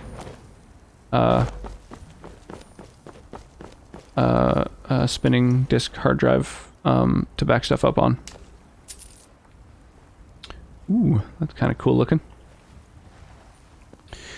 If Fallout 4 is a loot type of application, it should be absolutely painless. Fallout 4 is incredibly stable to mod. Yeah, it doesn't really. Every single mod guide I've seen has said don't use loot.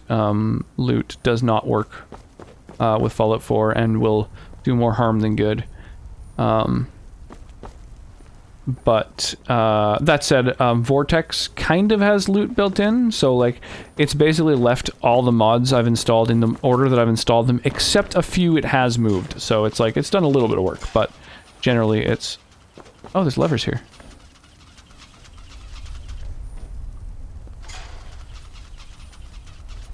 I'm intrigued.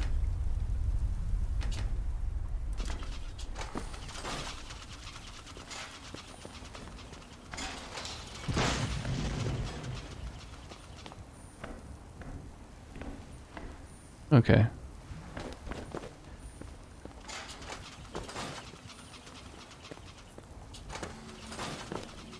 So funky. You'd think it would reload it.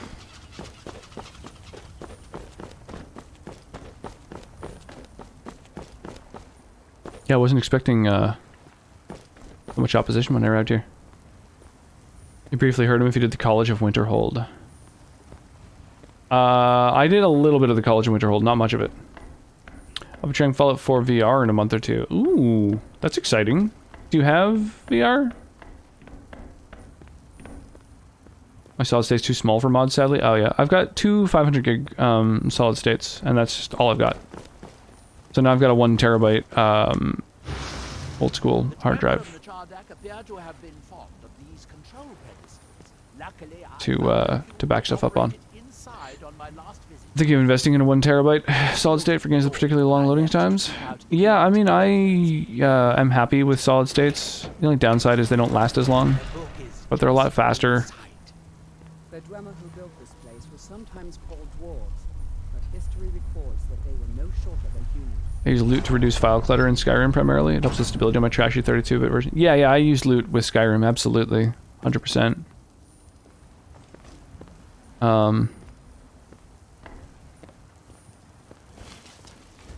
Just, yeah, not with Fallout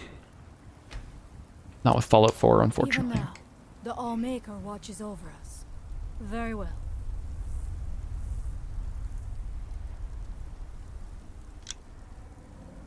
Those spears, I didn't notice that these are different from arrows. Nordic bow.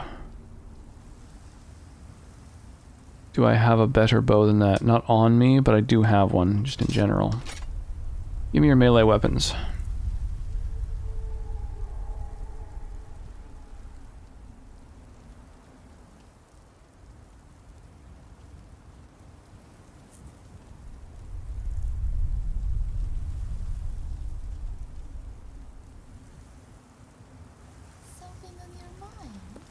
Your fearlessness never ceases to impress. Very well.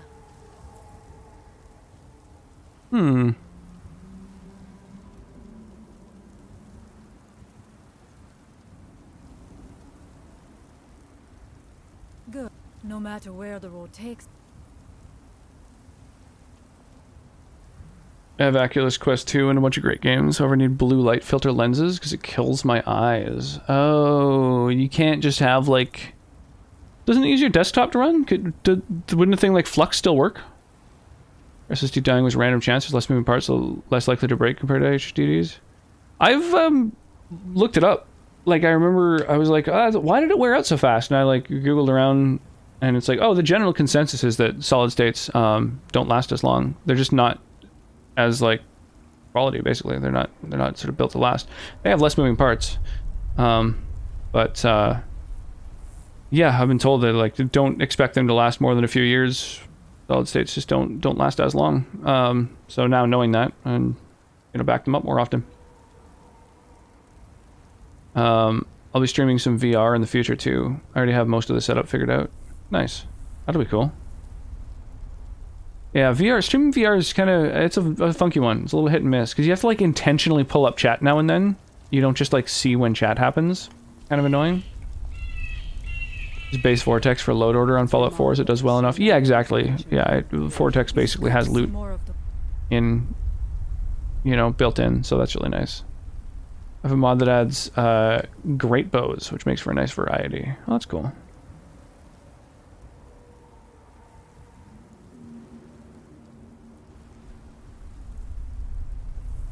Oh, that's a little bit TOS there.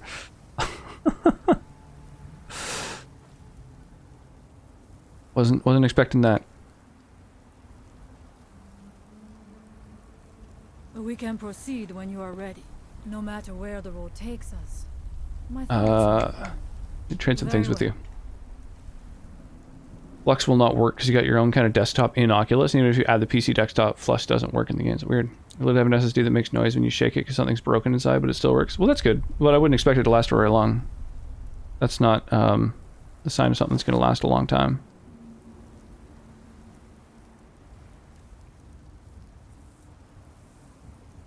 Let's see here.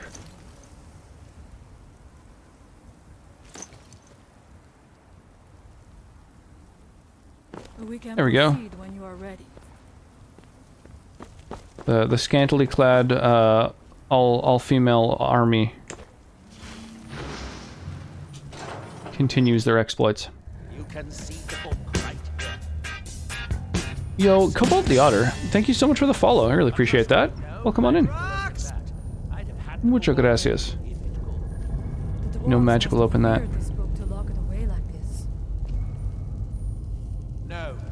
Oh, that's neat. Looks cool. Had it over 8 years. Crazy. Yeah, I don't know. Well, when Googling how long a solid state should last and how long a, you know, old school hard drive should last, it looks like solid states don't last as long. How goes the stream? I'm great. Yeah, I always enjoy rocking some Skyrim. Oh man, there's a button, and I've been told that we can't open this thing, so I'm curious. Oh, it doesn't do anything. I can't interact with the button. Damn. Yeah, I'm doing the Dragonborn DLC stuff, which I have never experienced before, so that's been really enjoyable.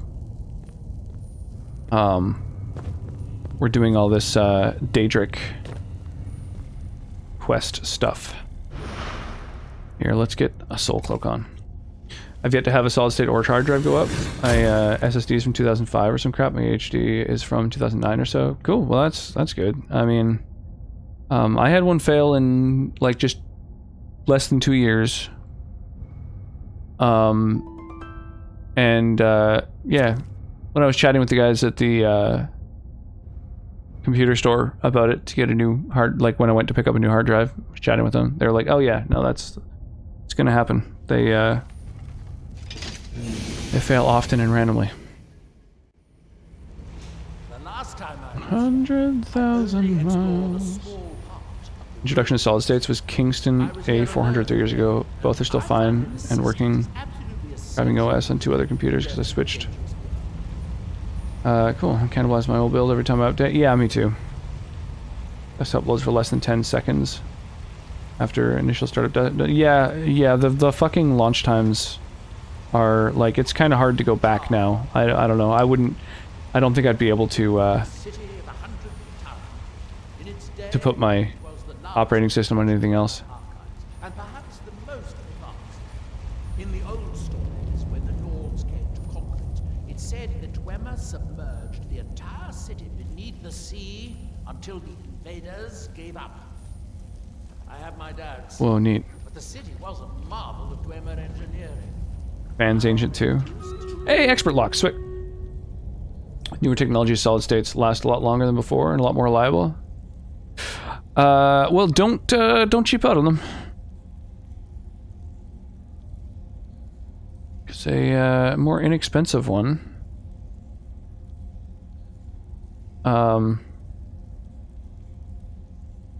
Seems to be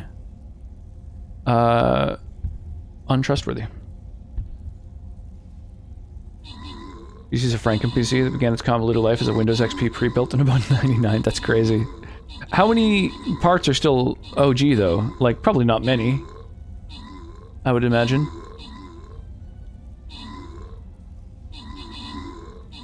Barracuda's drives in particular. Nice. Yeah, I don't know, I just got what was in stock a few years ago.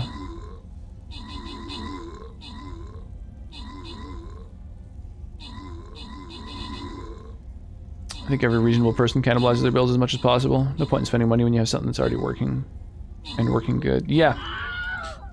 Very true. Yeah, I imagine most people probably take, like, the power supply and stuff like that. It's just like, why, you know, why replace it if you have one that functions? Oh,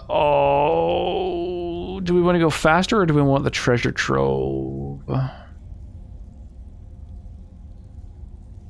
I mean, I think getting to the boss a little sooner might be the way to go. Doing an extra battle for it, I don't think it's going to be worth. If we pound through the bosses, then we get to have more skins. And that would be nice. Except the ones who are dead, so there's no use crying over every mistake. Keep on trying till we run out of cake.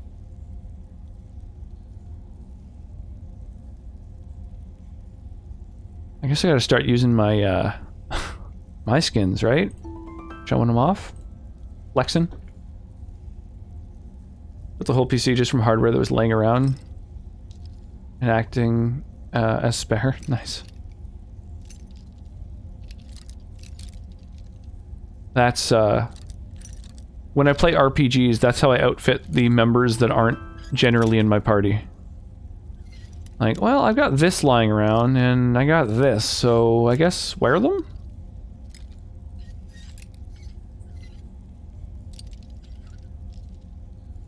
We're out of beta, we're releasing on time.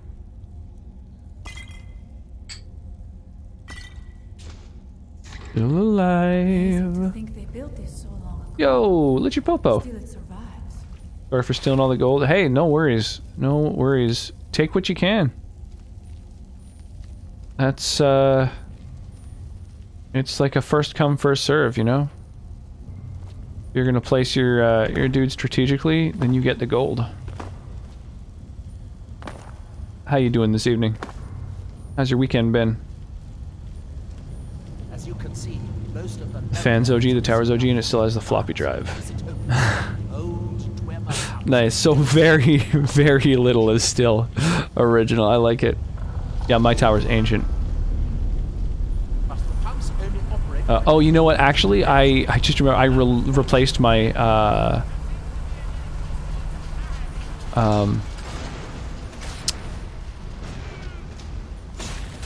oh shit.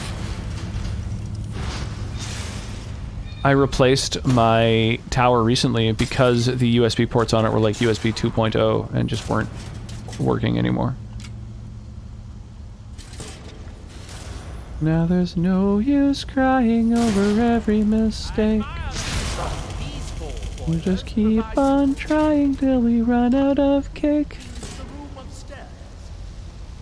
They're shut down, but they still respond to the control cubes. So, if we can find 4 more cubes, we can turn these boilers back on and restore steam power to the room upstairs. Then I should be able to open the book's protected case. Cool. As I said, we need to restore the steam supply to the reading room. Well, let's do that then.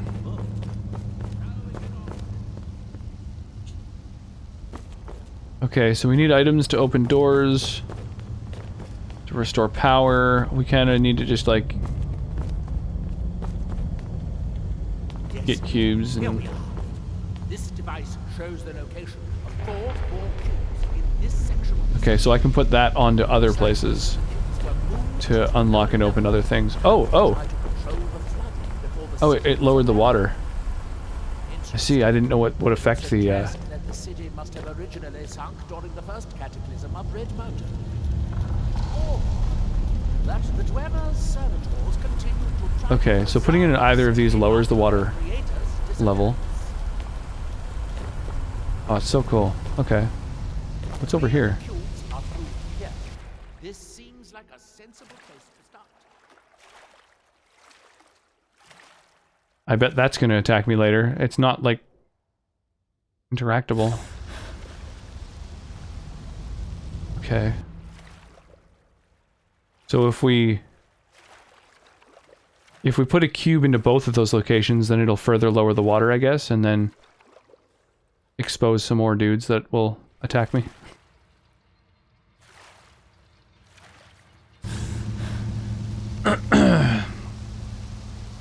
So I got super distracted there. HD and SSD 2005-2010. Busy, how's you? I've been very busy lately, absolutely. Hey, Nightwolf, welcome back. I ended up lurking a while. No worries, I appreciate that. Nice skins I hadn't seen. Yeah, so those are the ones that are released so far. And then we also have another 10 head skins on the way. They only released a few. They only released 3 at once, even though I've got 13 in total that I'm, pardon me, that I'm due to receive. Then there's also this one. Here, why don't I... There we go. So the option A here is what I opted for. So that's the design. That's the design for the full skin that we've got coming up.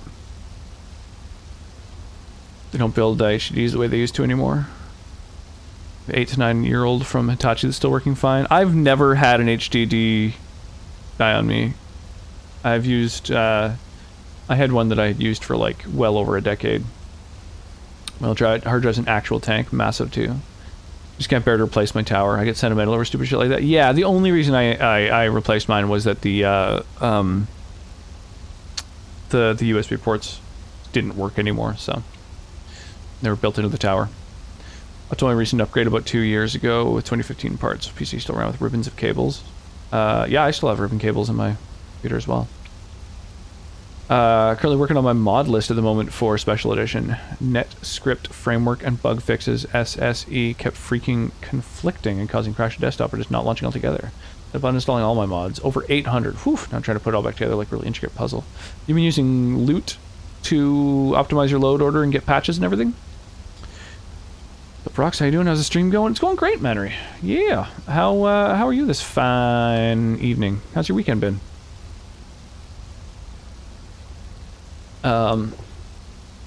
Yeah, so that's the skin design for the next one that we're going to be having, which I'm really excited about. I'm looking forward to a Buster that is like a fucking smoking, self-destructing dryer. Yeah, it's going to be a really, really fun design. Do. Oh, no, we can't mine underwater. Weird. Whoa.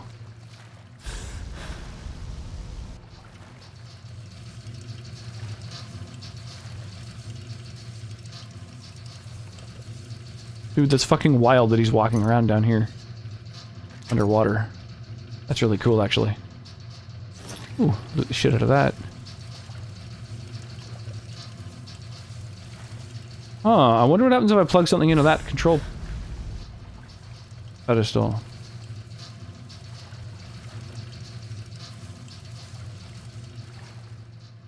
Fuck, there's a lot to interact with here. My god, I have a lot of options.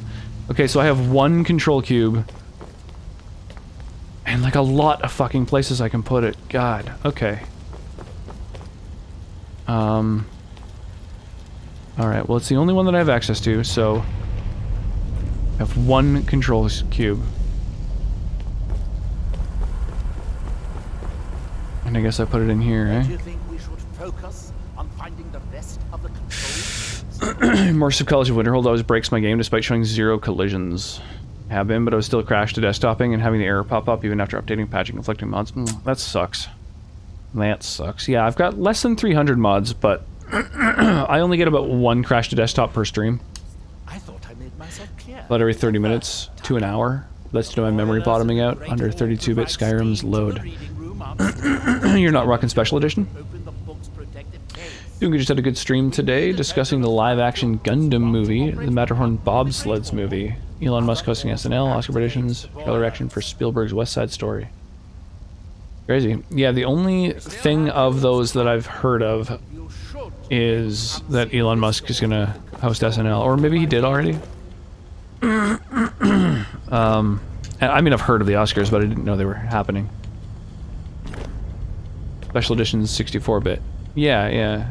That's what I'm saying. Is you don't have special edition. You're playing on legendary. Why not update to special edition? So that you don't have to deal with the crash to desktop every half hour. That's gonna be a real pain in the butt. If you don't have a walkthrough, haven't played this quest before. I mean, it should be doable.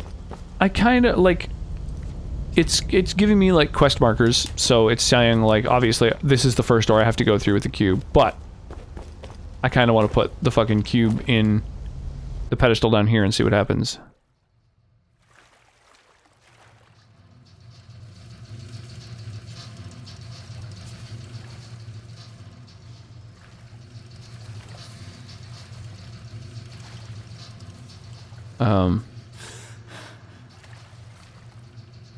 Oh, the water's lowering.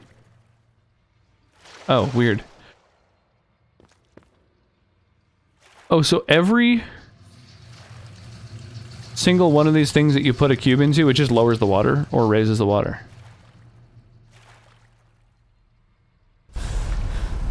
Weird. Okay.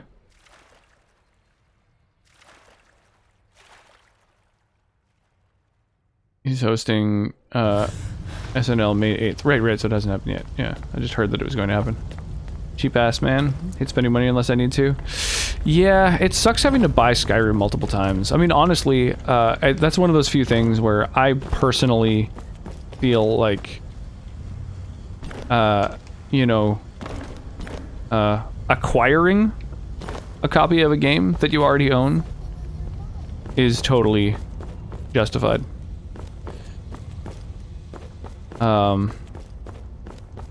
Just because of the fact that I don't think you should have to buy and rebuy the same fucking game over and over. I think that's fucking ridiculous. The Oscars happened yesterday, and Nomadland won Best Picture. Funky. Yeah, I haven't heard of it, but I'm guessing the Oscars are all about all the movies that happened this last year, and I haven't really seen any movies that happened last year. So, yeah, I don't really know what the landscape of film has been like over the previous year. Oos! Thanks, Zen Gamer. Skyrim belongs to the Nords. Did you give it away free if you owned Legendary when it was first released? Funky. Yeah, I don't know. I didn't know about that. I imagine most people probably didn't. I doubt they advertised it very extensively. I was having an issue with Sexy 64 at first and eventually fixed it at some point.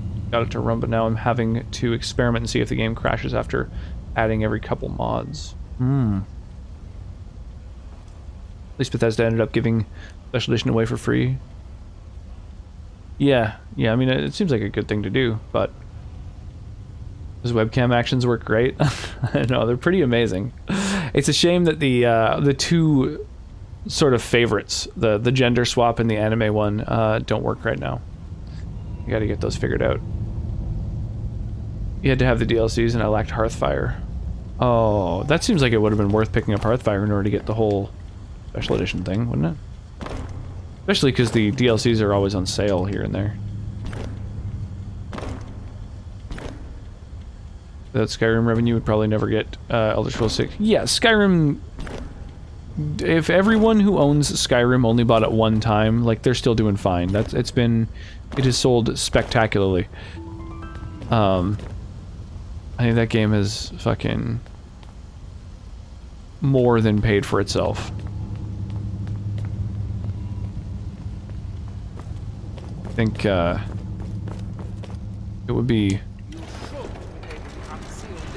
nice if, this guy's so condescending. Yeah, it would be nice if you got it for free anytime that you already owned it. Yo, Cobalt, holy crap, thank you so much for the sub. I really appreciate that. That's amazing. Thank you, thank you, thank you. Yeah, that's super, super amazing. We probably still won't. Nomadland's a great movie, my fave. Highly recommend it. Still need to see Judas and the Black Messiah, The Trial of Chicago 7, One Night in Miami, and Ma Rainey's Black Bottom. Yeah, I've literally never heard of any of those, so... that makes sense. I haven't really been paying attention to movies. It's been tough to find the opportunity to watch one. The last, was it last night? The night before? I don't even remember. I think it was last night I didn't stream, right? Yeah, I wasn't able to stream last night because the little one just wouldn't go to bed. So it took like an hour more than usual to get her down to sleep. So it was a little bit too late for a stream. So instead I watched Bad Trip and continued modding Fallout 4. And I think Bad Trip is fucking great. I laughed hard many times throughout the course of that movie. I really, really enjoyed it. But I really like Eric Andre. I'm a big fan, so. I did it with 5 different copies of that game. Me too, absolutely. Here's me, one copy I've never played because I never set up the Xbox.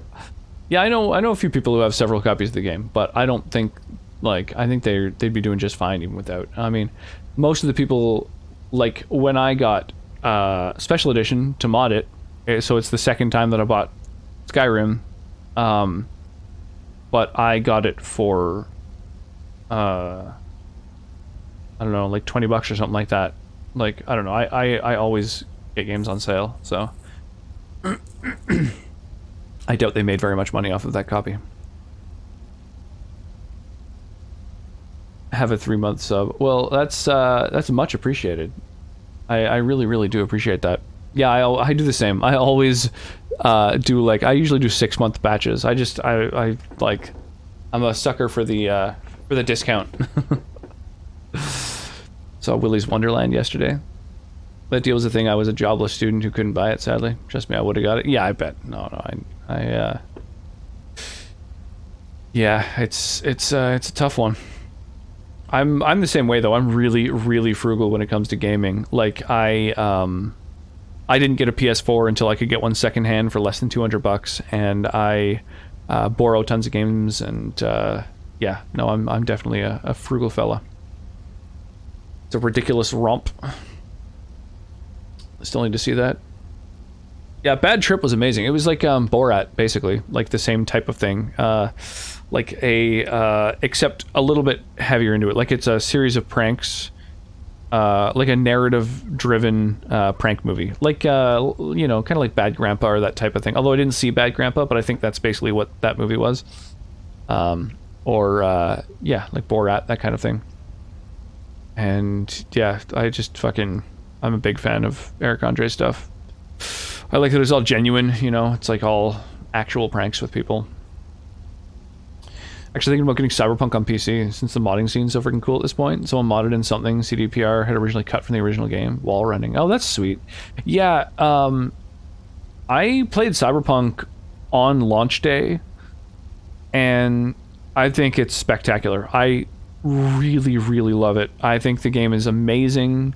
The number of glitches I encountered on PC was like barely any, and they were all just like the kind of glitches you get with, like, you know, Skyrim, GTA, just like little endearing glitches that don't really break anything. I mean, yeah, it was great. I fucking I recommend it for sure. I'm also a huge fan of the cyberpunk genre, though, so that's a big thing too. Like, I love Shadowrun and Johnny Mnemonic and just cyberpunk content. Have you seen the new Mortal Kombat movie? It's good. Not perfect, but it was fun, entertaining, well-paced. Faithless Source Material. Oh, it's a movie? For some reason, I thought there was like a new Mortal Kombat TV show for some reason. But so it's a movie then, eh? Yeah, maybe I should check it out. I heard mixed things.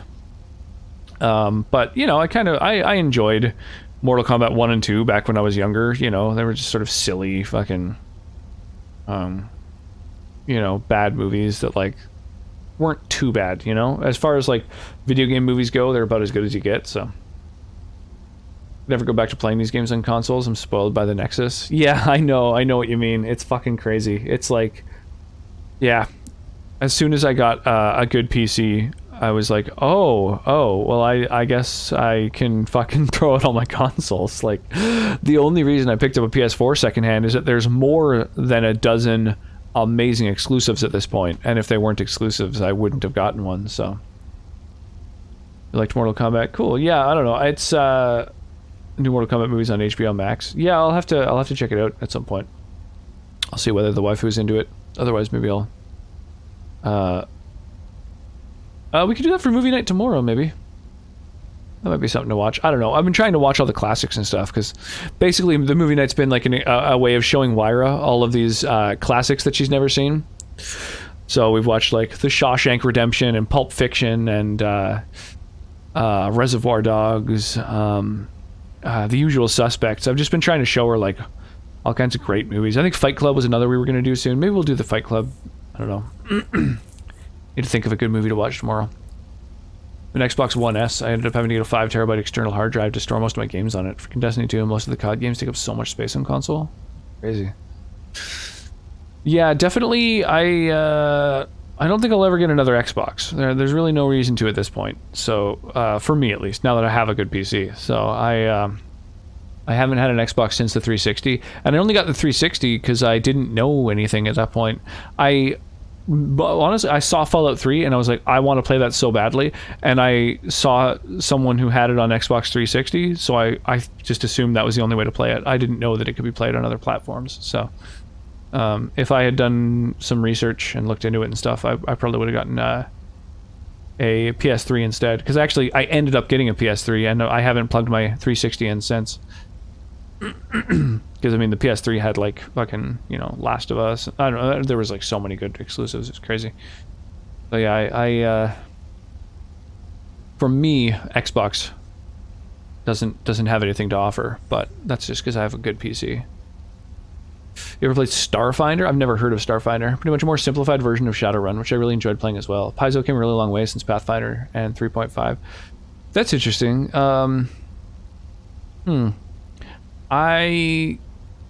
I'm intrigued by that. Does it have the high fantasy aspects and the cyberpunk aspects of Shadowrun? Because I do kind of like that it mixes the two. Although I wouldn't even need both of those things to play it.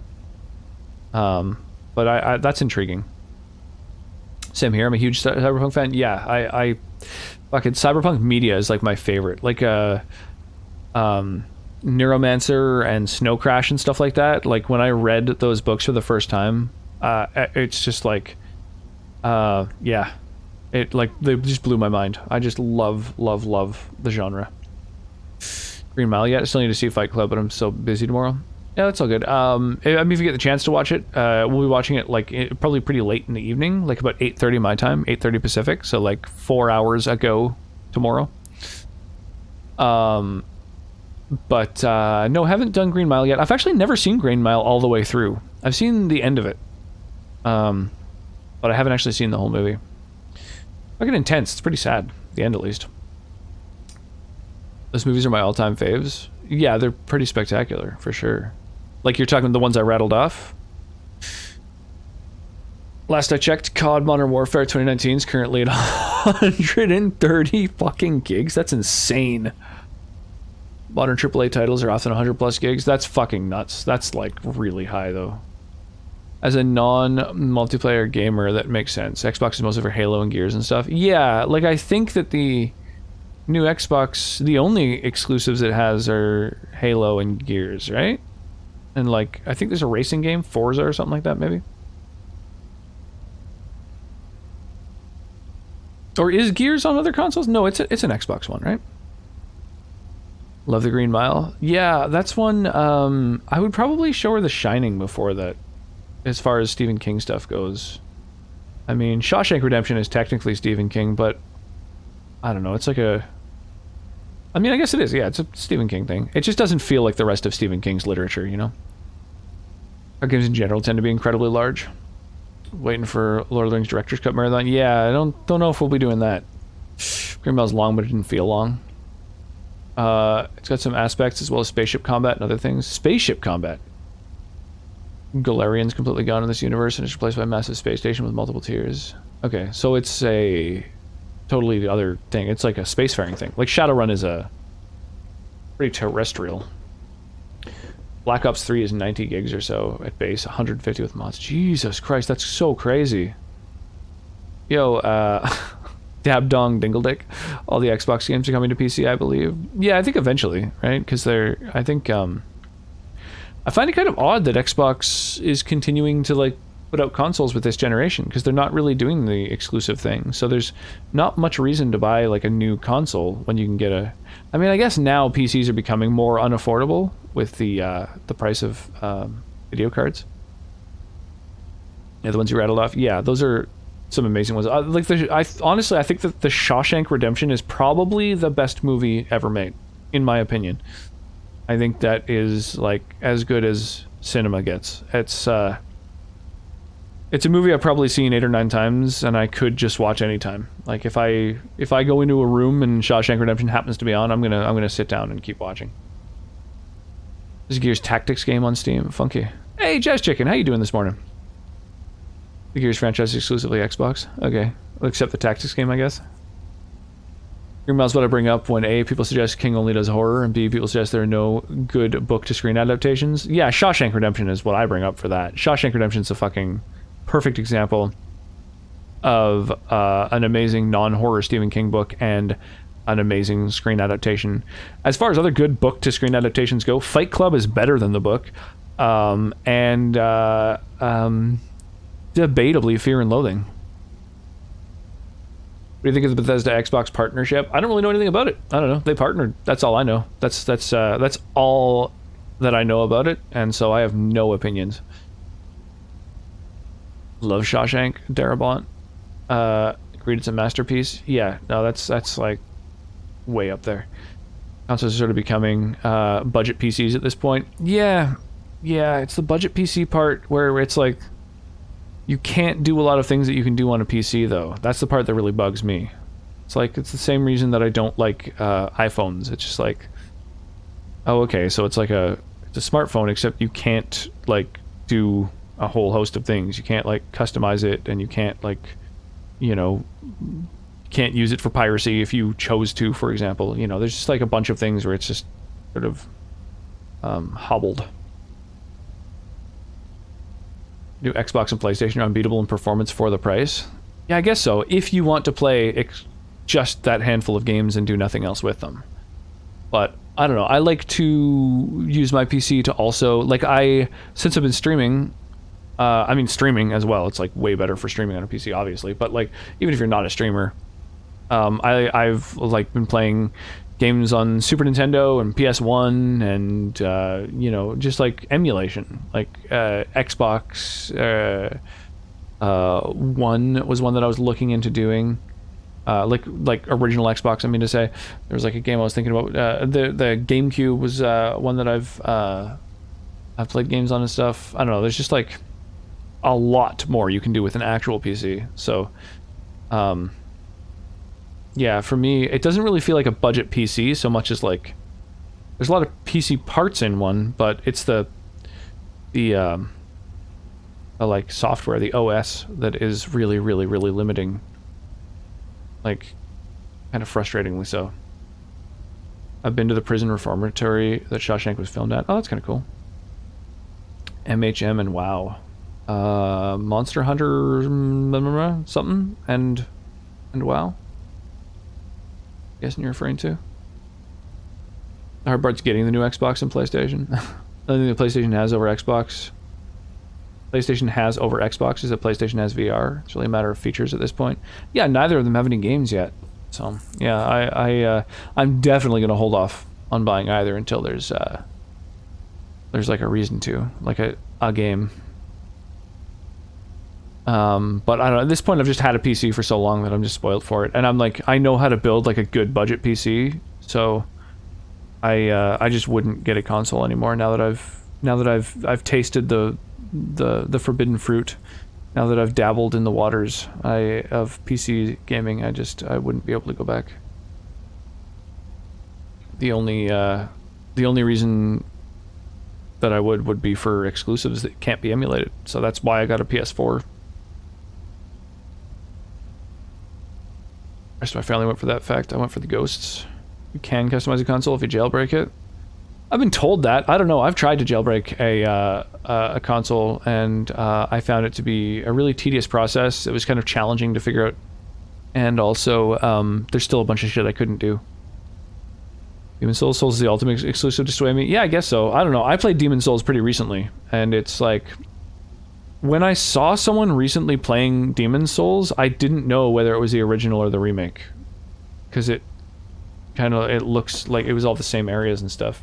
It wasn't until I watched it for a little bit that I was like, okay, I think it's the remake just because the textures look nicer, but like, kind of looks like the same game, and you can play Demon Souls on a PC, so. That's highly illegal. I don't know about highly illegal. I guess a brand new console they probably care about, but like if you were to jailbreak a Wii at this point, I don't think anyone's gonna give a shit. Like, you know, if you go jailbreaking a PlayStation 2, I don't think anyone's gonna bug you. PS2 nostalgia. The only reason you get Des is because your graphics are... Oh, Demon Souls. Yeah, that doesn't matter at all to me. Gameplay is the most important thing. At least the PS5 and Series X have decent processors now. Both are packing AMD Ryzen processors. That's good. I mean, it's good that they work well. That is something that I would want out of my, you know, whatever, $500 or $600 piece of hardware. Everything usually just avoids a warranty. It's not illegal, but if it breaks, you're out of luck. Yeah, I guess warranty's a big thing to worry about. But yeah, I don't know. I find jailbreaking is just more kind of trouble than it's worth, and you can't necessarily do that much more with a jailbroken piece of hardware. You're still limited to like whatever you can do with whatever the jailbreak is. Like someone had to like, you know, make the software, and then you're limited to whatever they made, basically. Older consoles kind of fall outside of that statute of limitations, I guess. Yeah, I guess. I mean, it's still technically not, you know, allowed or whatever, but it's, I don't know, I don't think anyone gives a crap. Like, ROM hacks, you know, people play, like, Super Nintendo ROM hacks. Like, major streamers play Super Nintendo ROM hacks, and it's totally allowed. Nobody really cares. The main advantage the new one has over the old, other than enhanced textures, that it runs at 60 instead of 30. I guess. Yeah, that's not something I notice. I don't notice frame rate, really. Something that a lot of people really care about, but I don't. Remember my first Xbox 360, got the Red Ring of Death. I only had it for a year. Breaking a console sucks. Oof. Yeah, I never had that. I had my Xbox 360 for a long time, and I never had the Red Ring issue. Don't place any units on the purple. It's my only suggestion, because they don't move. Now that's a nice skin. I like that Flagbearer skin. Where'd you get that amazing little skin with a rock emote? I feel like that would be a great skin to purchase. I feel like maybe everyone should go and spend $5 on that adorable little skin.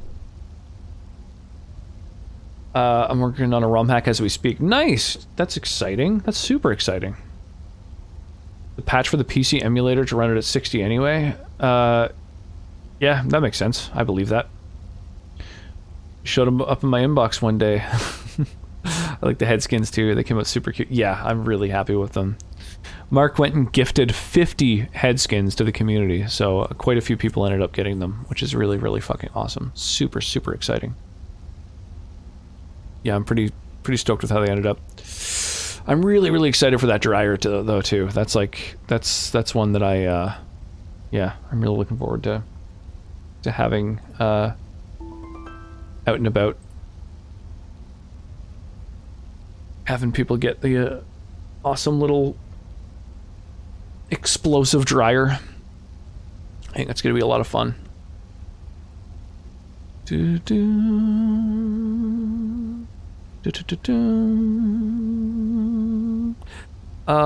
Let me take a quick peek at who is around right now. I've been working on it for like 3 years. Oh, that's right. I do remember you mentioning that you were working on a ROM hack at one point. Is it something you're like really actively working on? Your simulator still isn't quite up to my standards. It cooks my CPU a lot. I found it worked really, really well, except on the on that one boss. Lower frame rates tend to hurt my eyes since I got used to my 144 hertz monitor.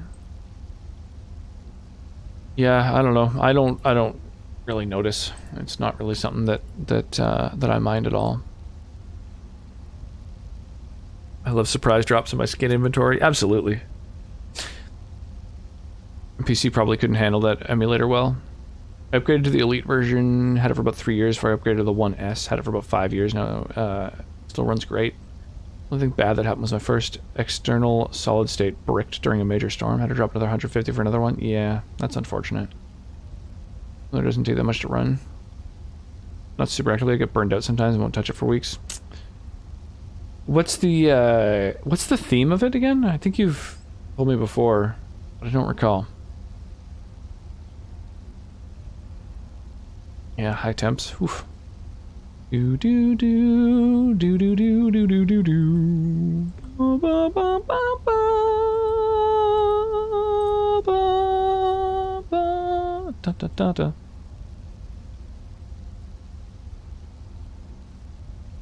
Do do do do do do do do do do.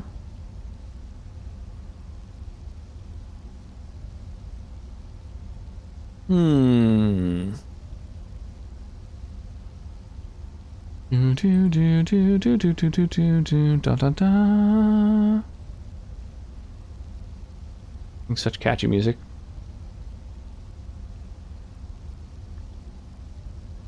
Vanilla Kaizo hack.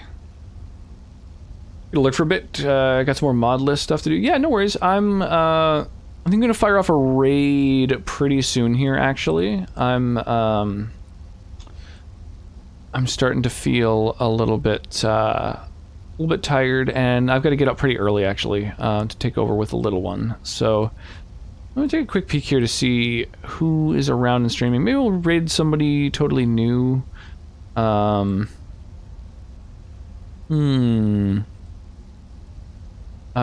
been talking about Dark Souls. There's probably a couple Dark Souls streamers about.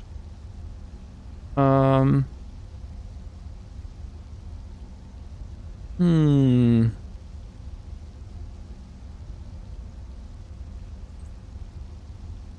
a few people playing the old DS.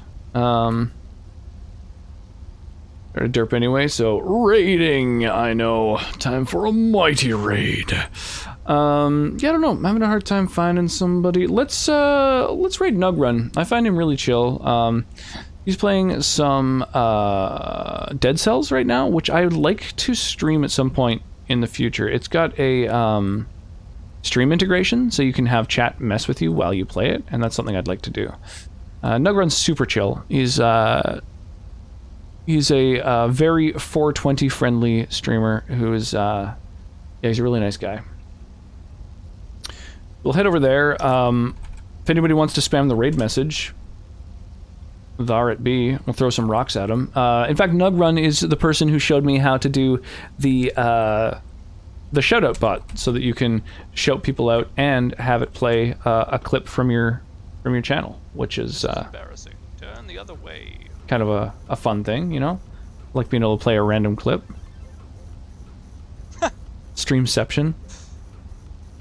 Don't look now. I'm not gonna stick my butt out or anything like that, though. Yeah, so he's a super nice guy. So let's swing over there and yeah, have an awesome night. We're doing a movie night tomorrow in the Discord. Let me know if you would like to be pinged when we do movie nights. And I don't do an everyone ping for movie nights. I just ping the people who have expressed interest in watching movies. And yeah, maybe we'll do Fight Club or something tomorrow. Yeah, so I'll either see you guys there or on Wednesday when we resume Dragon Age.